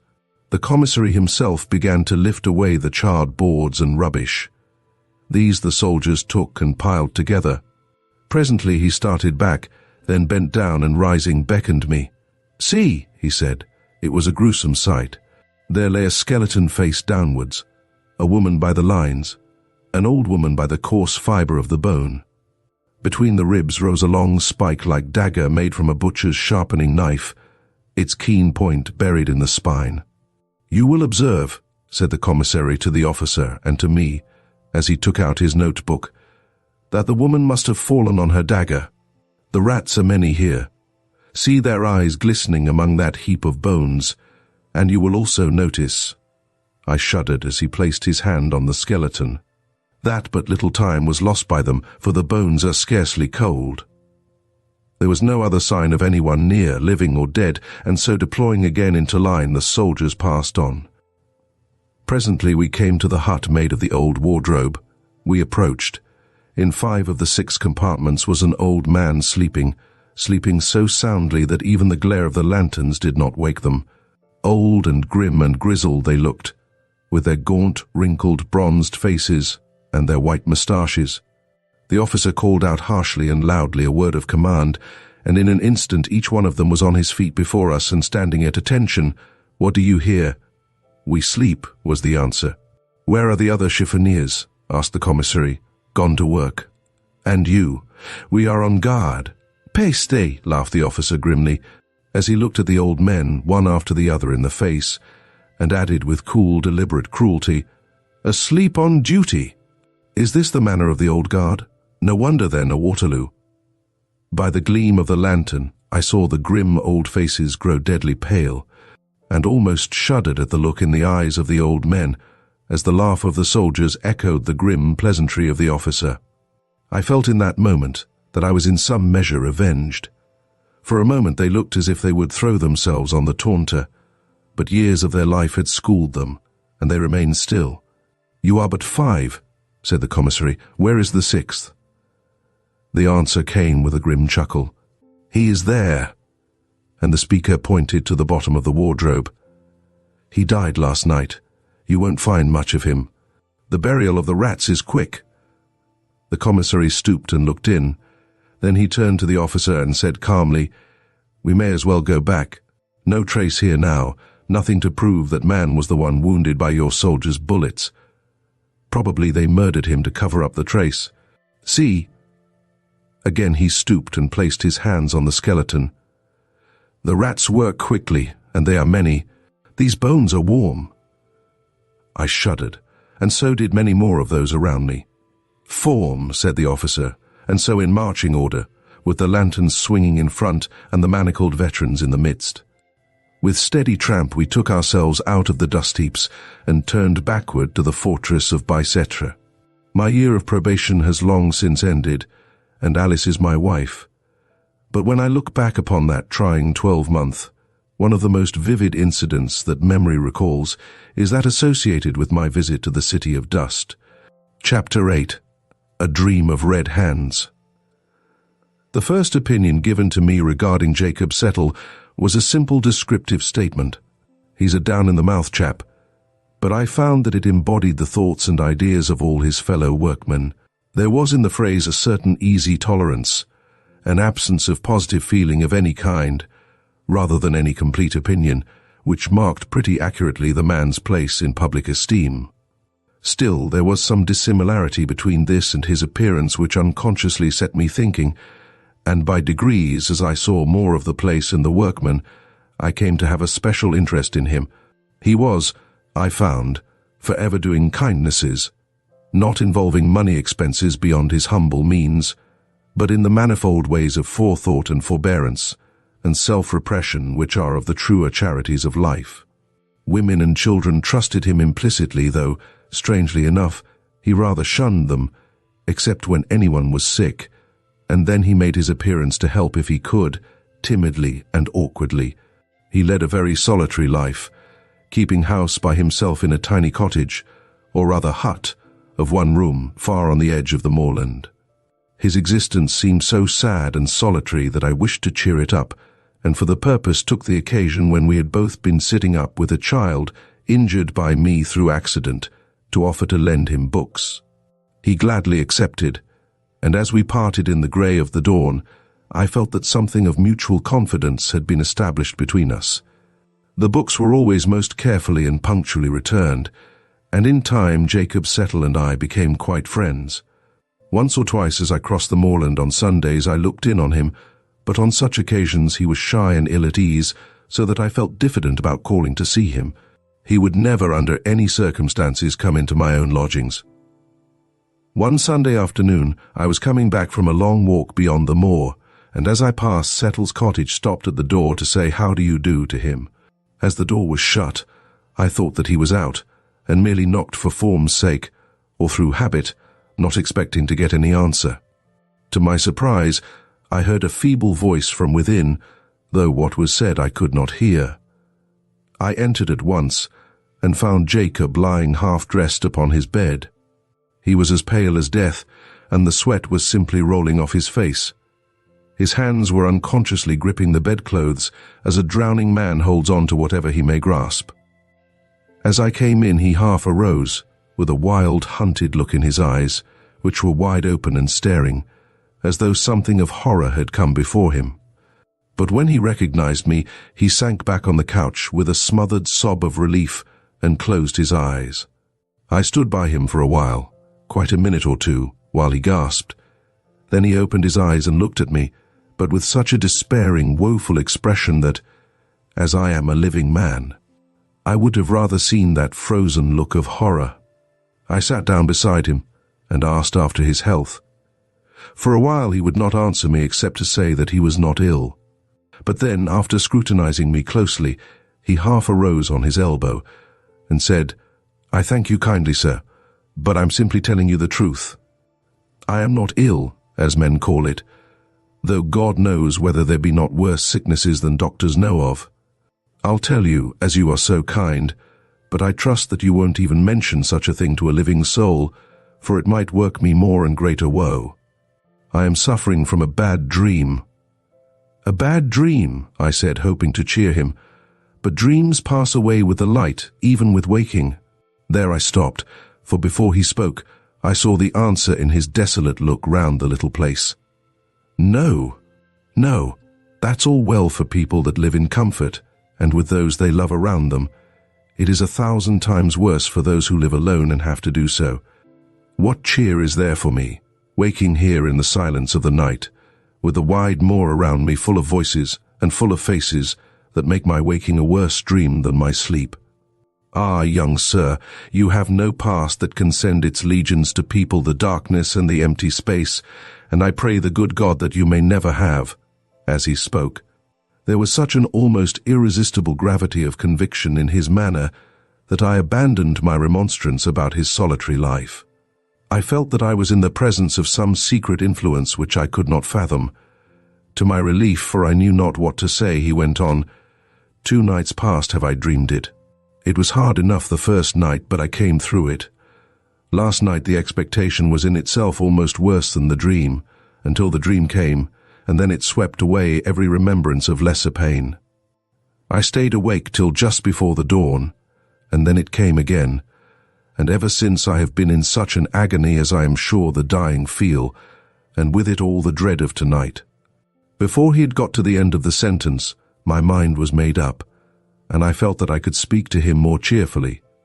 "Try and get to sleep early tonight, in fact, before the evening has passed away. The sleep will refresh you, and I promise you there will not be any bad dreams after tonight." He shook his head hopelessly, so I sat a little longer, and then left him. When I got home, I made my arrangements for the night, for I had made up my mind to share Jacob Settle's lonely vigil in his cottage on the moor. I judged that if he got to sleep before sunset, he would wake well before midnight, and so, just as the bells of the city were striking 11, I stood opposite his door armed with a bag, in which were my supper, an extra-large flask, a couple of candles, and a book. The moonlight was bright and flooded the whole moor till it was almost as light as day, but ever and anon black clouds drove across the sky and made a darkness which by comparison seemed almost tangible. I opened the door softly and entered without waking Jacob, who lay asleep with his white face upward. He was still, and again bathed in sweat. I tried to imagine what visions were passing before those closed eyes which could bring with them the misery and woe which were stamped on the face, but fancy failed me, and I waited for the awakening. It came suddenly, and in a fashion which touched me to the quick, for the hollow groan that broke from the man's white lips as he half arose and sank back was manifestly the realization or completion of some train of thought which had gone before. "If this be dreaming," said I to myself, "then it must be based on some very terrible reality. What can have been that unhappy fact that he spoke of?" While I thus spoke, he realized that I was with him. It struck me as strange that he had no period of that doubt as to whether dream or reality surrounded him, which commonly marks an expected environment of waking men. With a positive cry of joy, he seized my hand and held it in his 2 wet, trembling hands, as a frightened child clings on to someone whom it loves.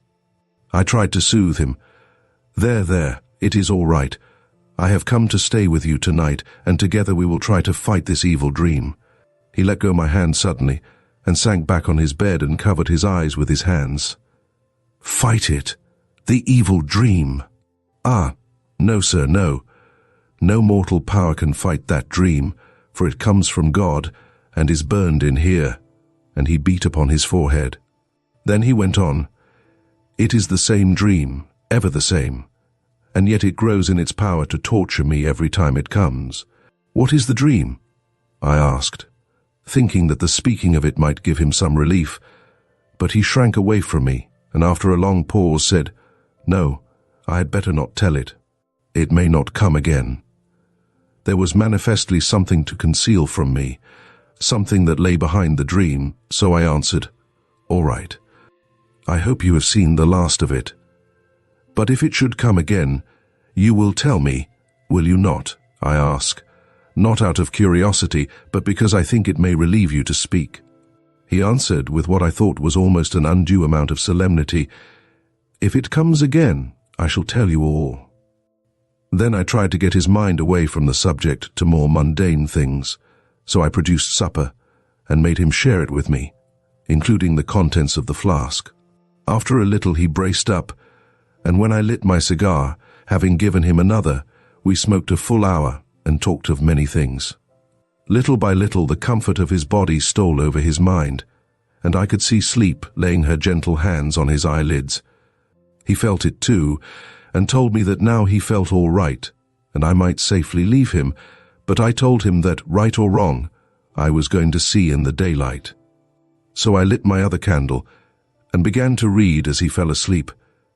By degrees I got interested in my book, so interested that presently I was startled by its dropping out of my hands.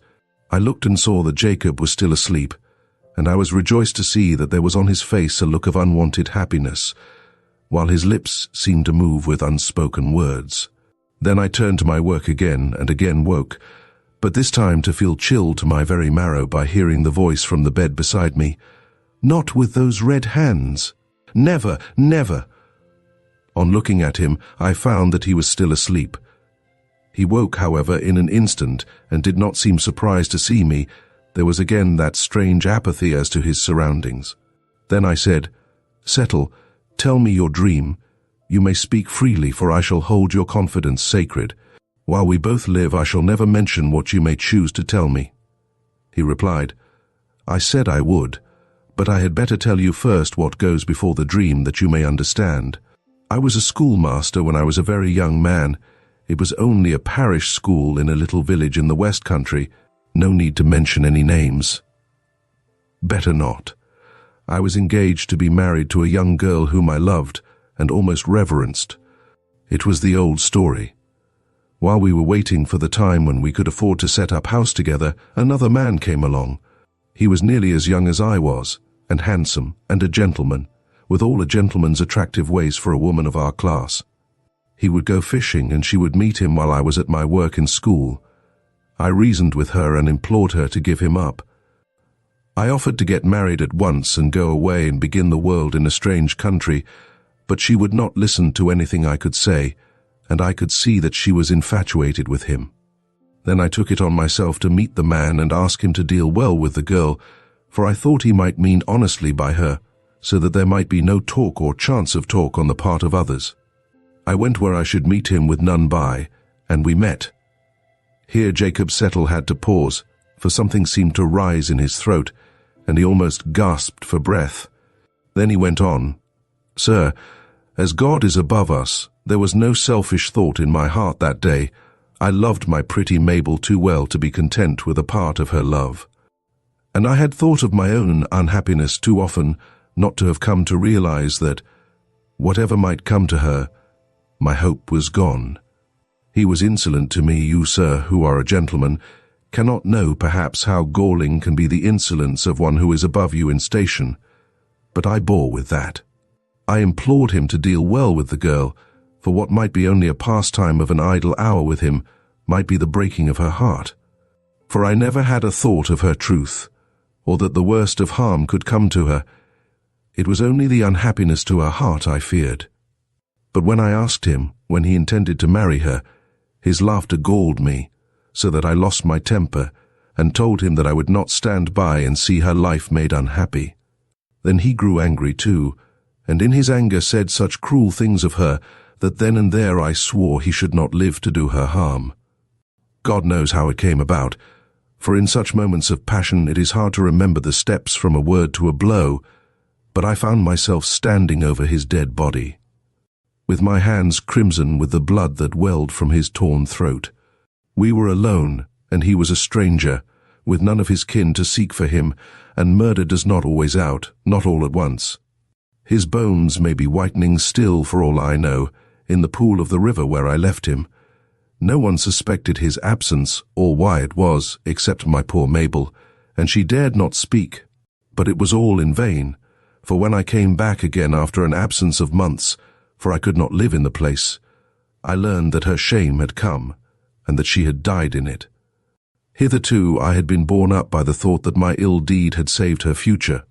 But now, when I learned that I had been too late, and that my poor love was smirched with that man's sin, I fled away with a sense of my useless guilt upon me more heavily than I could bear. Ah, sir, you that have not done such a sin don't know what it is to carry it with you. You may think that custom makes it easy to you, but it is not so. It grows and grows with every hour, till it becomes intolerable, and with it growing too the feeling that you must forever stand outside heaven. You don't know what that means, and I pray God that you never may. Ordinary men to whom all things are possible don't often, if ever, think of heaven. It is a name and nothing more, and they are content to wait and let things be. But to those who are doomed to be shut out forever, you cannot think what it means. You cannot guess or measure the terrible endless longing to see the gates opened and to be able to join the white figures within. And this brings me to my dream. It seemed that the portal was before me, with great gates of massive steel with bars of the thickness of a mast rising to the very clouds. And so close that between them was just a glimpse of a crystal grotto, on whose shining walls were figured many white-clad forms with faces radiant with joy. When I stood before the gate, my heart and my soul were so full of rapture and longing that I forgot. And there stood at the gate 2 mighty angels with sweeping wings, and oh so stern of countenance. They held each in one hand a flaming sword, and in the other the latchet, which moved to and fro at their lightest touch.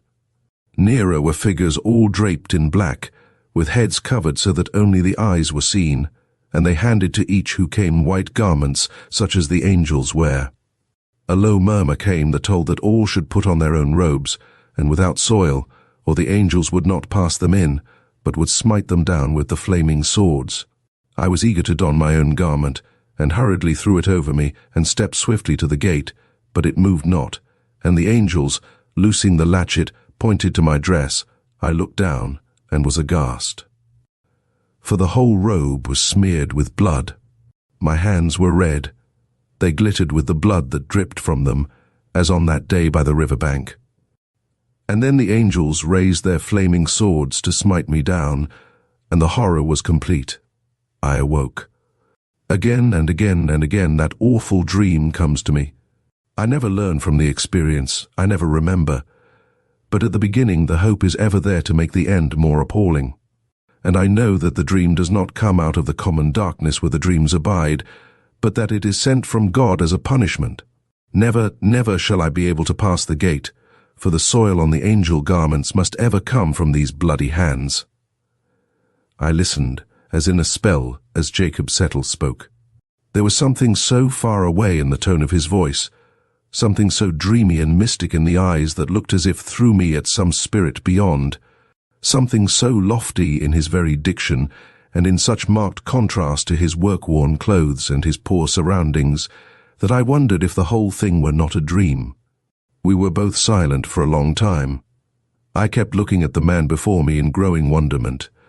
Now that his confession had been made, his soul, which had been crushed to the very earth, seemed to leap back again to uprightness with some resilient force. I suppose I ought to have been horrified with his story, but, strange to say, I was not.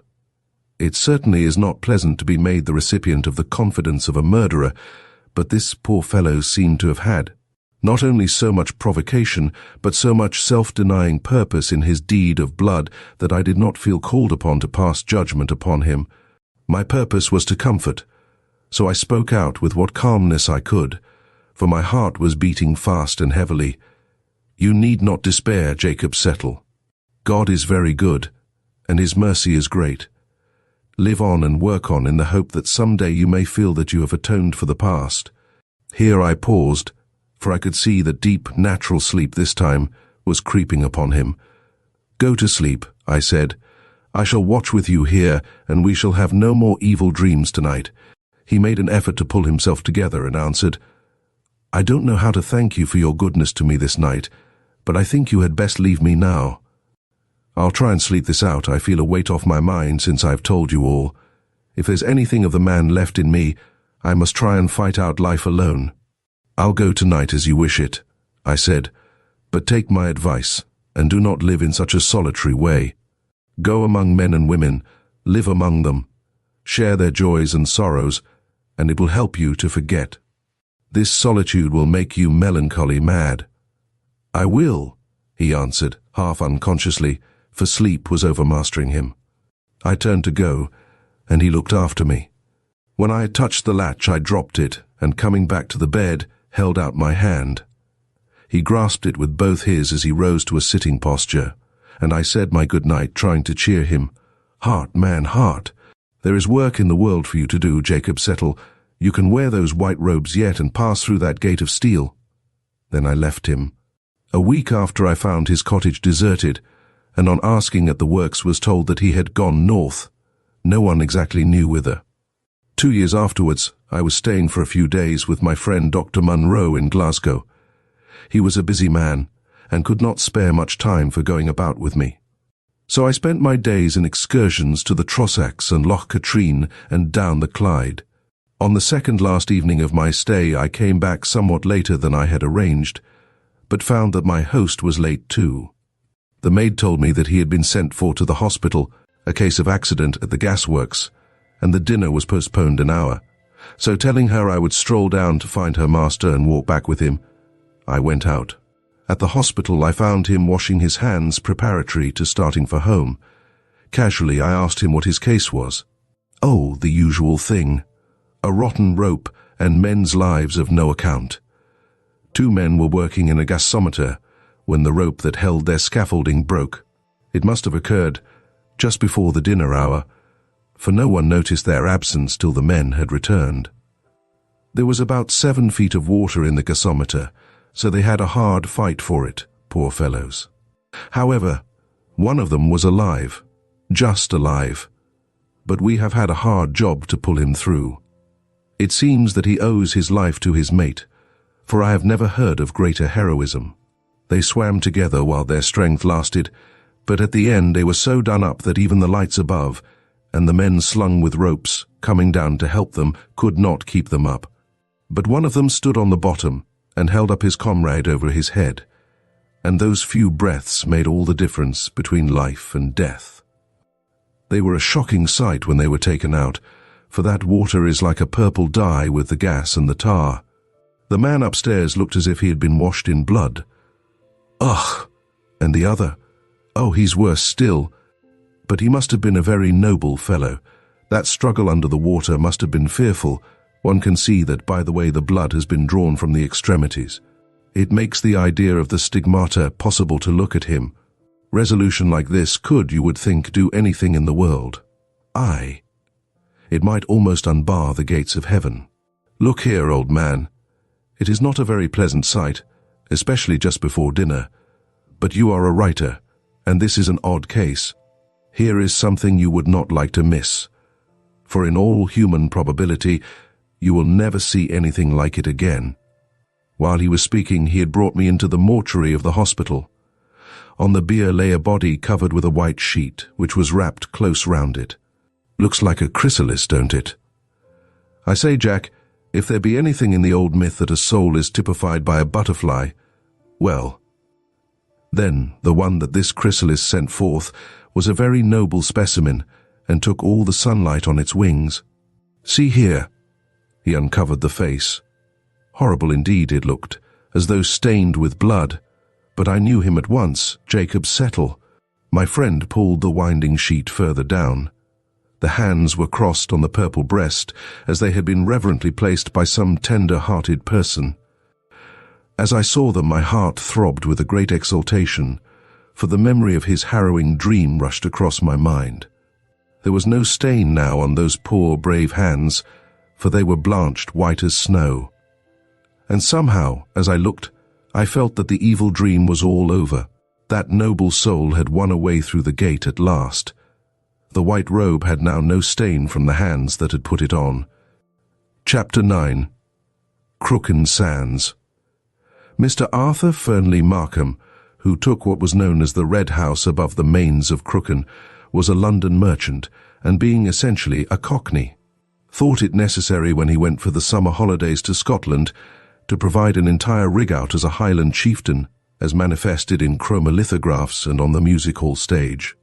He had once seen in the Empire the great prince, the Bounder King, bring down the house by appearing as the Mac slogan of that ilk and singing the celebrated Scotch song, "There's naething like haggis to mak a mon dry," and he had ever since preserved in his mind a faithful image of the picturesque and warlike appearance which he presented. Indeed, if the true inwardness of Mr. Markham's mind on the subject of his selection of Aberdeenshire as a summer resort were known, it would be found that in the foreground of the holiday locality, which his fancy painted, stalked the many-hued figure of the MacSlogan of that ilk. However, be this as it may, a very kind fortune, certainly so far as external beauty was concerned, led him to the choice of Crooken Bay. It is a lovely spot between Aberdeen and Peterhead, just under the rock-bound headland whence the long, dangerous reefs, known as the Spurs, run out into the North Sea. Between this and the Mains of Crooken, a village sheltered by the northern cliffs, lies the deep bay, backed with a multitude of bent-grown dunes where the rabbits are to be found in thousands. Thus at either end of the bay is a rocky promontory, and when the dawn or the sunset falls on the rocks of red syenite, the effect is very lovely. The bay itself is floored with level sand, and the tide runs far out, leaving a smooth waste of hard sand on which are dotted here and there the stake nets and bag nets of the salmon fishers.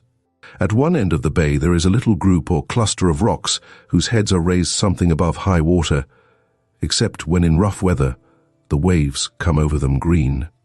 At low tide they are exposed down to sand level, and here is perhaps the only little bit of dangerous sand on this part of the eastern coast. Between the rocks, which are apart about some 50 feet, is a small quicksand, which, like the Goodwins, is dangerous only with the incoming tide. It extends outwards till it is lost in the sea, and inwards till it fades away in the hard sand of the upper beach. On the slope of the hill which rises beyond the dunes, midway between the Spurs and the port of Crooken, is the Red House. It rises from the midst of a clump of fir trees which protect it on 3 sides, leaving the whole sea front open. A trim, old-fashioned garden stretches down to the roadway, on crossing which a grassy path, which can be used for light vehicles, threads away to the shore, winding amongst the sand hills. When the Markham family arrived at the Red House, after their 36 hours of pitching on the Aberdeen steamer Ban Rye from Blackwall, with the subsequent train to Yellon and drive of 12 miles, they all agreed that they had never seen a more delightful spot. The general satisfaction was more marked, as at that very time none of the family were, for several reasons, inclined to find favourable anything or any place over the Scottish border. Though the family was a large one, the prosperity of the business allowed them all sorts of personal luxuries, amongst which was a wide latitude in the way of dress. The frequency of the Markham girls' new frocks was a source of envy to their bosom friends, and of joy to themselves. Arthur Fernley Markham had not taken his family into his confidence regarding his new costume. He was not quite certain that he should be free from ridicule, or at least from sarcasm, and as he was sensitive on the subject, he thought it better to be actually in the suitable environment before he allowed the full splendor to burst upon them. He had taken some pains to ensure the completeness of the Highland costume. For the purpose he had paid many visits to the Scotch all-wool tartan clothing mart, which had been lately established in Copthall Court by the Messrs. McCallum Moore and Roderick MacDhu. He had anxious consultations with the head of the firm, McCallum as he called himself, resenting any such additions as Mr. or Esquire. The known stock of buckles, buttons, straps, brooches, and ornaments of all kinds were examined in critical detail, and at last an eagle's feather of sufficiently magnificent proportions was discovered, and the equipment was complete. It was only when he saw the finished costume, with the vivid hues of the tartan seemingly modified into comparative sobriety by the multitude of silver fittings, the cairngorm brooches, the philibeg, dirk and sporran, that he was fully and absolutely satisfied with his choice. At first he had thought of the Royal Stuart dress tartan, but abandoned it on the McCallum, pointing out that if he should happen to be in the neighbourhood of Balmoral, it might lead to complications. The McCallum, who, by the way, spoke with a remarkable Cockney accent, suggested other plaids in turn. But now that the other question of accuracy had been raised, Mr. Markham foresaw difficulties if he should by chance find himself in the locality of the clan whose colours he had usurped. The McCallum at last undertook to have, at Markham's expense, a special pattern woven, which would not be exactly the same as any existing tartan, though partaking of the characteristics of many.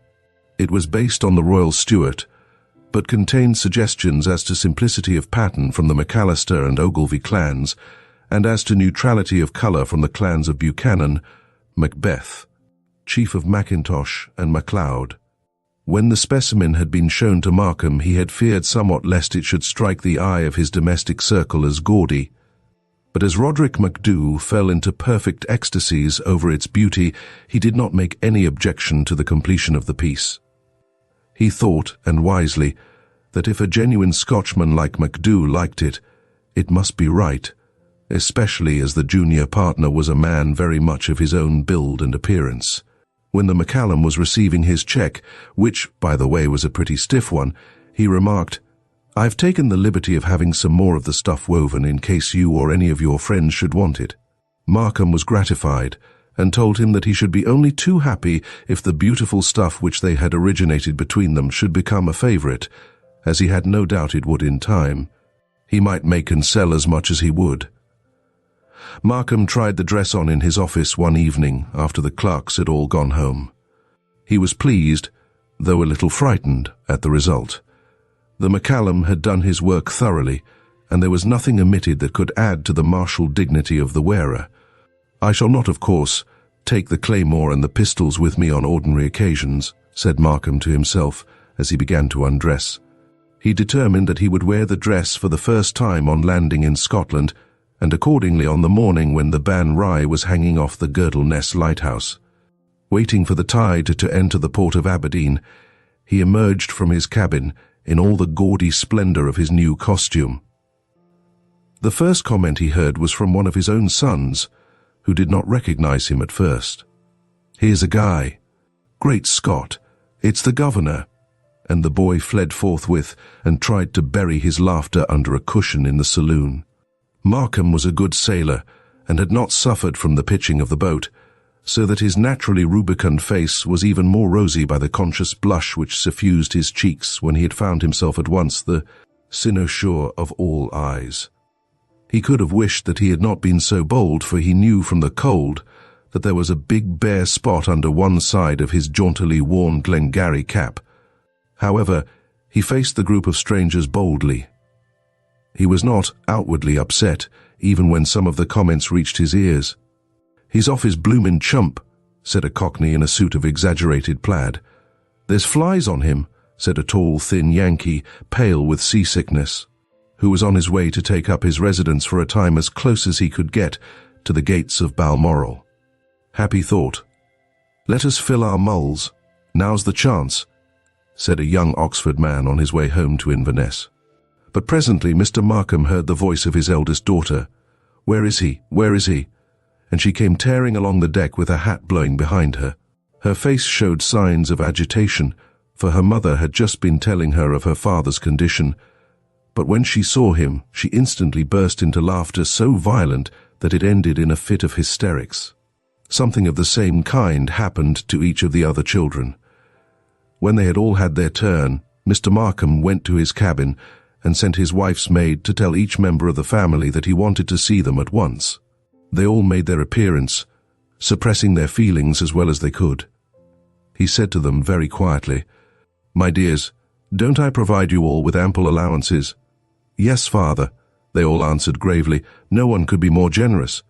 "Don't I let you dress as you please?" "Yes, father," this a little sheepishly. "Then, my dears, don't you think it would be nicer and kinder of you not to try and make me feel uncomfortable, even if I do assume a dress which is ridiculous in your eyes, though quite common enough in the country where we are about to sojourn?" There was no answer except that which appeared in their hanging heads. He was a good father, and they all knew it. He was quite satisfied, and went on, "There now, run away and enjoy yourselves. We shan't have another word about it." Then he went on deck again, and stood bravely the fire of ridicule which he recognized around him, though nothing more was said within his hearing. The astonishment and the amusement which his get-up occasioned on the Ban Rye was, however, nothing to that which it created in Aberdeen. The boys and loafers, and women with babies, who waited at the landing shed, followed en masse as the Markham party took their way to the railway station. Even the porters with their old-fashioned knots and their new-fashioned barrows, who await the traveller at the foot of the gangplank, followed in wondering delight. Fortunately, the Peterhead train was just about to start, so that the martyrdom was not unnecessarily prolonged. In the carriage, the glorious Highland costume was unseen, and as there were but few persons at the station at Yellon, all went well there. When, however, the carriage drew near the mains of Crooken, and the fisher folk had run to their doors to see who it was that was passing, the excitement exceeded all bounds. The children with one impulse waved their bonnets and ran shouting behind the carriage. The men forsook their nets and their baiting and followed. The women clutched their babies and followed also. The horses were tired after their long journey to Yellon and back, and the hill was steep, so that there was ample time for the crowd to gather and even to pass on ahead. Mrs. Markham and the elder girls would have liked to make some protest or to do something to relieve their feelings of chagrin at the ridicule which they saw on all faces. But there was a look of fixed determination on the face of the seeming Highlander, which awed them a little, and they were silent. It might have been that the eagle's feather, even when arising above the bald head, the cairngorm brooch, even on the fat shoulder, and the claymore, dirk and pistols, even when belted round the extensive paunch and protruding from the stocking on the sturdy calf, fulfilled their existence as symbols of martial and terrifying import. When the party arrived at the gate of the Red House, there awaited them a crowd of Crooken inhabitants, hatless and respectfully silent. The remainder of the population was painfully toiling up the hill. The silence was broken by only one sound, that of a man with a deep voice. "Man, but he's forgotten the pipes." The servants had arrived some days before, and all things were in readiness. In the glow consequent on a good lunch, after a hard journey, all the disagreeables of travel and all the chagrin consequent on the adoption of the obnoxious costume were forgotten. That afternoon Markham, still clad in full array, walked through the mains of Crooken. He was all alone, for, strange to say, his wife and both daughters had sick headaches, and were, as he was told, lying down to rest after the fatigue of the journey. His eldest son, who claimed to be a young man, had gone out by himself to explore the surroundings of the place, and one of the boys could not be found. The other boy, on being told that his father had sent for him to come for a walk, had managed, by accident of course, to fall into the water butt, and had to be dried and rigged out afresh. His clothes not having been as yet unpacked, this was of course impossible without delay. Mr. Markham was not quite satisfied with his walk. He could not meet any of his neighbours. It was not that there were not enough people about, for every house and cottage seemed to be full. But the people when in the open were either in their doorways some distance behind him, or on the roadway a long distance in front. As he passed, he could see the tops of heads and the whites of eyes in the windows or round the corners of doors. The only interview which he had was anything but a pleasant one. This was with an odd sort of old man who was hardly ever heard to speak, except to join in the amens in the meeting-house. His sole occupation seemed to be to wait at the window of the post office from 8 o'clock in the morning till the arrival of the mail at 1, when he carried the letter-bag to a neighbouring baronial castle. The remainder of his day was spent on a seat in a draughty part of the port, where the offal of the fish, the refuse of the bait, and the house rubbish was thrown, and where the ducks were accustomed to hold high revel.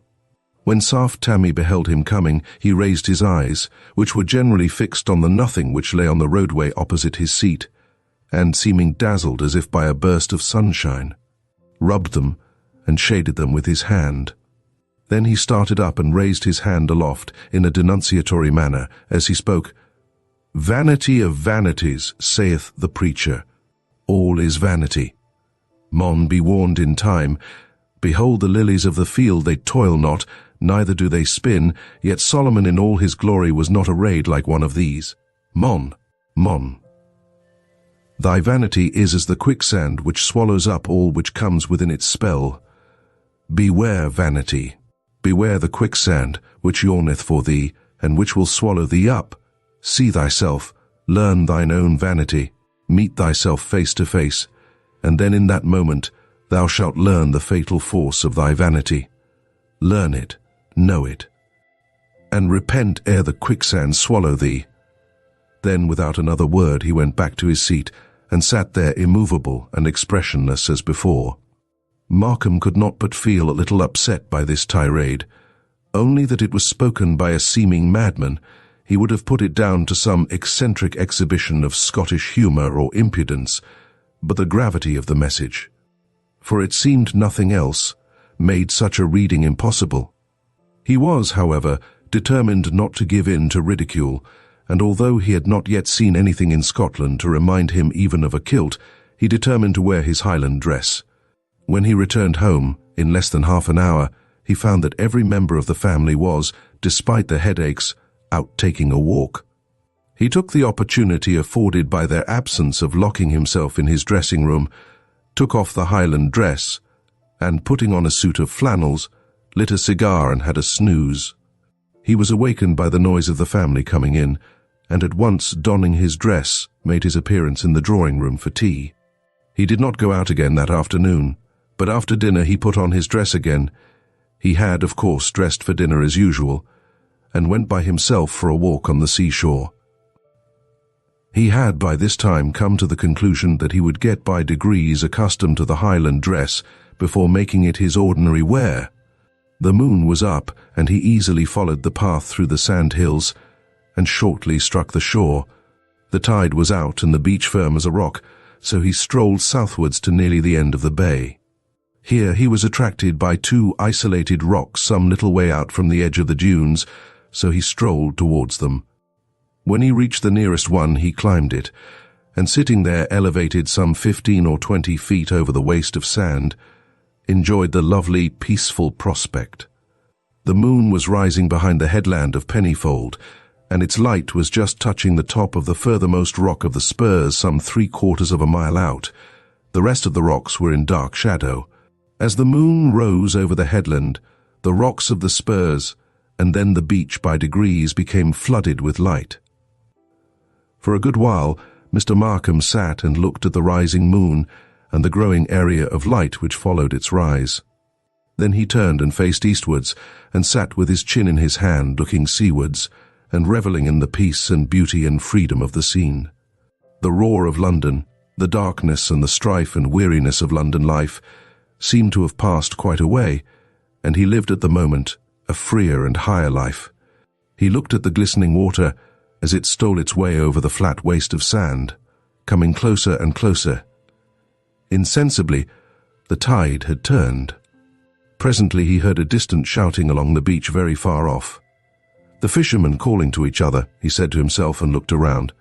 As he did so, he got a horrible shock, for though just then a cloud sailed across the moon, he saw, in spite of the sudden darkness around him, his own image.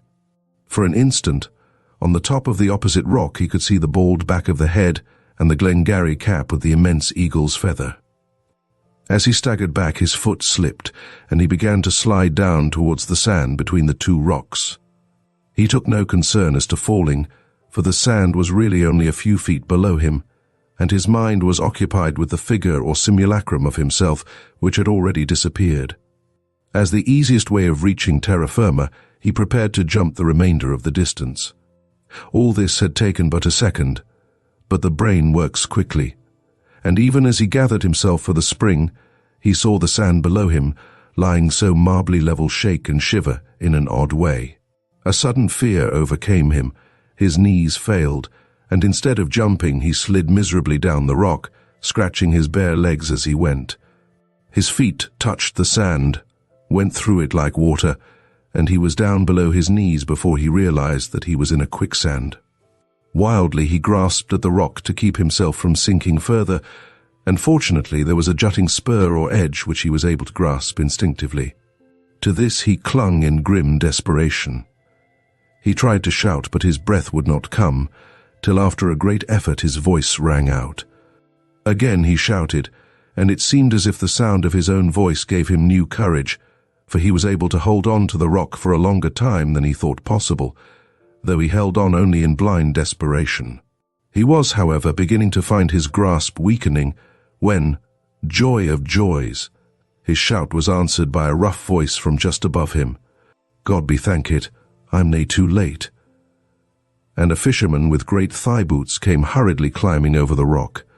In an instant he recognized the gravity of the danger, and with a cheering, "Hard fast, mon, I'm coming," scrambled down till he found a firm foothold. Then with one strong hand holding the rock above, he leaned down, and catching Markham's wrist, called out to him, "Howd to me, Mo! Hold to me with a hond." Then he lent his great strength, and with a steady, sturdy pull, dragged him out of the hungry quicksand, and placed him safe upon the rock. Hardly giving him time to draw breath, he pulled and pushed him, never letting him go for an instant, over the rock, into the firm sand beyond it, and finally deposited him, still shaking from the magnitude of his danger, high upon the beach. Then he began to speak. "Mon, but I was just in time. If I had no loft at yon foolish lads and begun to rin at the first, you'd have been sinking doon to the bowels of the earth be the new. Woolly Beagrie thocht you was a ghaist, and Tom MacPhail swore you was only like a goblin on a puddick steel." "Na," said I, "yon's but the daft Englishman, the loony that had escaped frae the waxworks. I was thinking that, being strange and silly, if not a whole-made feel, ye'd no ken the ways of the quicksand. I shouted till warn ye, and then ran to drag ye aff, if need be. But God be thanked, be ye fuel or only half daft wi' your vanity, that I was no that late." And he reverently lifted his cap as he spoke. Mr. Markham was deeply touched and thankful for his escape from a horrible death, but the sting of the charge of vanity thus made once more against him came through his humility. He was about to reply angrily, when suddenly a great awe fell upon him as he remembered the warning words of the half-crazy letter-carrier. "Meet thyself face to face, and repent ere the quicksand shall swallow thee." Here, too, he remembered the image of himself that he had seen, and the sudden danger from the deadly quicksand that had followed. He was silent a full minute, and then said, "My good fellow, I owe you my life." The answer came with reverence from the hardy fisherman. "Na, you owe that to God, but as for me, I'm only too glad to be the humble instrument of his mercy." "But you will let me thank you," said Mr. Markham, taking both the great hands of his deliverer in his, and holding them tight. "My heart is too full as yet, and my nerves are too much shaken to let me say much, but believe me, I am very, very grateful." It was quite evident that the poor old fellow was deeply touched, for the tears were running down his cheeks. The fisherman said with a rough but true courtesy, "Aye, sir, thank me and ye will, if it'll do your poor heart good. And I'm thinking that if it were me, I'd be thankful too. But, sir, as for me, I need no thanks. I am glad, so I am." That Arthur Fernley Markham was really thankful and grateful was shown practically later on. Within a week's time, there sailed into Port Crooken the finest fishing smack that had ever been seen in the harbour of Peterhead. She was fully found with sails and gear of all kinds, and with nets of the best. Her master and men went away by the coach, after having left with the salmon fisher's wife the papers which made her over to him.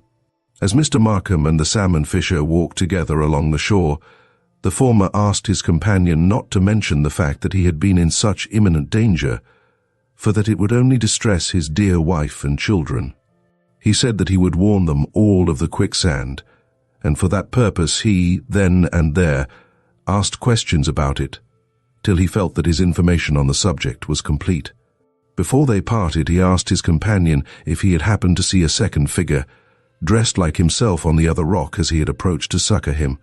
Na, came the answer.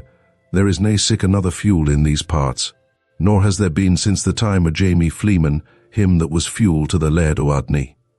Why, mon, sic a heathenish dress, as ye have on, till ye has nae been seen in these parts within the memory o' mon.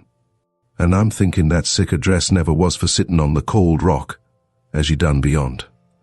Mon, but do ye no fear the rheumatism or the lumbagy were flopping doon onto the cold stains wi' your bare flesh? I was thinking that it was daft ye wore when I see the morning doon be the port, but it's fuel or idiot ye maun be for the like o' thought. Mr. Markham did not care to argue the point, and as they were now close to his own home, he asked the salmon fisher to have a glass of whisky, which he did, and they parted for the night. He took good care to warn all his family of the quicksand, telling them that he had himself been in some danger from it. All that night he never slept. He heard the hours strike one after the other, but try how he would, he could not get to sleep. Over and over again he went through the horrible episode of the quicksand, from the time that Saft Tammie had broken his habitual silence to preach to him of the sin of vanity and to warn him. The question kept ever arising in his mind, am I then so vain as to be in the ranks of the foolish? And the answer ever came in the words of the crazy prophet, vanity of vanities. All is vanity. Meet thyself face to face and repent ere the quicksand shall swallow thee. Somehow a feeling of doom began to shape itself in his mind that he would yet perish in that same quicksand. For there he had already met himself face to face. In the grey of the morning he dozed off, but it was evident that he continued the subject in his dreams, for he was fully awakened by his wife, who said, "Do sleep quietly. That blessed Highland suit has got on your brain. Don't talk in your sleep if you can help it." He was somehow conscious of a glad feeling, as if some terrible weight had been lifted from him, but he did not know any cause of it. He asked his wife what he had said in his sleep, and she answered, "You said it often enough, goodness knows, for one to remember it. Not face to face. I saw the eagle plume over the bald head. There is hope yet. Not face to face. Go to sleep, do." And then he did go to sleep, for he seemed to realize that the prophecy of the crazy man had not yet been fulfilled. He had not met himself face to face, as yet at all events. He was awakened early by a maid who came to tell him that there was a fisherman at the door who wanted to see him. He dressed himself as quickly as he could, for he was not yet expert with the Highland dress, and hurried down, not wishing to keep the salmon fisher waiting. He was surprised and not altogether pleased to find that his visitor was none other than Saft Tammie, who at once opened fire on him. "I maun gang ower to the post, but I thought that I would waste an hour on ye, and Caroon just to see if you war still that fool wi' vanity as on the nicht gane by, and I see that you've no learned the lesson. Well, the time is comin' sure enocht. However, I have all the time i' the mornings to my ain cell, so I'll look round just till see how ye gang your engate to the quicksan. And then to the dale. I'm aft till ma walk the new." And he went straightway, leaving Mr. Markham considerably vexed, for the maids within earshot were vainly trying to conceal their giggles. He had fairly made up his mind to wear on that day ordinary clothes, but the visit of Saft Tammie reversed his decision. He would show them all that he was not a coward, and he would go on as he had begun, come what might. When he came to breakfast in full martial panoply, the children, one and all, held down their heads, and the backs of their necks became very red indeed. As, however, none of them laughed, except Titus, the youngest boy, who was seized with a fit of hysterical choking and was promptly banished from the room. He could not reprove them, but began to break his egg with a sternly determined air. It was unfortunate that as his wife was handing him a cup of tea, one of the buttons of his sleeve caught in the lace of her morning wrapper, with the result that the hot tea was spilt over his bare knees. Not unnaturally he made use of a swear word, whereupon his wife, somewhat nettled, spoke out, "Well, Arthur, if you will make such an idiot of yourself with that ridiculous costume, what else can you expect? You are not accustomed to it, and you never will be." In answer he began an indignant speech with, "Madam," but he got no further, for now that the subject was broached, Mrs. Markham intended to have her say out. It was not a pleasant say, and truth to tell, it was not said in a pleasant manner. A wife's manner seldom is pleasant when she undertakes to tell what she considers truths to her husband. The result was that Arthur Fernley Markham undertook, then and there, that during his stay in Scotland he would wear no other costume than the one she abused. Woman like his wife had the last word, given in this case with tears. "Very well, Arthur. Of course you will do as you choose. Make me as ridiculous as you can, and spoil the poor girl's chances in life. Young men don't seem to care, as a general rule, for an idiot father-in-law. but I must warn you that your vanity will someday get a rude shock if indeed you are not before then in an asylum or dead." It was manifest after a few days that Mr. Markham would have to take the major part of his outdoor exercise by himself. The girls now and again took a walk with him, chiefly in the early morning or late at night, or on a wet day when there would be no one about. They professed to be willing to go out at all times, but somehow something always seemed to occur to prevent it. The boys could never be found at all on such occasions, and as to Mrs. Markham, she sternly refused to go out with him on any consideration, so long as he should continue to make a fool of himself. On the Sunday he dressed himself in his habitual broadcloth, for he rightly felt that church was not a place for angry feelings, but on Monday morning he resumed his Highland garb. By this time he would have given a good deal if he had never thought of the dress, but his British obstinacy was strong, and he would not give in. Saft Tammy called at his house every morning, and not being able to see him nor to have any message taken to him, used to call back in the afternoon when the letter bag had been delivered and watched for his going out. On such occasions he never failed to warn him against his vanity in the same words which he had used at the first. Before many days were over, Mr. Markham had come to look upon him as little short of a scourge. By the time the week was out, the enforced partial solitude, the constant chagrin, and the never-ending brooding which was thus engendered, began to make Mr. Markham quite ill. He was too proud to take any of his family into his confidence, since they had, in his view, treated him very badly. Then he did not sleep well at night, and when he did sleep he had constantly bad dreams.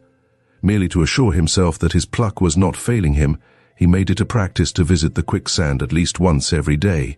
He hardly ever failed to go there the last thing at night. It was perhaps this habit that wrought the quicksand with its terrible experience so perpetually into his dreams. More and more vivid these became, till on waking at times he could hardly realize that he had not been actually in the flesh to visit the fatal spot. He sometimes thought that he might have been walking in his sleep. One night his dream was so vivid that when he awoke he could not believe that it had only been a dream. He shut his eyes again and again, but each time the vision, if it was a vision, or the reality, if it was a reality, would rise before him. The moon was shining full and yellow over the quicksand. As he approached it, he could see the expanse of light shaken and disturbed and full of black shadows, as the liquid sand quivered and trembled and wrinkled and eddied as was its wont between its pauses of marble calm. As he drew close to it, another figure came towards it from the opposite side with equal footsteps.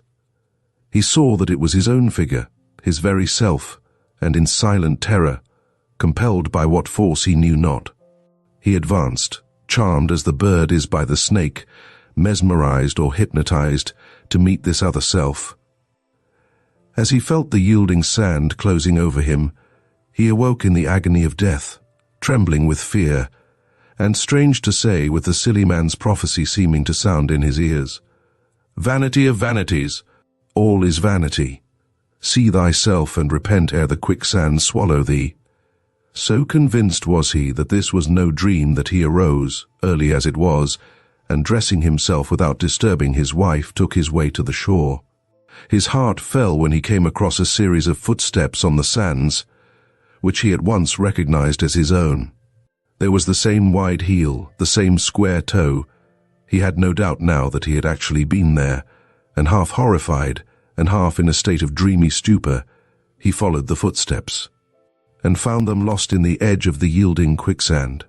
This gave him a terrible shock, for there were no return steps marked on the sand, and he felt that there was some dread mystery which he could not penetrate, and the penetration of which would, he feared, undo him. In this state of affairs he took two wrong courses. Firstly, he kept his trouble to himself, and, as none of his family had any clue to it, every innocent word or expression which they used supplied fuel to the consuming fire of his imagination. Secondly, he began to read books professing to bear upon the mysteries of dreaming and of mental phenomena generally, with the result that every wild imagination of every crank or half-crazy philosopher became a living germ of unrest in the fertilizing soil of his disordered brain. Thus, negatively and positively, all things began to work to a common end. Not the least of his disturbing causes was Saft Tammie, who had now become at certain times of the day a fixture at his gate. After a while, being interested in the previous state of this individual, he made inquiries regarding his past with the following result. Saft Tammie was popularly believed to be the son of a laird in one of the counties round the Firth of Forth. He had been partially educated for the ministry, but for some cause which no one ever knew threw up his prospects suddenly, and, going to Peterhead in its days of whaling prosperity, had there taken service on a whaler. Here off and on he had remained for some years, getting gradually more and more silent in his habits, till finally his shipmates protested against so taciturn a mate, and he had found service amongst the fishing smacks of the Northern Fleet. He had worked for many years at the fishing, with always the reputation of being a wee bit daft, till at length he had gradually settled down at Crooken, where the laird, doubtless knowing something of his family history, had given him a job which practically made him a pensioner. The minister who gave the information finished thus: "It is a very strange thing, but the man seems to have some odd kind of gift. Whether it be that second sight which we Scotch people are so prone to believe in, or some other occult form of knowledge, I know not. But nothing of a disastrous tendency ever occurs in this place, but the men with whom he lives are able to quote after the event some saying of his which certainly appears to have foretold it. He gets uneasy or excited, wakes up, in fact, when death is in the air." This did not in any way tend to lessen Mr. Markham's concern, but on the contrary seemed to impress the prophecy more deeply on his mind. Of all the books which he had read on his new subject of study, none interested him so much as a German one, Die Doppelgänger, by Dr. Heinrich von Aschenberg, formerly of Bonn. Here he learned for the first time of cases where men had led a double existence, each nature being quite apart from the other, the body being always a reality with one spirit, and a simulacrum with the other. Needless to say that Mr. Markham realized this theory as exactly suiting his own case. The glimpse which he had of his own back the night of his escape from the quicksand, his own footmarks disappearing into the quicksand with no return steps visible, the prophecy of Saft Tammie about his meeting himself and perishing in the quicksand, all lent aid to the conviction that he was in his own person an instance of the doppelganger. Being then conscious of a double life, he took steps to prove its existence to his own satisfaction. To this end, on one night before going to bed, he wrote his name in chalk on the soles of his shoes. That night he dreamed of the quicksand, and of his visiting it, dreamed so vividly that on walking in the grey of the dawn he could not believe that he had not been there. Arising, without disturbing his wife, he sought his shoes. The chalk signatures were undisturbed. He dressed himself and stole out softly. This time the tide was in, so he crossed the dunes and struck the shore on the further side of the quicksand.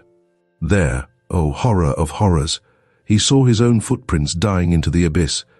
He went home a desperately sad man.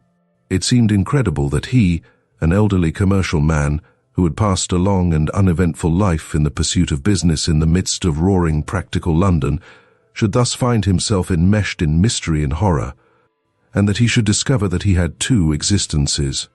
He could not speak of his trouble even to his own wife, for well he knew that she would at once require the fullest particulars of that other life, the one which she did not know, and that she would at the start not only imagine, but charge him with all manner of infidelities on the head of it.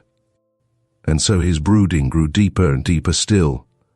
One evening, the tide then going out, and the moon being at the full, he was sitting waiting for dinner, when the maid announced that Saft Tammie was making a disturbance outside, because he would not be let in to see him. He was very indignant, but did not like the maid to think that he had any fear on the subject, and so told her to bring him in. Tammie entered, walking more briskly than ever, with his head up and a look of vigorous decision in the eyes that were so generally cast down.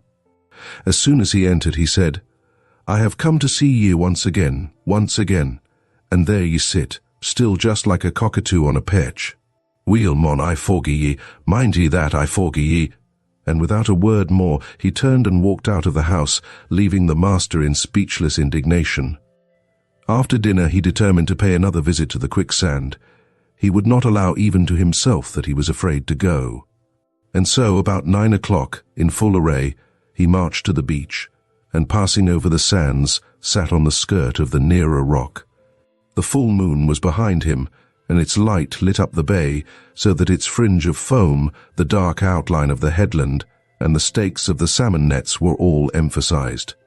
In the brilliant yellow glow, the lights in the windows of Port Crooken and in those of the distant castle of the Laird trembled like stars through the sky.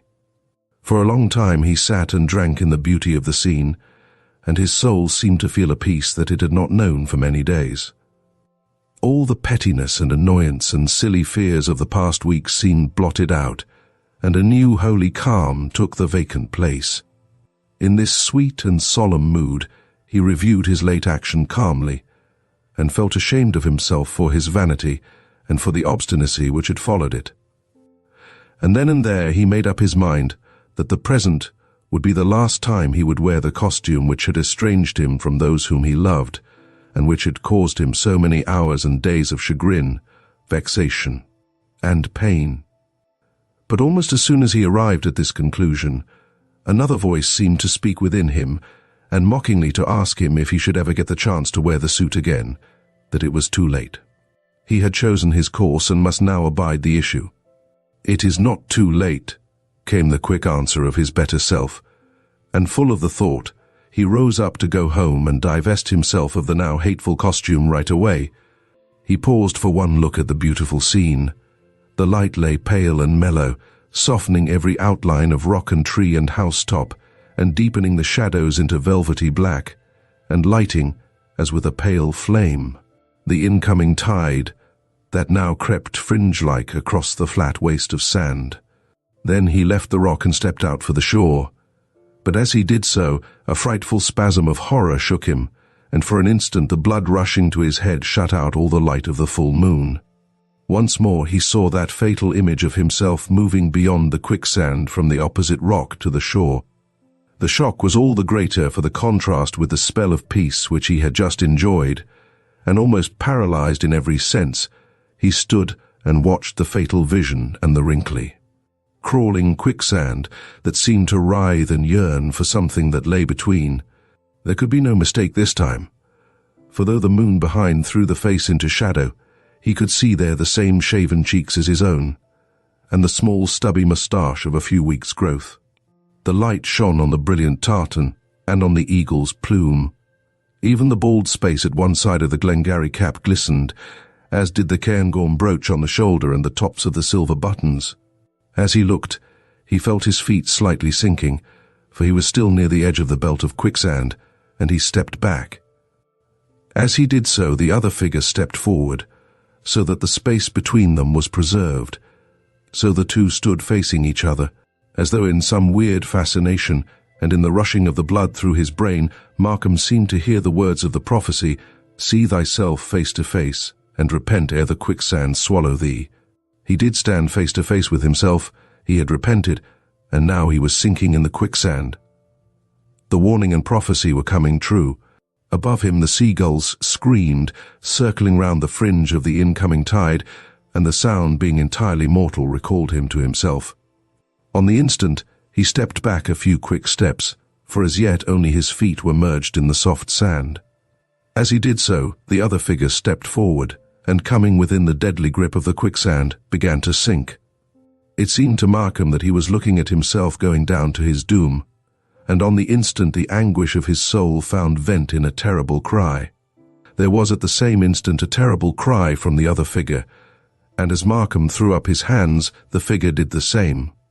With horror-struck eyes he saw him sink deeper into the quicksand, and then, impelled by what power he knew not, he advanced again towards the sand to meet his fate. But as his more forward foot began to sink, he heard again the cries of the seagulls, which seemed to restore his benumbed faculties. With a mighty effort he drew his foot out of the sand, which seemed to clutch it, leaving his shoe behind, and then in sheer terror he turned and ran from the place, never stopping till his breath and strength failed him, and he sank half swooning on the grassy path through the sandhills. Arthur Markham made up his mind not to tell his family of his terrible adventure, until at least such time as he should be complete master of himself, now that the fatal double, his other self, had been engulfed in the quicksand. He felt something like his old peace of mind. That night he slept soundly and did not dream at all, and in the morning was quite his old self. It really seemed as though his newer and worser self had disappeared forever. And strangely enough, South Tammy was absent from his post that morning and never appeared there again, but sat in his old place watching nothing as of old, with lackluster eye. In accordance with his resolution, he did not wear his Highland suit again, but one evening tied it up in a bundle, claymore, dirk and philibeg and all, and bringing it secretly with him threw it into the quicksand. With a feeling of intense pleasure, he saw it sucked below the sand, which closed above it into marble smoothness. Then he went home and announced cheerily to his family assembled for evening prayers, "Well, my dears, you will be glad to hear that I have abandoned my idea of wearing the Highland dress. I see now what a vain old fool I was and how ridiculous I made myself. You shall never see it again." "Where is it, father?" asked one of the girls, wishing to say something so that such a self-sacrificing announcement as her father's should not be passed in absolute silence. His answer was so sweetly given that the girl rose from her seat and came and kissed him. It was, "In the quicksand, my dear, and I hope that my worser self is buried there along with it, forever." The remainder of the summer was passed at Crooken with delight by all the family, and on his return to town, Mr. Markham had almost forgotten the whole of the incident of the quicksand, and all touching on it, when one day he got a letter from the McCallum Moor which caused him much thought, though he said nothing of it to his family, and left it, for certain reasons, unanswered. It ran as follows: The McCallum Moor and Roderick McDu, The Scotch All-Wool Tartan Clothing Mart, Cupthall Court, E.C., 30th September, 1892. Dear Sir, I trust you will pardon the liberty which I take in writing to you, but I am desirous of making an inquiry, and I am informed that you have been sojourning during the summer in Aberdeenshire, Scotland, N.B. My partner, Mr. Roderick McDu, as he appears for business reasons on our bill heads and in our advertisements, his real name being Emmanuel Moses Marks of London, went early last month to Scotland, N.B. for a tour, but as I have only once heard from him shortly after his departure, I am anxious lest any misfortune may have befallen him. As I have been unable to obtain any news of him on making all inquiries in my power, I venture to appeal to you. His letter was written in deep dejection of spirit, and mentioned that he feared a judgment had come upon him for wishing to appear as a Scotchman on Scottish soil, as he had one moonlight night shortly after his arrival seen his wraith. He evidently alluded to the fact that before his departure he had procured for himself a Highland costume similar to that which we had the honour to supply to you, with which, as perhaps you will remember, he was much struck. He may, however, never have worn it, as he was, to my own knowledge, diffident about putting it on, and even went so far as to tell me that he would at first only venture to wear it late at night or very early in the morning, and then only in remote places, until such time as he should get accustomed to it. Unfortunately, he did not advise me of his route, so that I am in complete ignorance of his whereabouts. And I venture to ask if you may have seen or heard of a Highland costume similar to your own having been seen anywhere in the neighbourhood, in which I am told you have recently purchased the estate which you temporarily occupied.